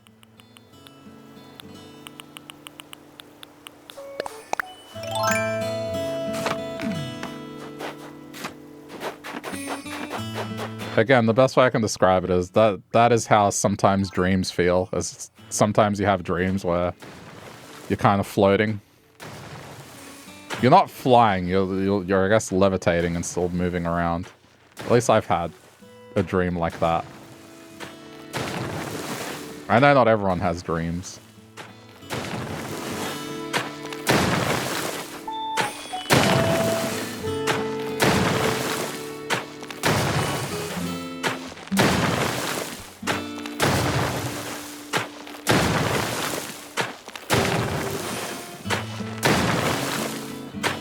Ever had a lucid dream? Yeah. I've definitely had a moment where I'm like, okay, I'm dreaming.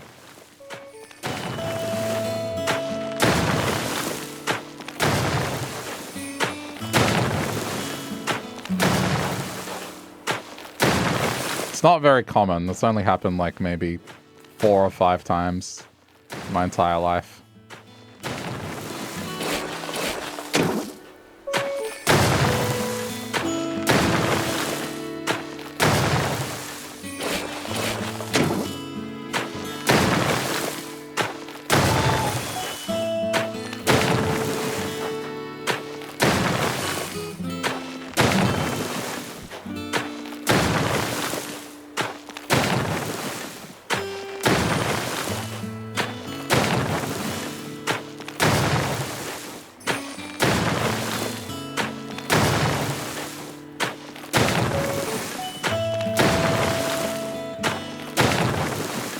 Brain be weird. I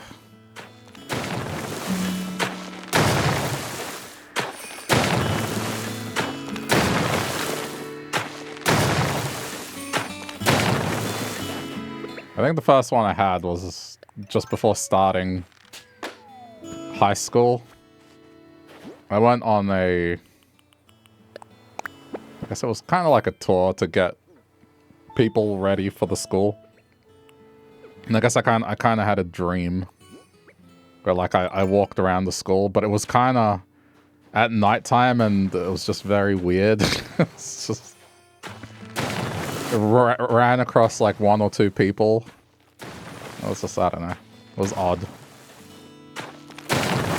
Too much Fate reached a minute. Man, you must really not like Fate. But you know what? That's better than really, really liking Fate. I'll take it over someone who really enjoys Fate.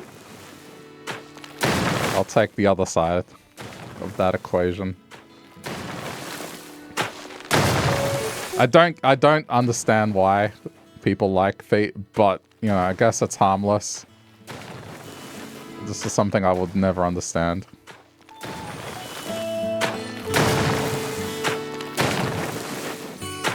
Okay, so let me ask you this, as someone that doesn't like Fate. Do you wear socks to bed? Yeah, Colorin's got it. No socks to bed, that's interesting. What about in winter when it gets really cold?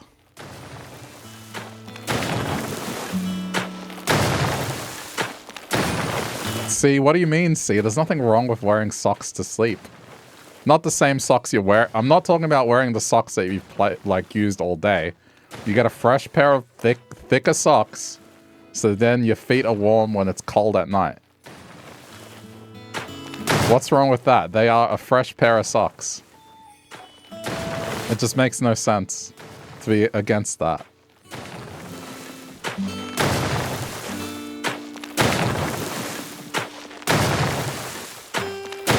I can see the argument that's like, yeah, you're taking your sweaty socks to bed. But I'm like, no, hear my example out.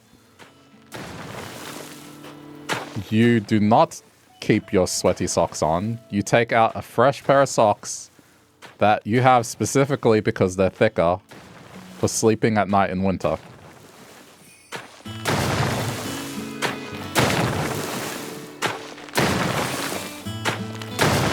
If you were to describe people... I mean, if you wear your sweaty underwear to bed, there's no difference. Exactly. I don't understand the logic of sweat, because there's two things here, right? It's like, if you sweat at night, the rest of your whatever you're wearing is going to get sweaty. And the other thing is like, well, if you sweat, you're probably going to sweat barefoot anyway. If it's that hot to the point where you're sweating, you're probably going to sweat barefoot anyway. If sweat is the thing that bothers you, I hate to break it to you, but humans sweat when they're in bed. Like, one way or another. If the temperature hits a certain point, you sweat.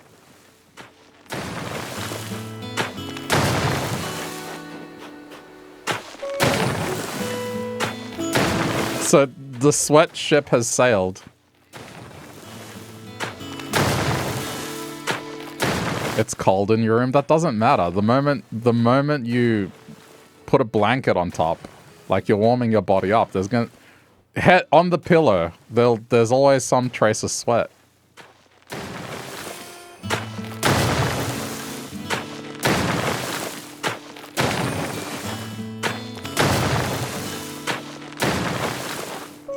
Wait, you have the AC on even in winter?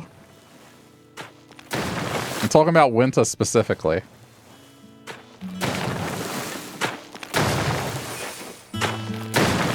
It's snowing outside. You're going to bed. Do you have the air conditioner on?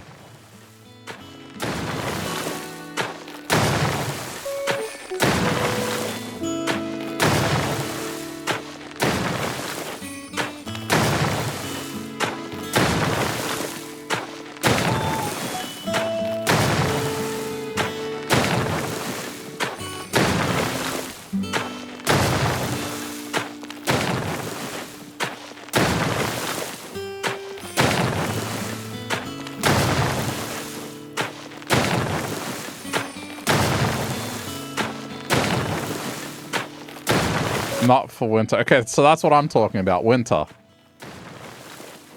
There's no air conditioner on. You're going to bundle up yourself in bed to try and stay warm. You will sweat in winter. You might not realize it, but you will sweat.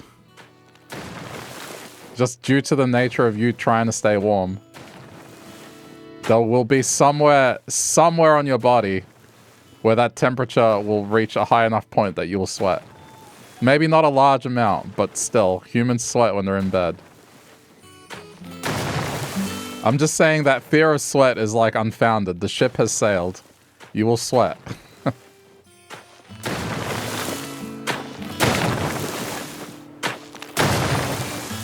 If that is truly the only reason.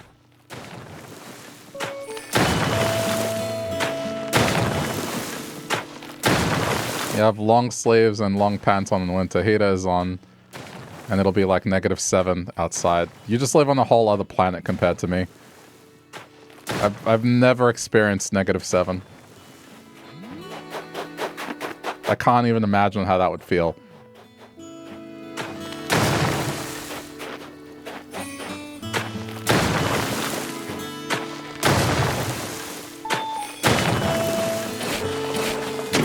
I don't wear socks usually. It's just in winter, if it's really cold, I'll put some on to stay warm.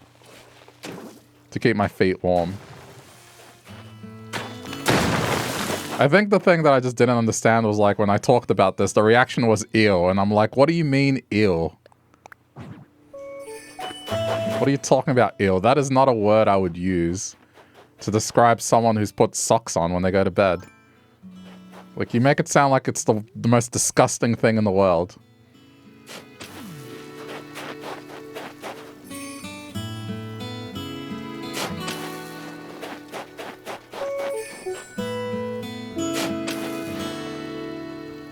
The lowest you've experienced is -10. Yeah, that you're on a whole other planet then. Melbourne's coldest was -2, and that was like sometime in the 1800s. There are mountains that snow, and you can maybe get that cold, but generally speaking, it's not a thing here.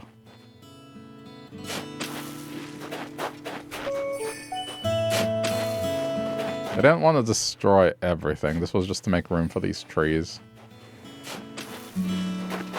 And also give this area a little more land, because it's kind of lacking in land.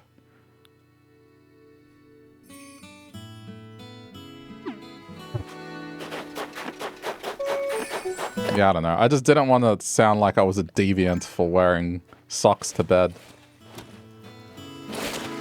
And it's not all the time, it's just when it's really cold. This is Celsius? Yes, it is Celsius. The majority of the world will be speaking in Celsius.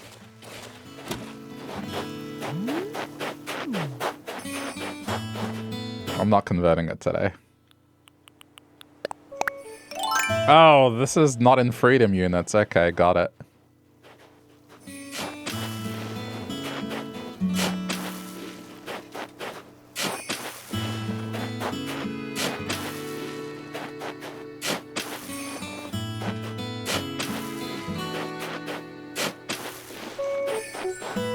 Apparently you had -18.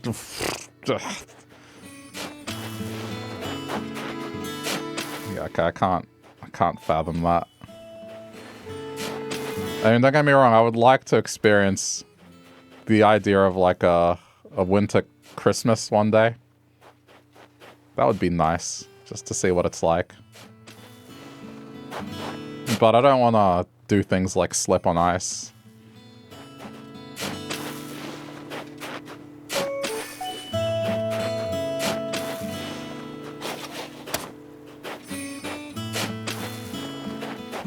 I got laughed at because I have never slipped on ice.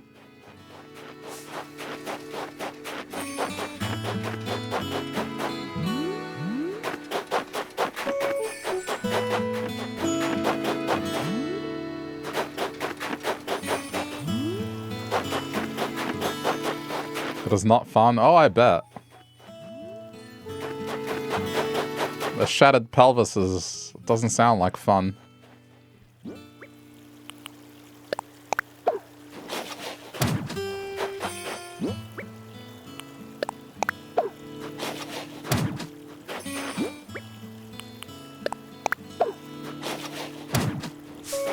But I'm sure there's things you can do to minimize the risk, right?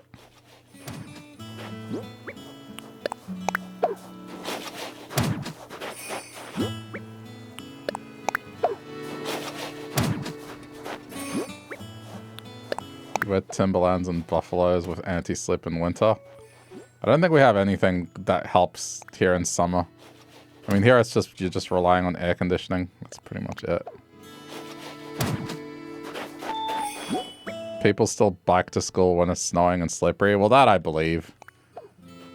I mean, if you do anything like the Scandinavian countries where you just put babies outside to take a nap in the snow, you're probably well acclimated.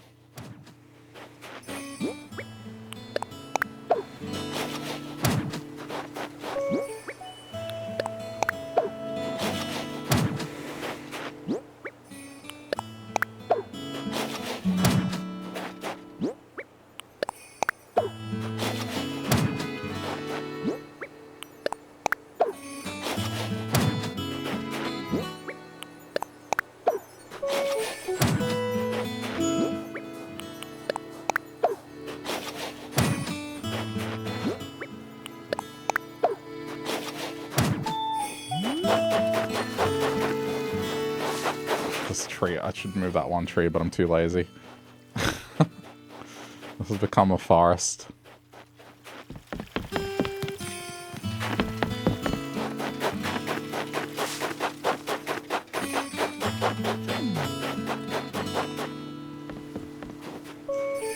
Can't wait. It's just... Okay, here. Oh, this island looks nice. And I'm just slapping all the trees in one corner.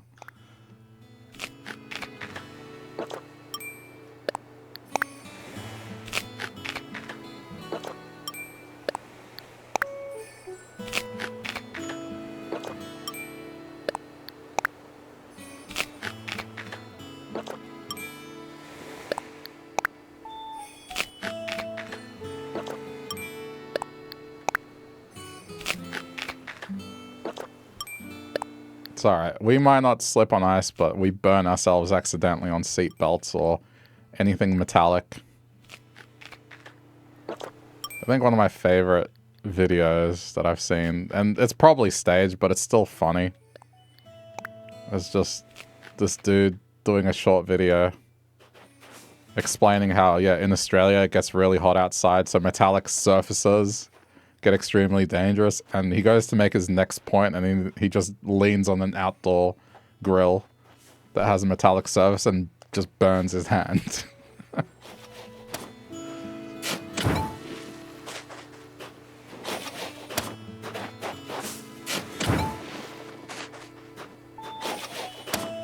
It was probably staged. I don't know. I feel like the reaction and the amount of pain he was in. I mean, if it was staged, that's a lot to go through, but it was funny. Physical comedy.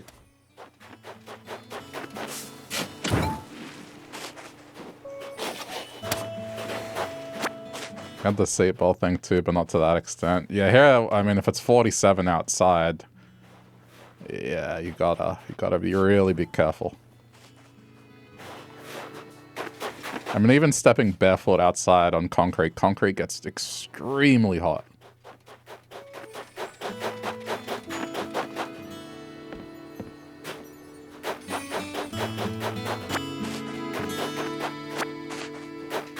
Okay, and with that, I have cleared all my trees from the mountains, so now I can freely shape this how I want. I'll figure something out.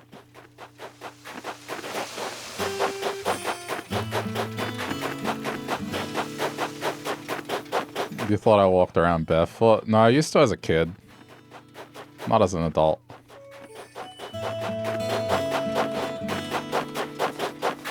If I'm going outside, I'm putting on shoes. Or sandals at the very least.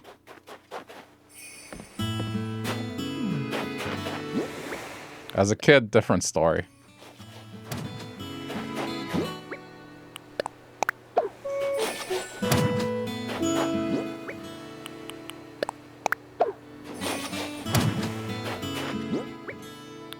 Didn't hurt. Well, not when it's hot. When it's hot outside, no.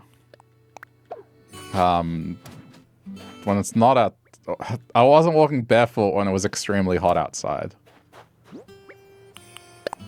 You know, just because I walked barefoot doesn't mean that I'll walk barefoot when it's extremely hot outside.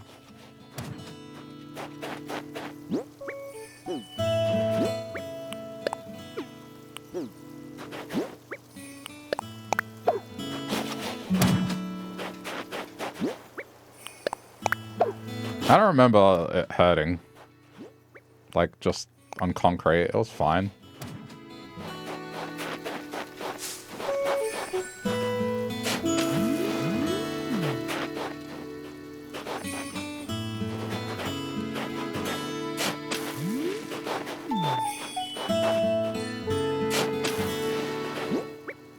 Oh, there's no more trees. Okay, cool. Well, that worked out nicely.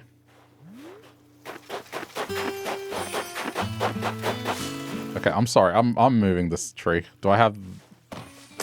This tree has gotten in my way multiple times. This tree is going.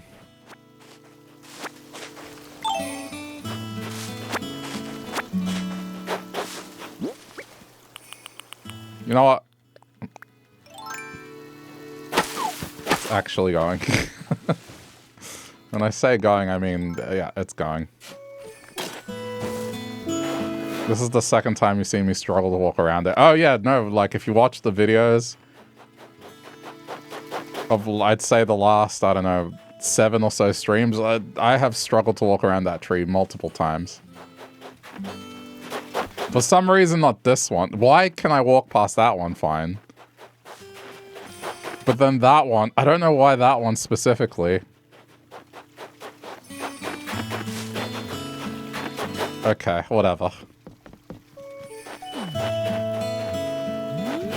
Not supposed to walk that way. It's a forest, at least for now. I mean, this is just so I have trees to shape the land with. Now this is ready for terraforming and forming a layout, planning where the houses are going to go. You are not long for this world, you are leaving.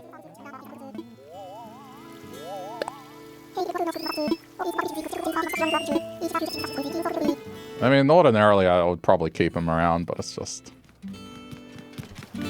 But he's dressed in blue. Yeah, but he's not blue. Then again, I'm just dressed in blue, but...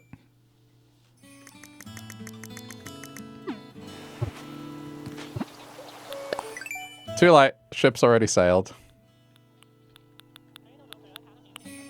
Now, the only other thing I gotta deal with is the controversial ones, like... Sprinkle and Naomi.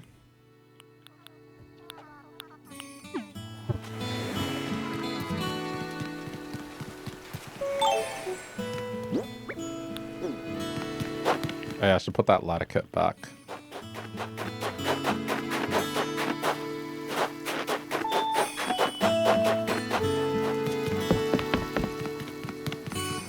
Okay, so I think I've done everything I want to do today.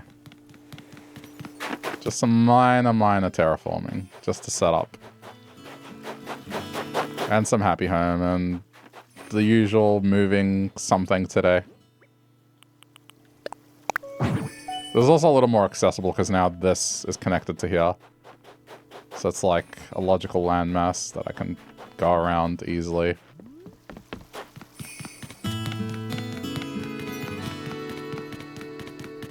I think the next thing after will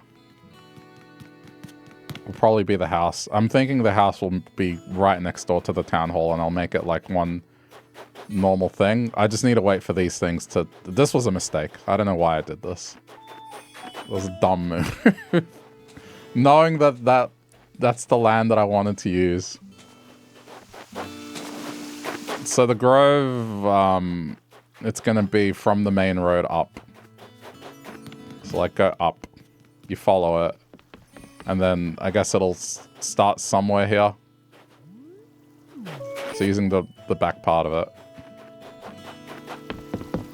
I would put the house here. The problem is it kind of reduces how much I can do land-wise. I could put it here. It just depends what I want to do with it. Here I have more room to go this way.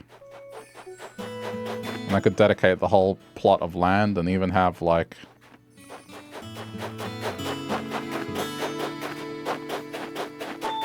Well, I guess the other thing is this can technically be a main road too.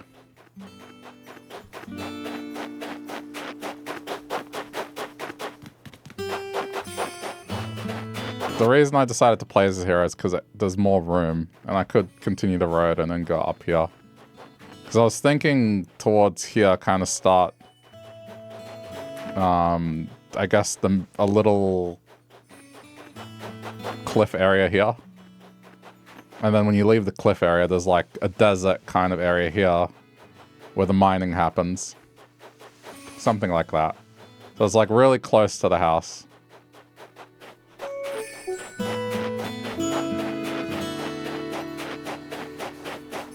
That's the problem. I kind of sandbagged myself a little too hard with this main road here.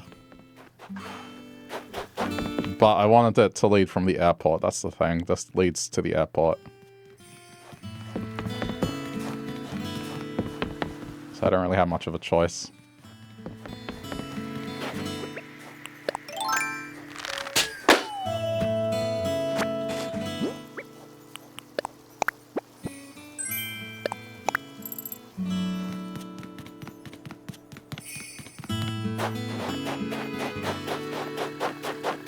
No, I mean, I think that's what I'm gonna do.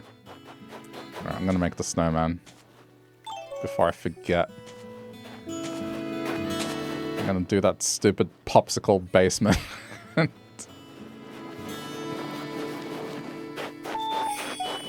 gonna need all these giant snowflakes.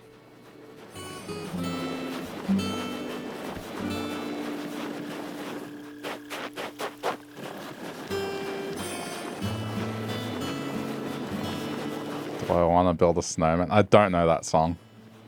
That's probably a reference that goes over my head.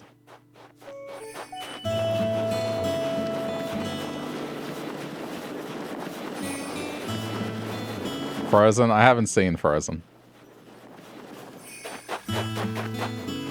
There's a large gap in my Disney knowledge.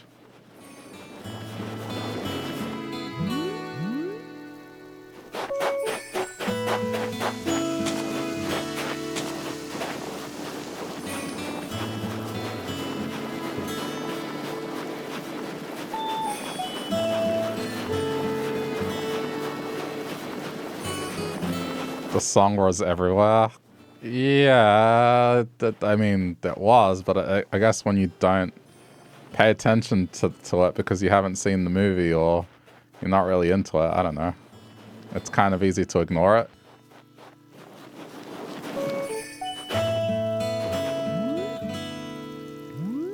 Like, Britney Spears was everywhere in the 90s, but I don't remember, like, most of her music. The Spice Girls as well. Brain did not retain.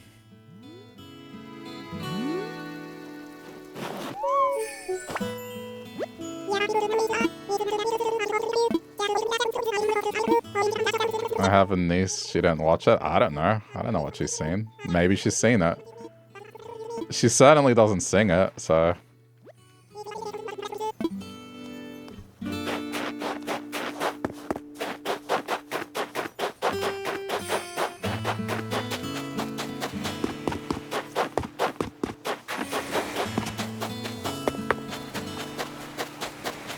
Yeah, just because something's everywhere, there's no guarantee that you'll take interest in it or let your brain retain.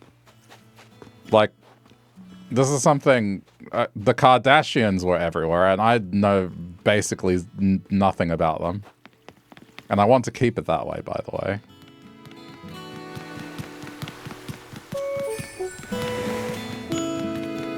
The only one I'm familiar is, like, the one that married Kanye. That's about it.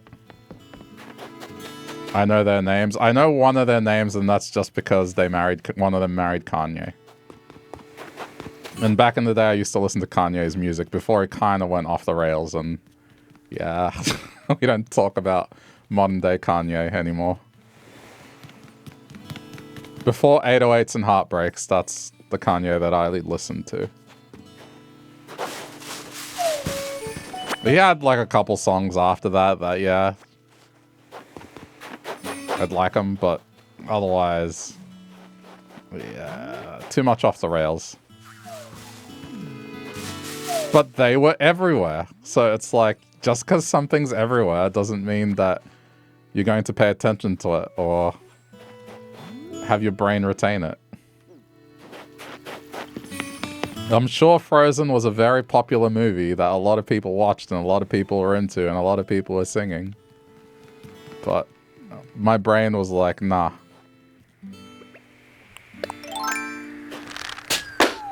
What year did that movie come out? I'll tell you what my brain retained. I got... That's funny. Resurrection of the Soup question... Soup Kitchen question mark. I was just talking about that Soup Kitchen before.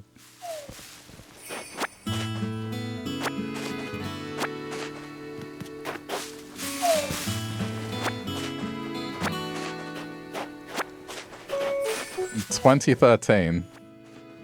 Okay, so, I mean, from that era, what I'd be remembering would be, like, shows like The Office, It's Always Sunny in Philly, Family Guy, American Dad, that kind of pop culture sort of thing.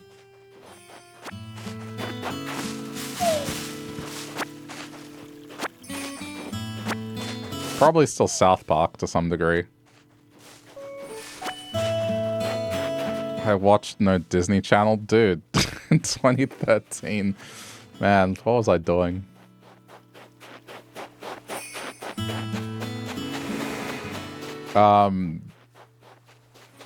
Midnight Brain, give me a sec.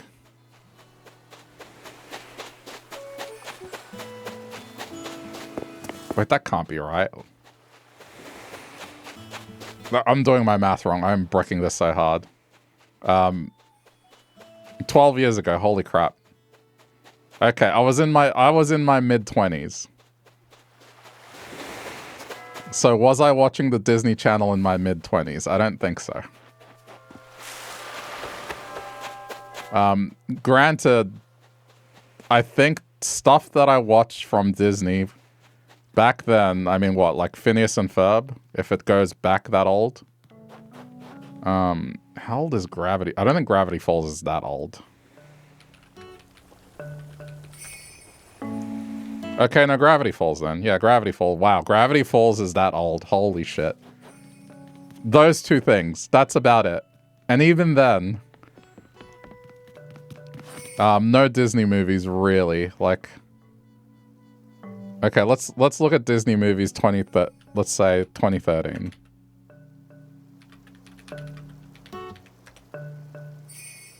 Excluding like the Marvel stuff. Like we're talking animated, right? The Groods, no. Monsters University, no. The Planes, no. Frozen, no. Epic, no. Toy Story Terror, no. The Blue Umbrella, no. 2014. Big Hero 6, yes. Don't remember it though. Actually, no, I watched Big Hero 6 way later, not back then. Disregard, no.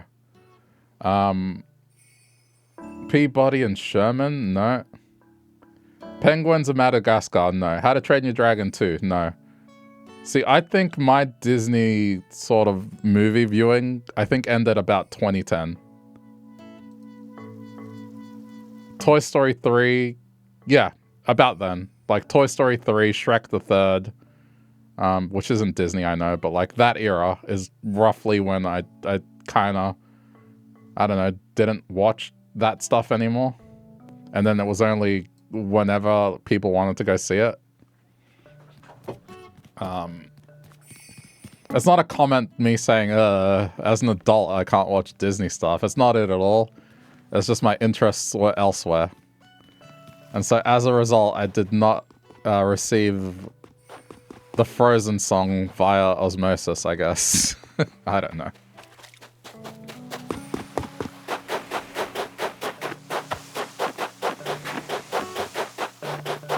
I'm sorry that a movie about a snow princess was not something that piqued my interest when I was 25. That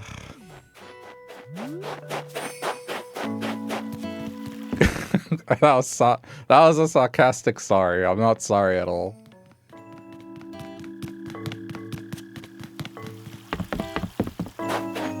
Now, as a man in his 30s, yeah, like if it came out now and you guys were talking about that, I would have to see it. I'd watch it. And I'd be fine with it. It's just back then, different times, I guess. You had kids, so you have an excuse, but you would watch it without kids. The whole Disney adult thing.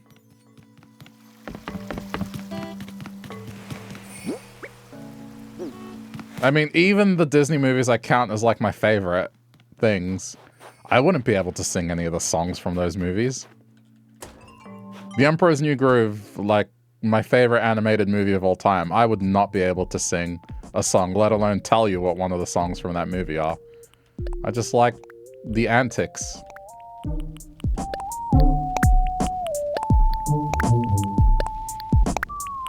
Pokemon, okay, but that's not fair. That's not fair because Pokemon is like probably one of the largest franchises that has ever surfaced in like the last 100 years. And I was a kid when that came out. I was a kid. I was a kid though. I was a kid. So is Frozen. Not as big as Pokemon. Not as big as Pokemon, no way. Do you know how much money Pokemon makes? It is the largest franchise in the world. Like, it doesn't even come... Okay, hang on. I'll put it into perspective. Okay. Pokemon grosses 101 billion estimated revenue a year. Alright? The next closest thing is Mickey Mouse at 61. Winnie the Pooh at 50. Star Wars is only at 46. The Disney princesses come in at 45. Pokemon is like double. And then it's not one Disney princess, it's all the Disney princesses combined. Barbie is 36 million. Harry Potter billion. 36.3 billion. Harry Potter is 34.7 billion. Pokemon, like nothing comes remotely close to Pokemon. So that's why I'm saying like Pokemon isn't a fair example because one, I watched it as a kid, and two, I was at the inception of like the largest thing in the last 100 years in terms of franchises. Like the advent of Mickey Mouse in the 1920s was the previous thing that became that big. So that one's not a fair example. Because that one is just so large, like you can't ignore it. And as a millennial, yeah, I would have experienced Pokemon one way or another. It was a cartoon that was on in the mornings. It was a game that I had on my Game Boy.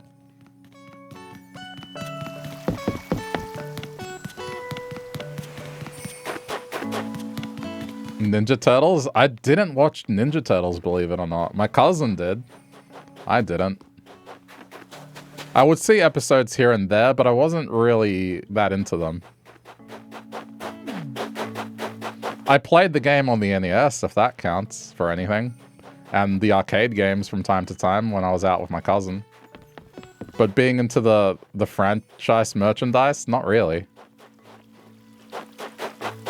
SpongeBob? I caught some of SpongeBob.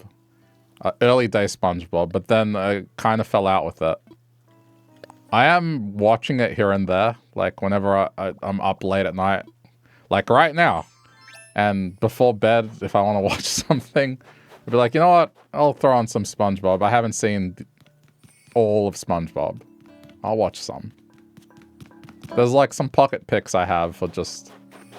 I'll watch an episode randomly here and there. I watch more Simpsons than SpongeBob. And I haven't seen all the Simpsons.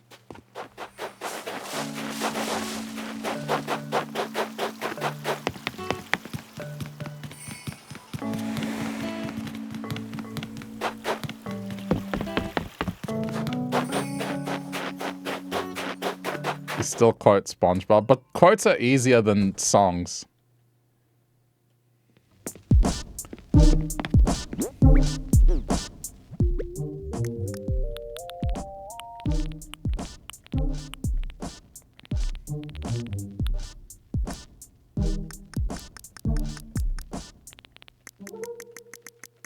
I think I'm just better at thinking about old music than animated music.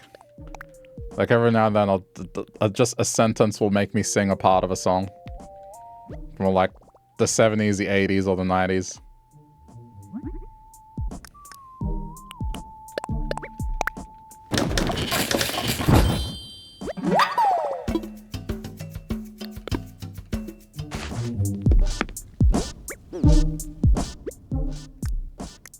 The only thing they sing in their songs is The Simpsons.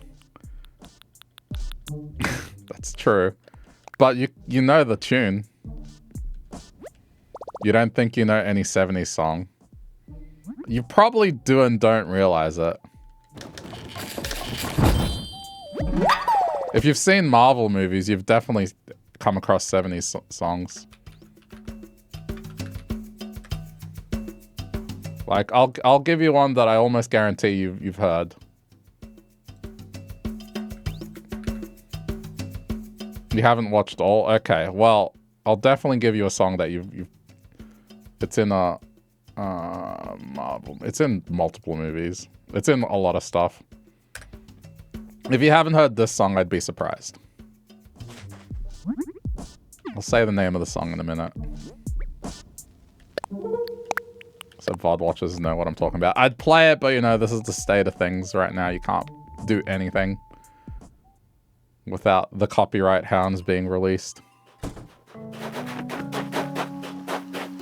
But the song I linked was Immigrant Song by Led Zeppelin. That is used in so many movies.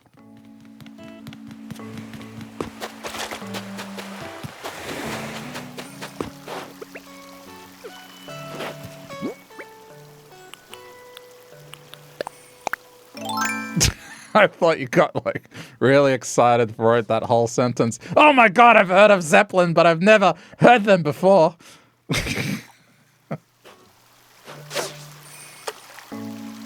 No, it's just Zeppelin.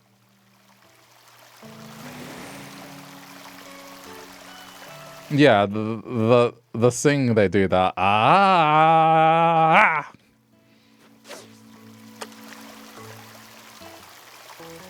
That's the part that's used in every movie when that song is used.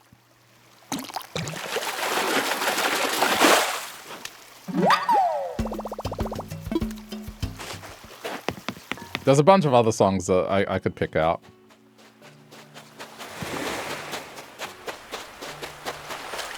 You know that part and not the whole song, does that even count? Yeah, because you'd be able to recognize it. I mean, now that you know it's Zeppelin, you'll be like, yeah, I know that song. You might not know the song. This is how my knowledge of older music started. Is like, I knew songs, but I didn't know the song. There was music that I remember my uncle, my dad, my cousins listening to. I didn't know the names of the song. I just knew one part in particular. And I'd say over the course of me becoming a teenager to now, I've slowly but surely pieced, not all of it, but most of the music that I thought, yeah, those songs are pretty good. But I just never knew the name of the song. Or I didn't know the lyrics either. It was just maybe by the song itself. Sometimes it comes up in movies.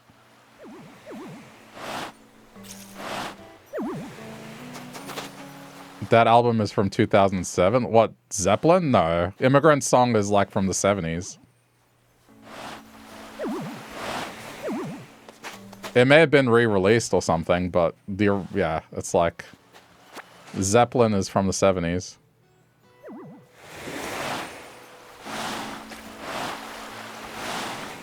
You looked it up on their Google page. I swear to God, Google. Immigrant Song. Here's something that completely debunks it. Just don't trust Google. Don't, like, straight up don't trust Google. The Mothership album? Nah, it's not from Mothership. It may have reappeared on Mothership, but the original song is on a self-titled album.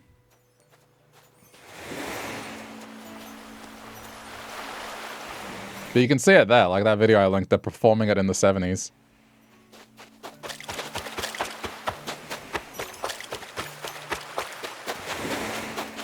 I'm sure, like, it was put on that album, but the song is older.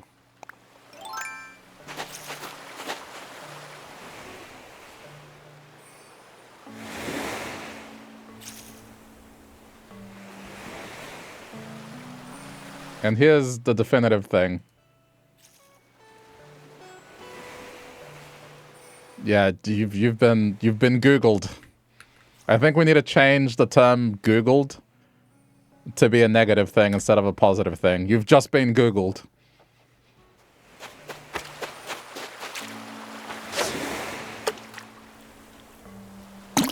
Leading you to false information. Or maybe not necessarily false. Like, I'm sure the information is correct, but it's not correct in the sense of when the song first came out. Like, it gave you information that, yeah, I'm sure they re-released the song. They're one of their most popular songs. I'm sure they did re-release it, but I'm saying, you know, a 70s song. And I bet I can point some other ones out that, you know.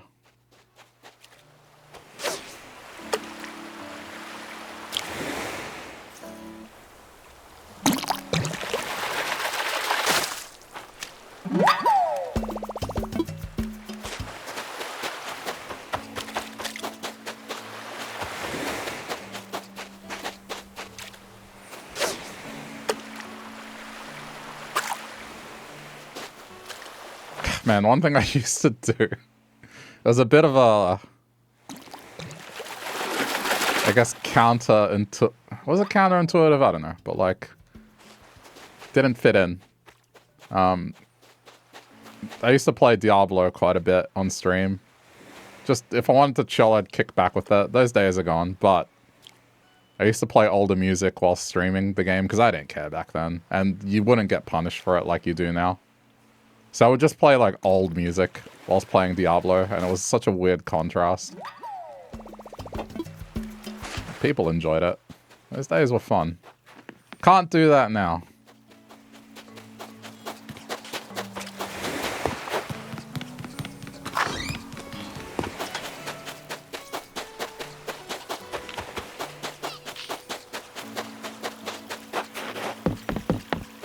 There's also a lot of songs that got remade, and they probably would have had origins in the 70s.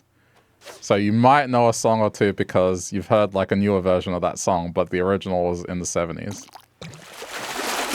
Done by some other artist. If you turn off the track, it will be cut out of the recording and VOD, right? Yeah, but there's still potential for live DMCA. That only protects the VOD. But there's still been circumstances of, like, record labels attacking streams live.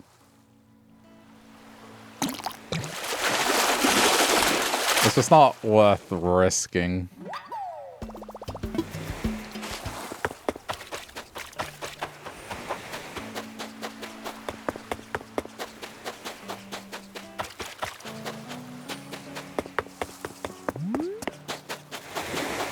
I don't know. Hopefully they'll change their mind. There's a lot of studies that say that a lot of people find their music through live streams these days. Or influencers, YouTubers, whatever. And so it's a bit weird. I don't know.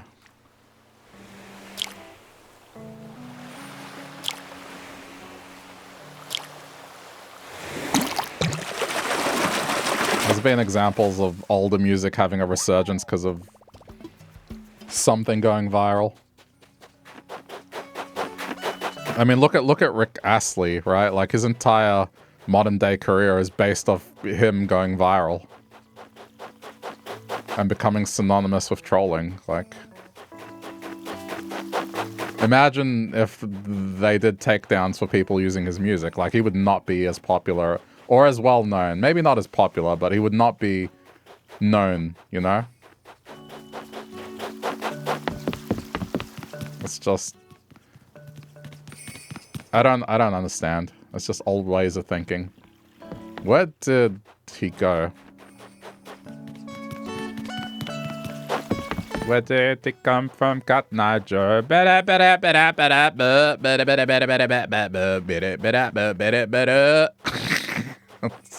See? Now I got that. If you know that song, that's now stuck in your head. Have fun. Where is he?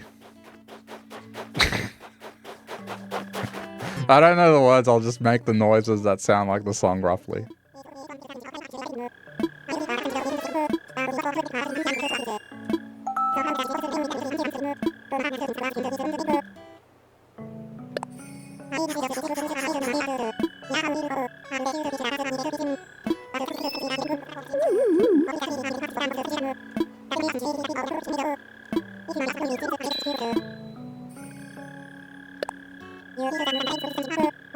You do, but it came out in 1994? Okay.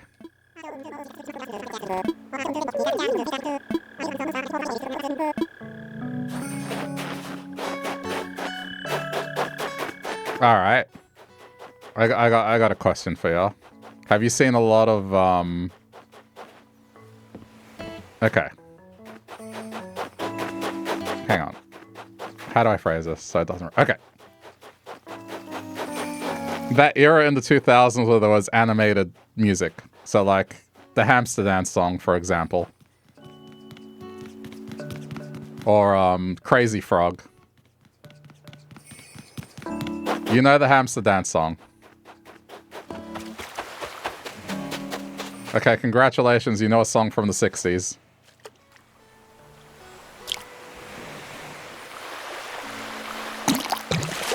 Or, hold on, is it even older?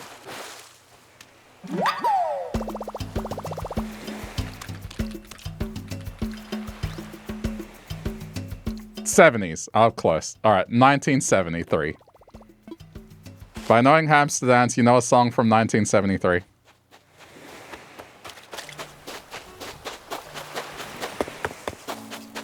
Sweet Caroline. Everyone knows Sweet Caroline. I didn't know Sweet Caroline until my 20s.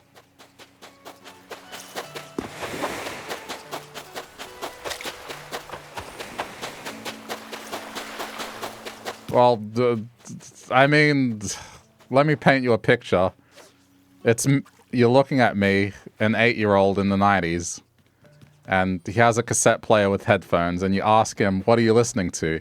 And he turns around, and he goes, oh, you know, Tupac Shakur, my cousin gave me this tape. I think the only pop music I got was, like, Michael Jackson. Everything else was hip-hop. So my music taste was shaped in a particular way until I was a teenager and kind of found my own way. Looking into other stuff.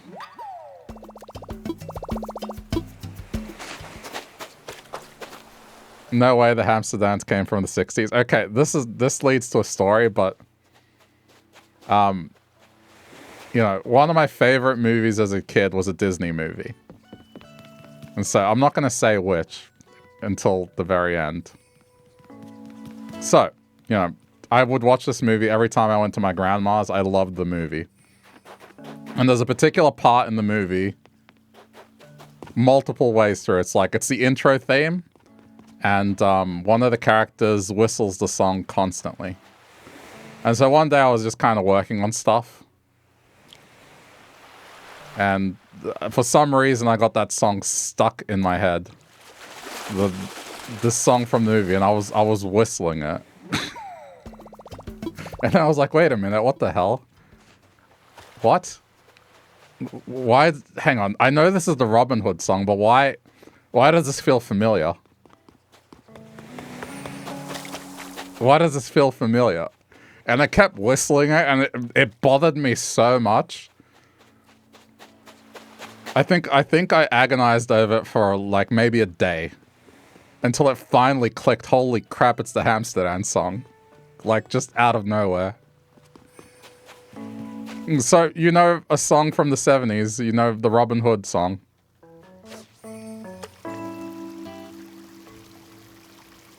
Just by knowing Hamster Dance, you know the song.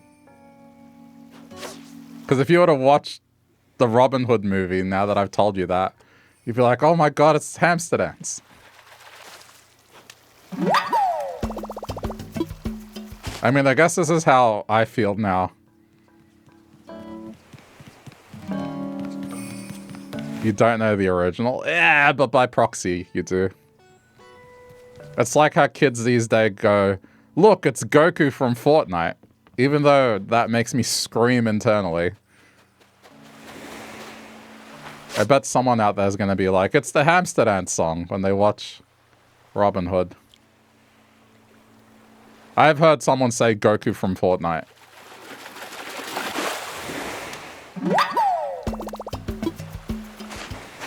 I'm not kidding.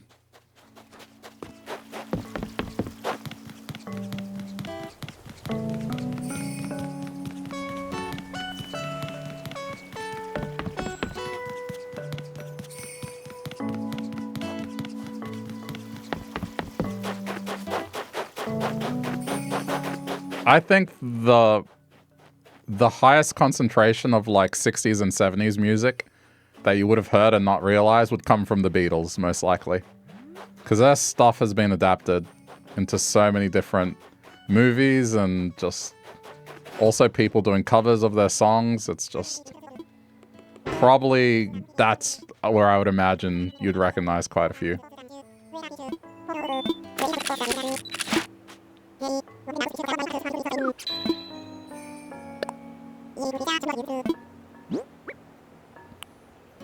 Oh wait, not, hang on.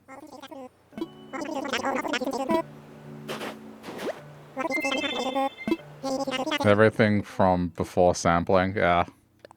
Pretty much. I mean, there's still things that get sampled in the 70s. But for the most part. You know, like 5 songs. I feel like it's a challenge. I almost feel challenged to just start picking random 70s music and then slowly you'll be like, oh yeah, I know that, but I don't know it. I mean, I recognize it, but I don't know it. It's like, yeah, but recognition is knowing.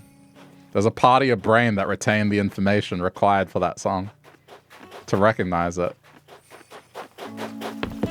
And I guess all I'm saying, when it comes to Frozen, that did not happen for me. The end.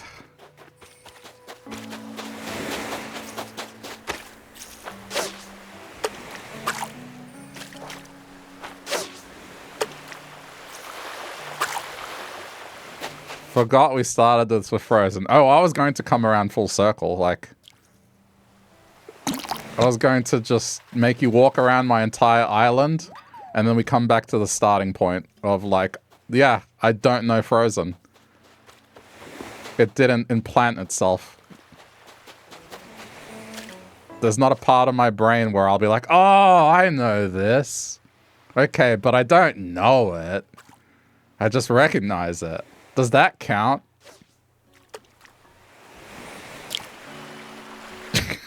Such a dickhead.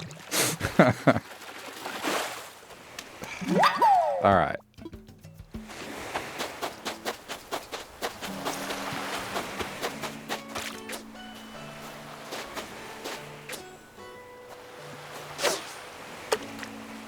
All right, what about the song from The Offspring, Get a Job?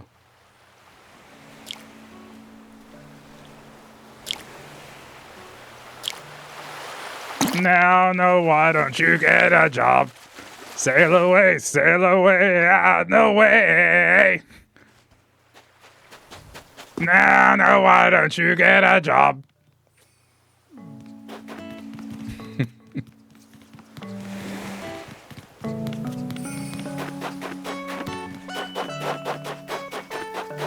It was a pretty big song when it released. No, you don't know that song. Okay. Interesting.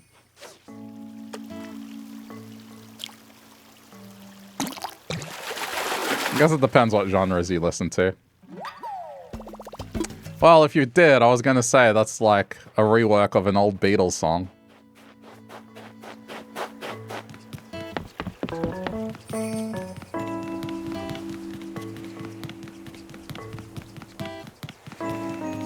You were 2 when that was released. Stop! Stop! I'm already dead. I feel my bones turning to dust just reading that.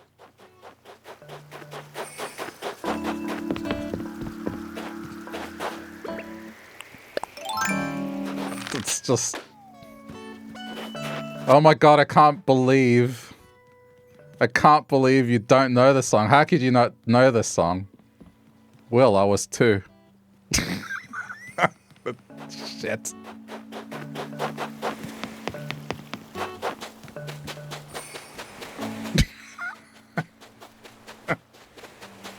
It's like, sir, this is a Wendy's. It's just...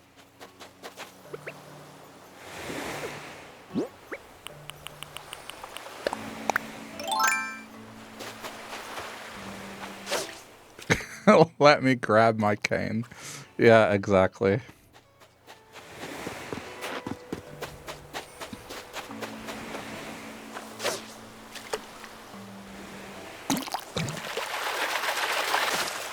Okay, but see, you've listened to like bands from that era, so it's not completely unreasonable. I mean, I listen to stuff that's well before my time at times, so that's fine. It's just sometimes it hits. It's just...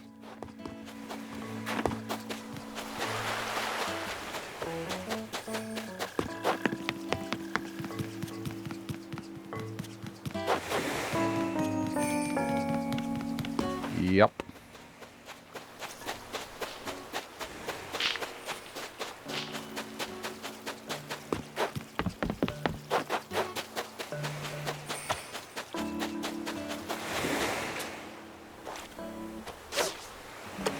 Well, at least you didn't get to live through the Macarena.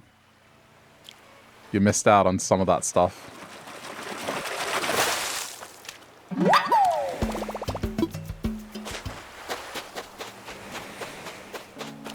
You did? Oh, well, I'm sorry.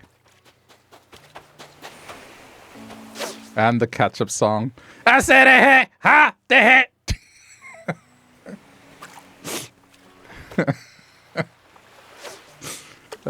Shit. Someone's gonna hate that.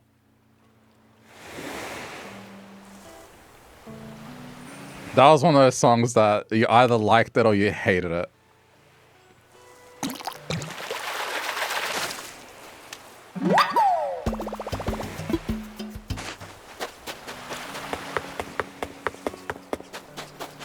It was on the radio constantly.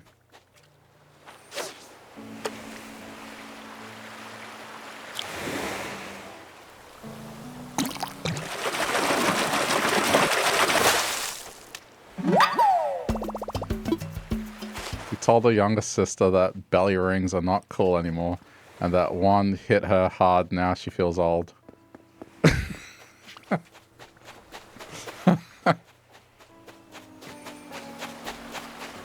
Oof.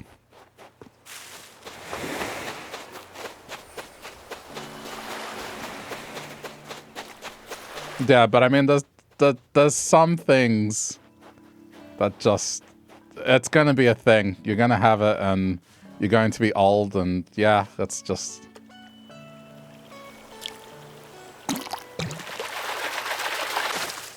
bad luck.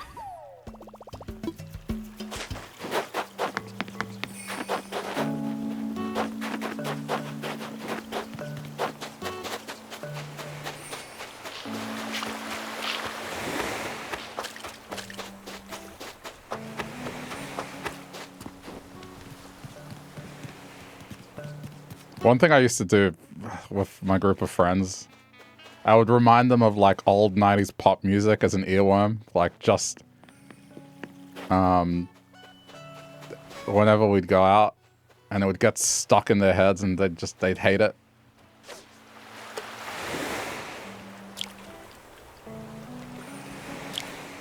Just, how do you remember this, dude?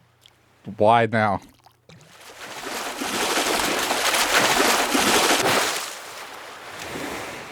Like I just did with Cotton Eye Joe. Oh, I can go more obscure than that.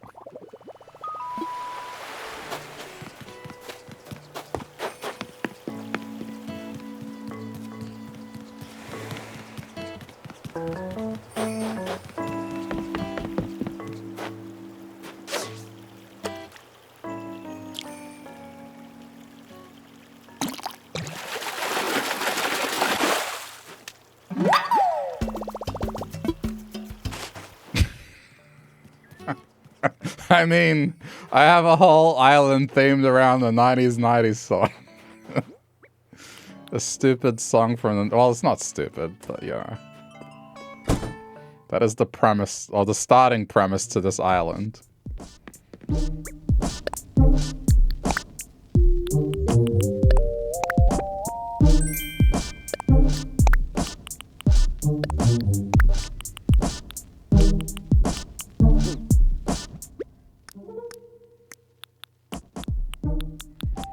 Okay,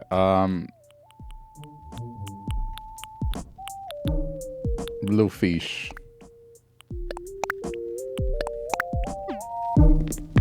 You only know that song because of a Naruto AMV? Damn.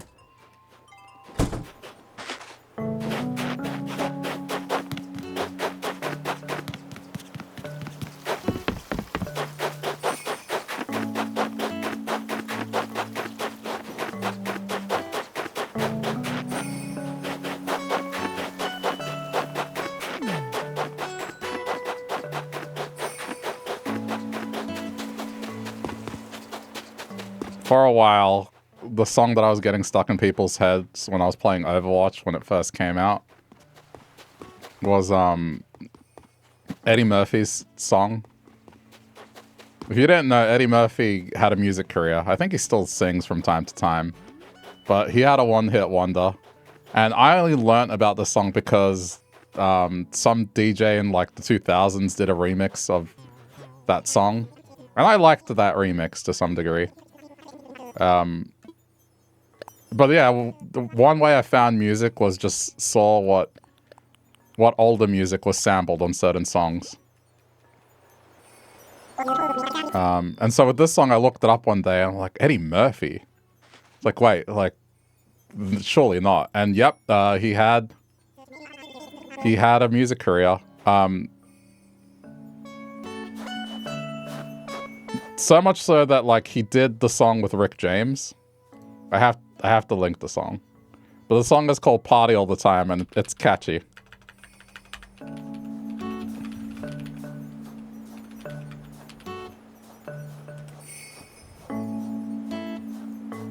But it's wild to see him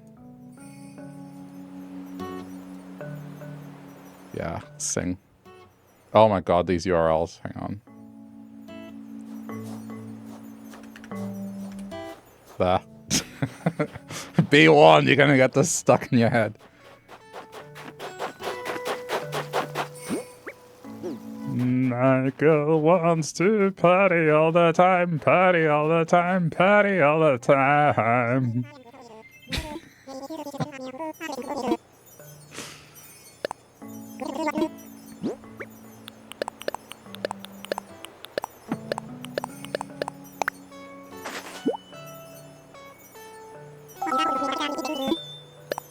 If you just jump to the chorus. If you just jump to the chorus, that's the part, that's the catchy part. That's the part that was remixed into a different song.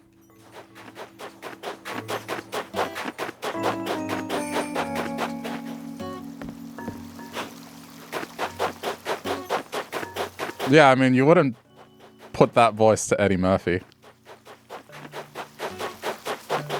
Anyway, when Overwatch launched, I was playing that song.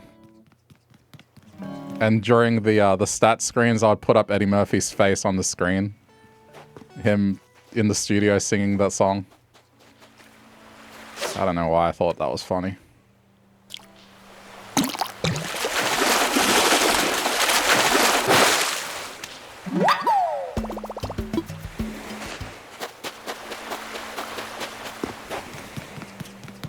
The song, the Party All the Time song. I was playing that on loop.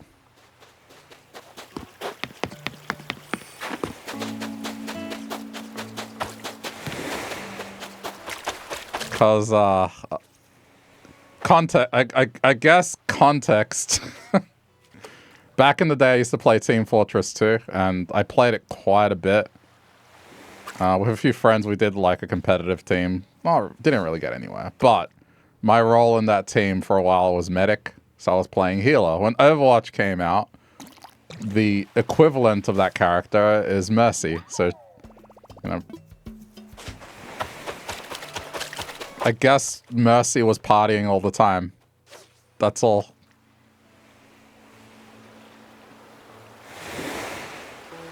Because I was just jamming to the song, going around resurrecting people.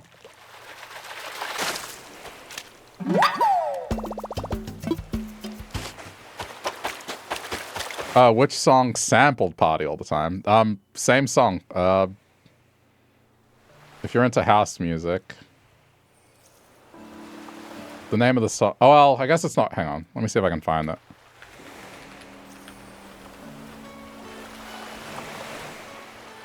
Yeah, this is it. I got it.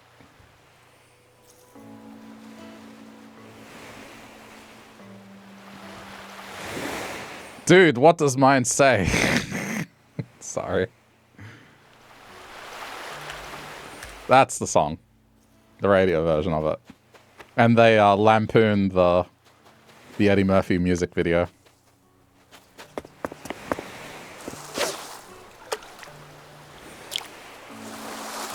But the way that I heard it, it was like a 7 or 8 minute song.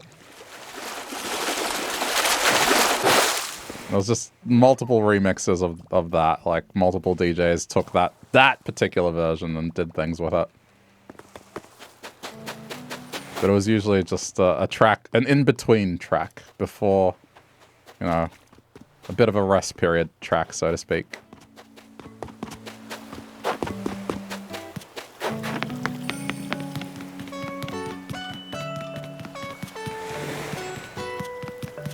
Yeah, that's the one that I heard first. And then one day just going through music and seeing who sampled who, because that's how I found older music. That's where I came across that Eddie Murphy song. I was like, what? There's a lot of people, actors, that have music careers that you wouldn't know of. Another one, Steven Seagal. Don't look up Steven Seagal music. It's not good. But he's another one.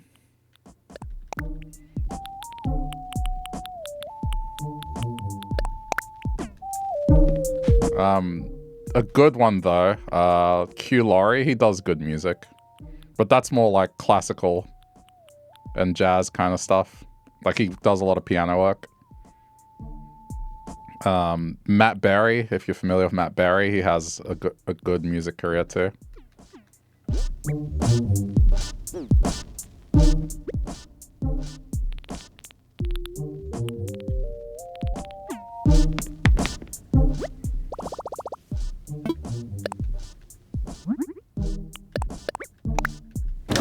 Never heard of Matt Berry. He is a voice actor, but so the two things he's most known for currently, the IT Crowd, it's like an older comedy, and a newer comedy, What We Do in the Shadows. But he's also done various like animated movies, TV shows.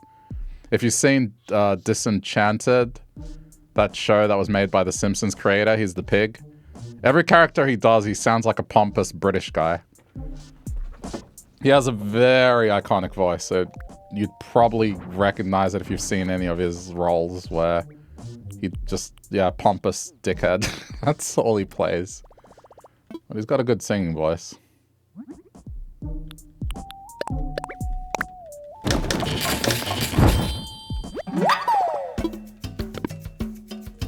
He's probably one of my favorite voice actors currently.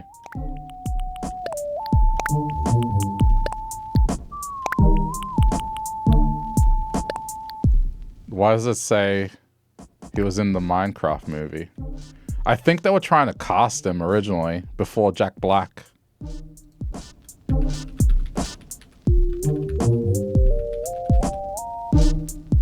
Yeah, he was supposed to play Steve, and then they got Jack Black.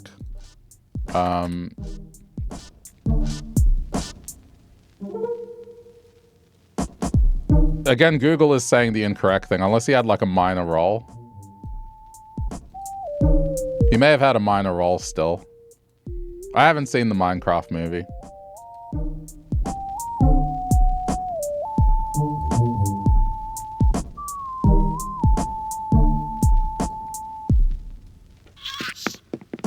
If you want to watch a good TV show, I think my recommendation for like one of the best comedies this decade, What We Do in the Shadows, is a fantastic show. And yeah, he's part of it. But it's a good show.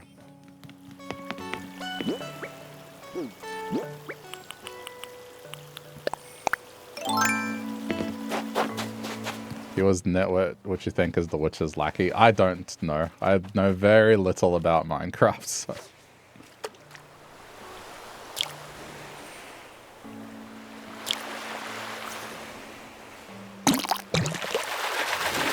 But if the voice is anything I imagine, it's like it's his typical voice.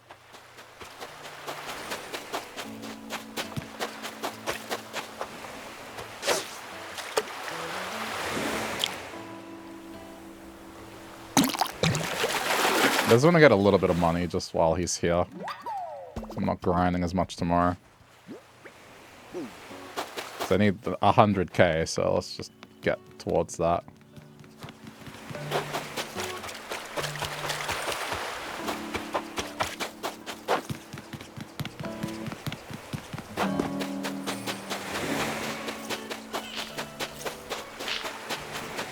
I have about 78 right now, so it's fine. It's not that far away. Oh, actually, while it's raining, I should go for a coelacanth. I mean, snowing, but still same thing.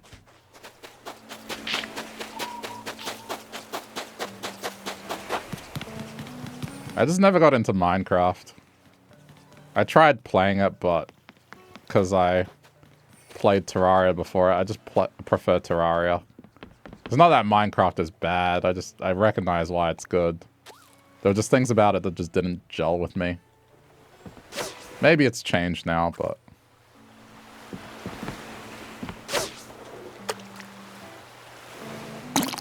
The main thing I didn't like, exploration compared to Terraria. Like, you enter a cave in Terraria, you're gonna find, like, signs of a house, maybe. You'll find treasure chests.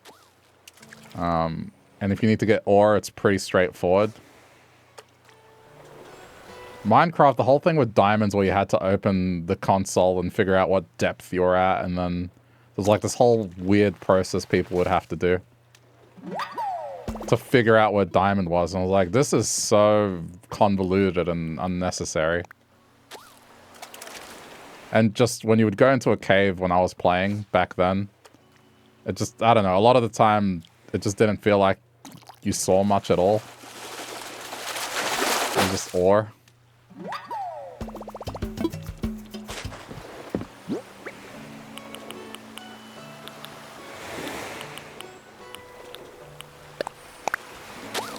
You never really got into Terraria. Terraria is fun, but I get it's the same argument as like if you prefer Minecraft, then Terraria might not be your thing either. But it's not that either are bad games. It's whatever you find entertaining. I mean, Terraria is fun. You can do detailed building as well. Like I did some pretty crazy building in it. And it shines in multiplayer. It's a lot of fun if you play with people. But Terraria is more oriented towards combat and playing it more like an adventure game. It's less of a sandbox. It's still a sandbox, but not to the same extent that Minecraft is. At least that's how I feel. I don't know. Don't kill me, Terraria/Minecraft fans. It's a pretty heated discussion. I think both are good. I just prefer Terraria.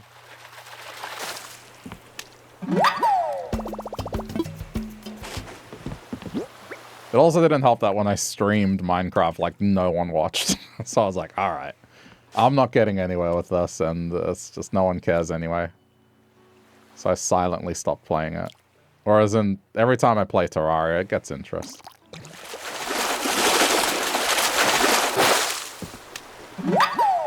There's too many people streaming Minecraft. That's true. There's a lot of people streaming Terraria as well, but...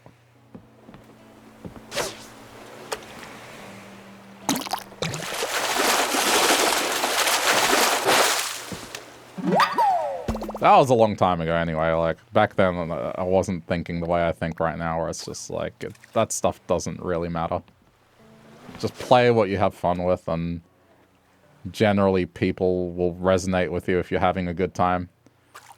If you're not having a good time, yeah, people pick up on that. And that's probably what happened with Minecraft, so... It's alright.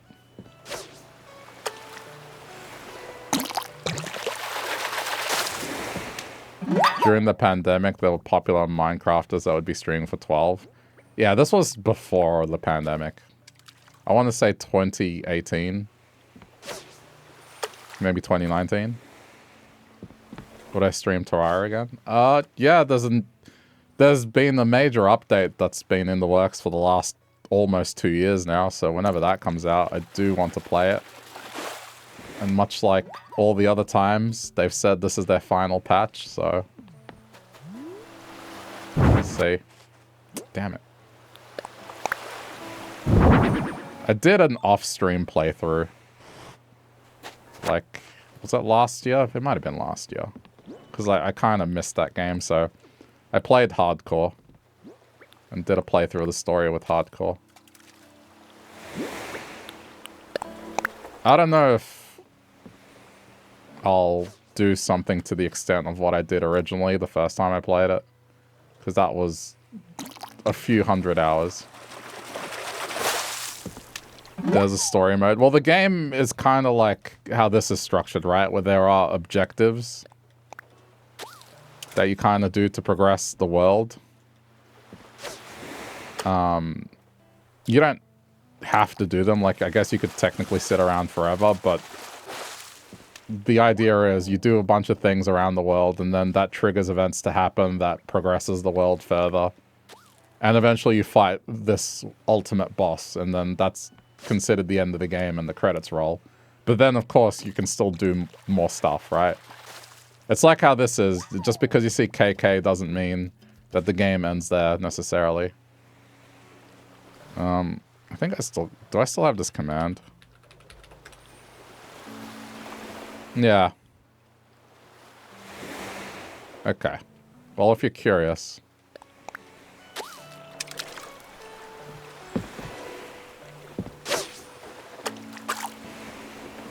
I don't think I'll ever do something like that.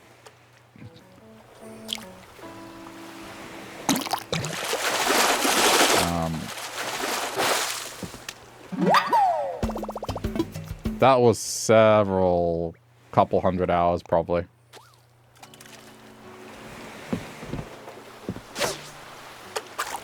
And it was just a different time. There was like...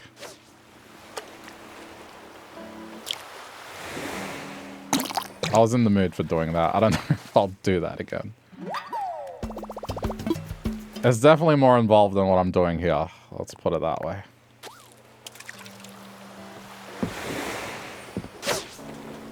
Even if I was to choose to do a red island, I don't think it would be nearly as complicated. Oh, nice. How long have I been streaming? This is 4 years old. My streaming is a bit erratic. Technically 7... Is it 7? Maybe 7. 7 or 8.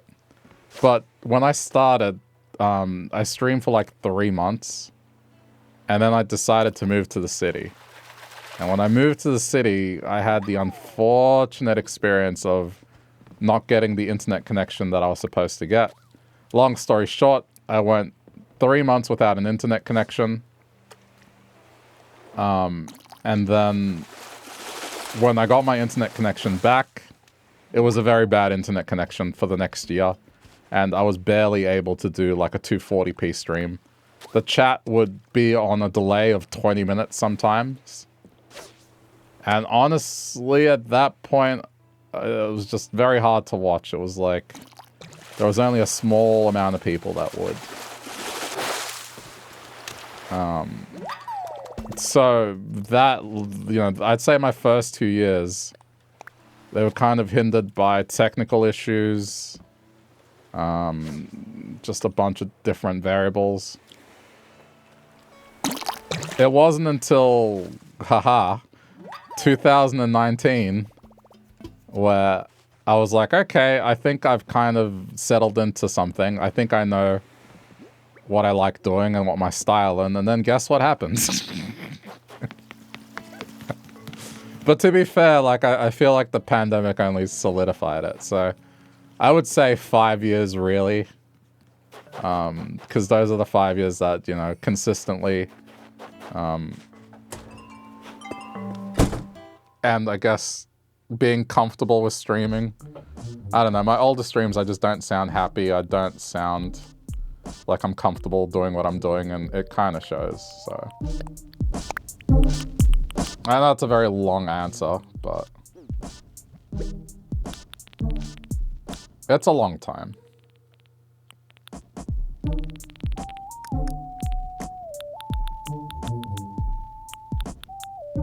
Okay, well, I got 3. I need 1 more.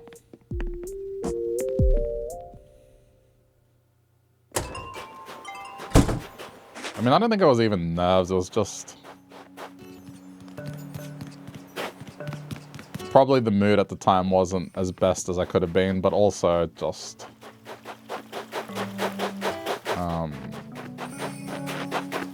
man, it's hard. You talk to any streamer about their early day struggles, it's like...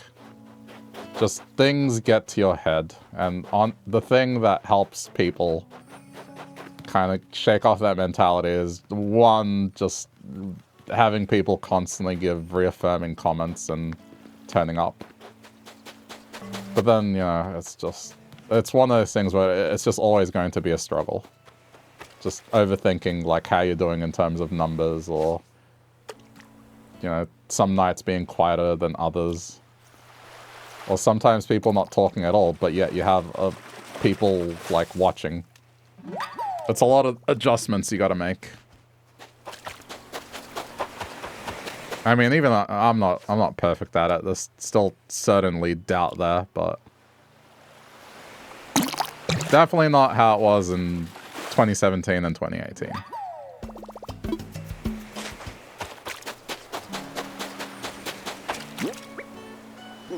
Okay, let's go sell. I didn't miss the question. Hang on, I was just finishing.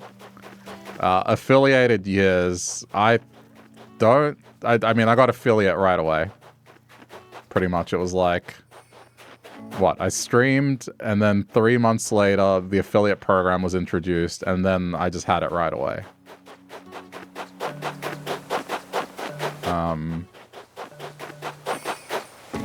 But, you know, then the whole moving to the city debacle. It's just like... yeah. They didn't take it away. Nah, I mean, the thing is... it's not that I wasn't streaming for a year. It was like, I didn't stream for 3 months, and then when I came back, it was kind of erratic. Like, sometimes there'd be a few days where I just wouldn't do anything. Sometimes if I did something... like maybe halfway through the stream, it was just unwatchable because the connection just died. Sometimes it'd be 240p and watchable. Sometimes it would be 240p, but then a 20-minute delay on chat. Like, I am honestly surprised that people watched me back then. That was reassurance for me, is like, despite all this stupid stuff, people stuck around, so... I think if it weren't for that, I probably would have stopped that year and not done anymore.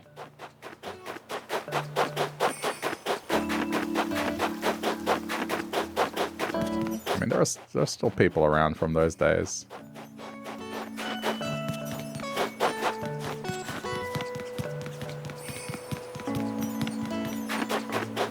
Am I blind? I think I'm tired. Where is he?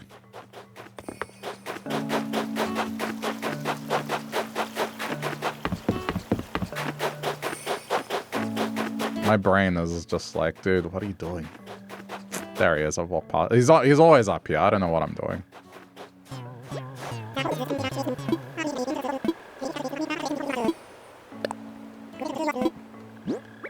Oh, hang on. Did I make a collectible? Make the collectible. Yeah, no, it's well past midnight.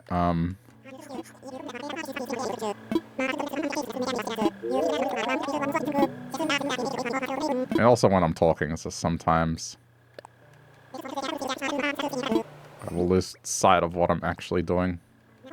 It's a blue fish.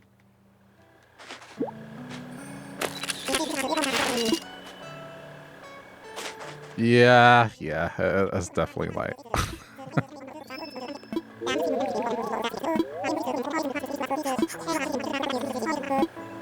But I mean, I'm alright. Like,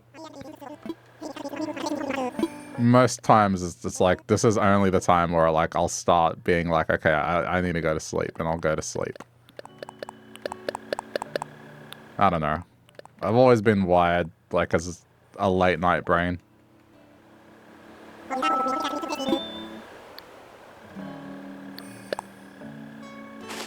Did that make 100K? Oh, you know what? Just realized something. I need to put in an order for today.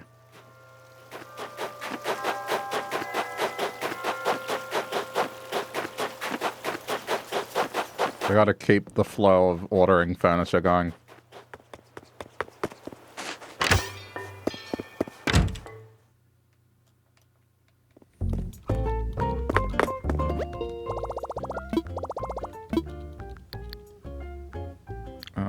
That. Wait, did I buy the... let me check the song. I'm pretty sure I bought the song. That's usually the first thing I do.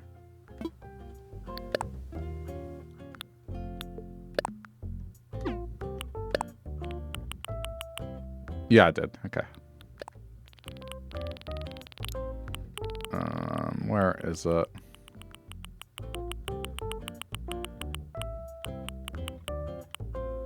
These. Next to simple panel, these are one of the most important items to get.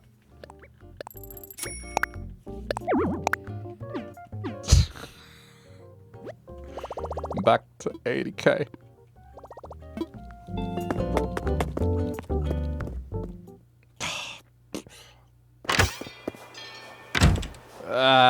That's fine. I'll get 20K tomorrow. Alright, that'll do. I need to sleep. Alright. Oh, this was fun.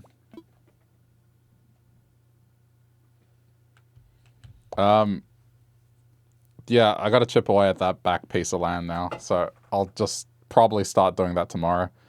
I may be able to look for villagers, potentially.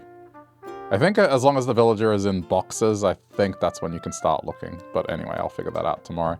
If you're watching this later on the VODs channel, thanks for sticking around to the end.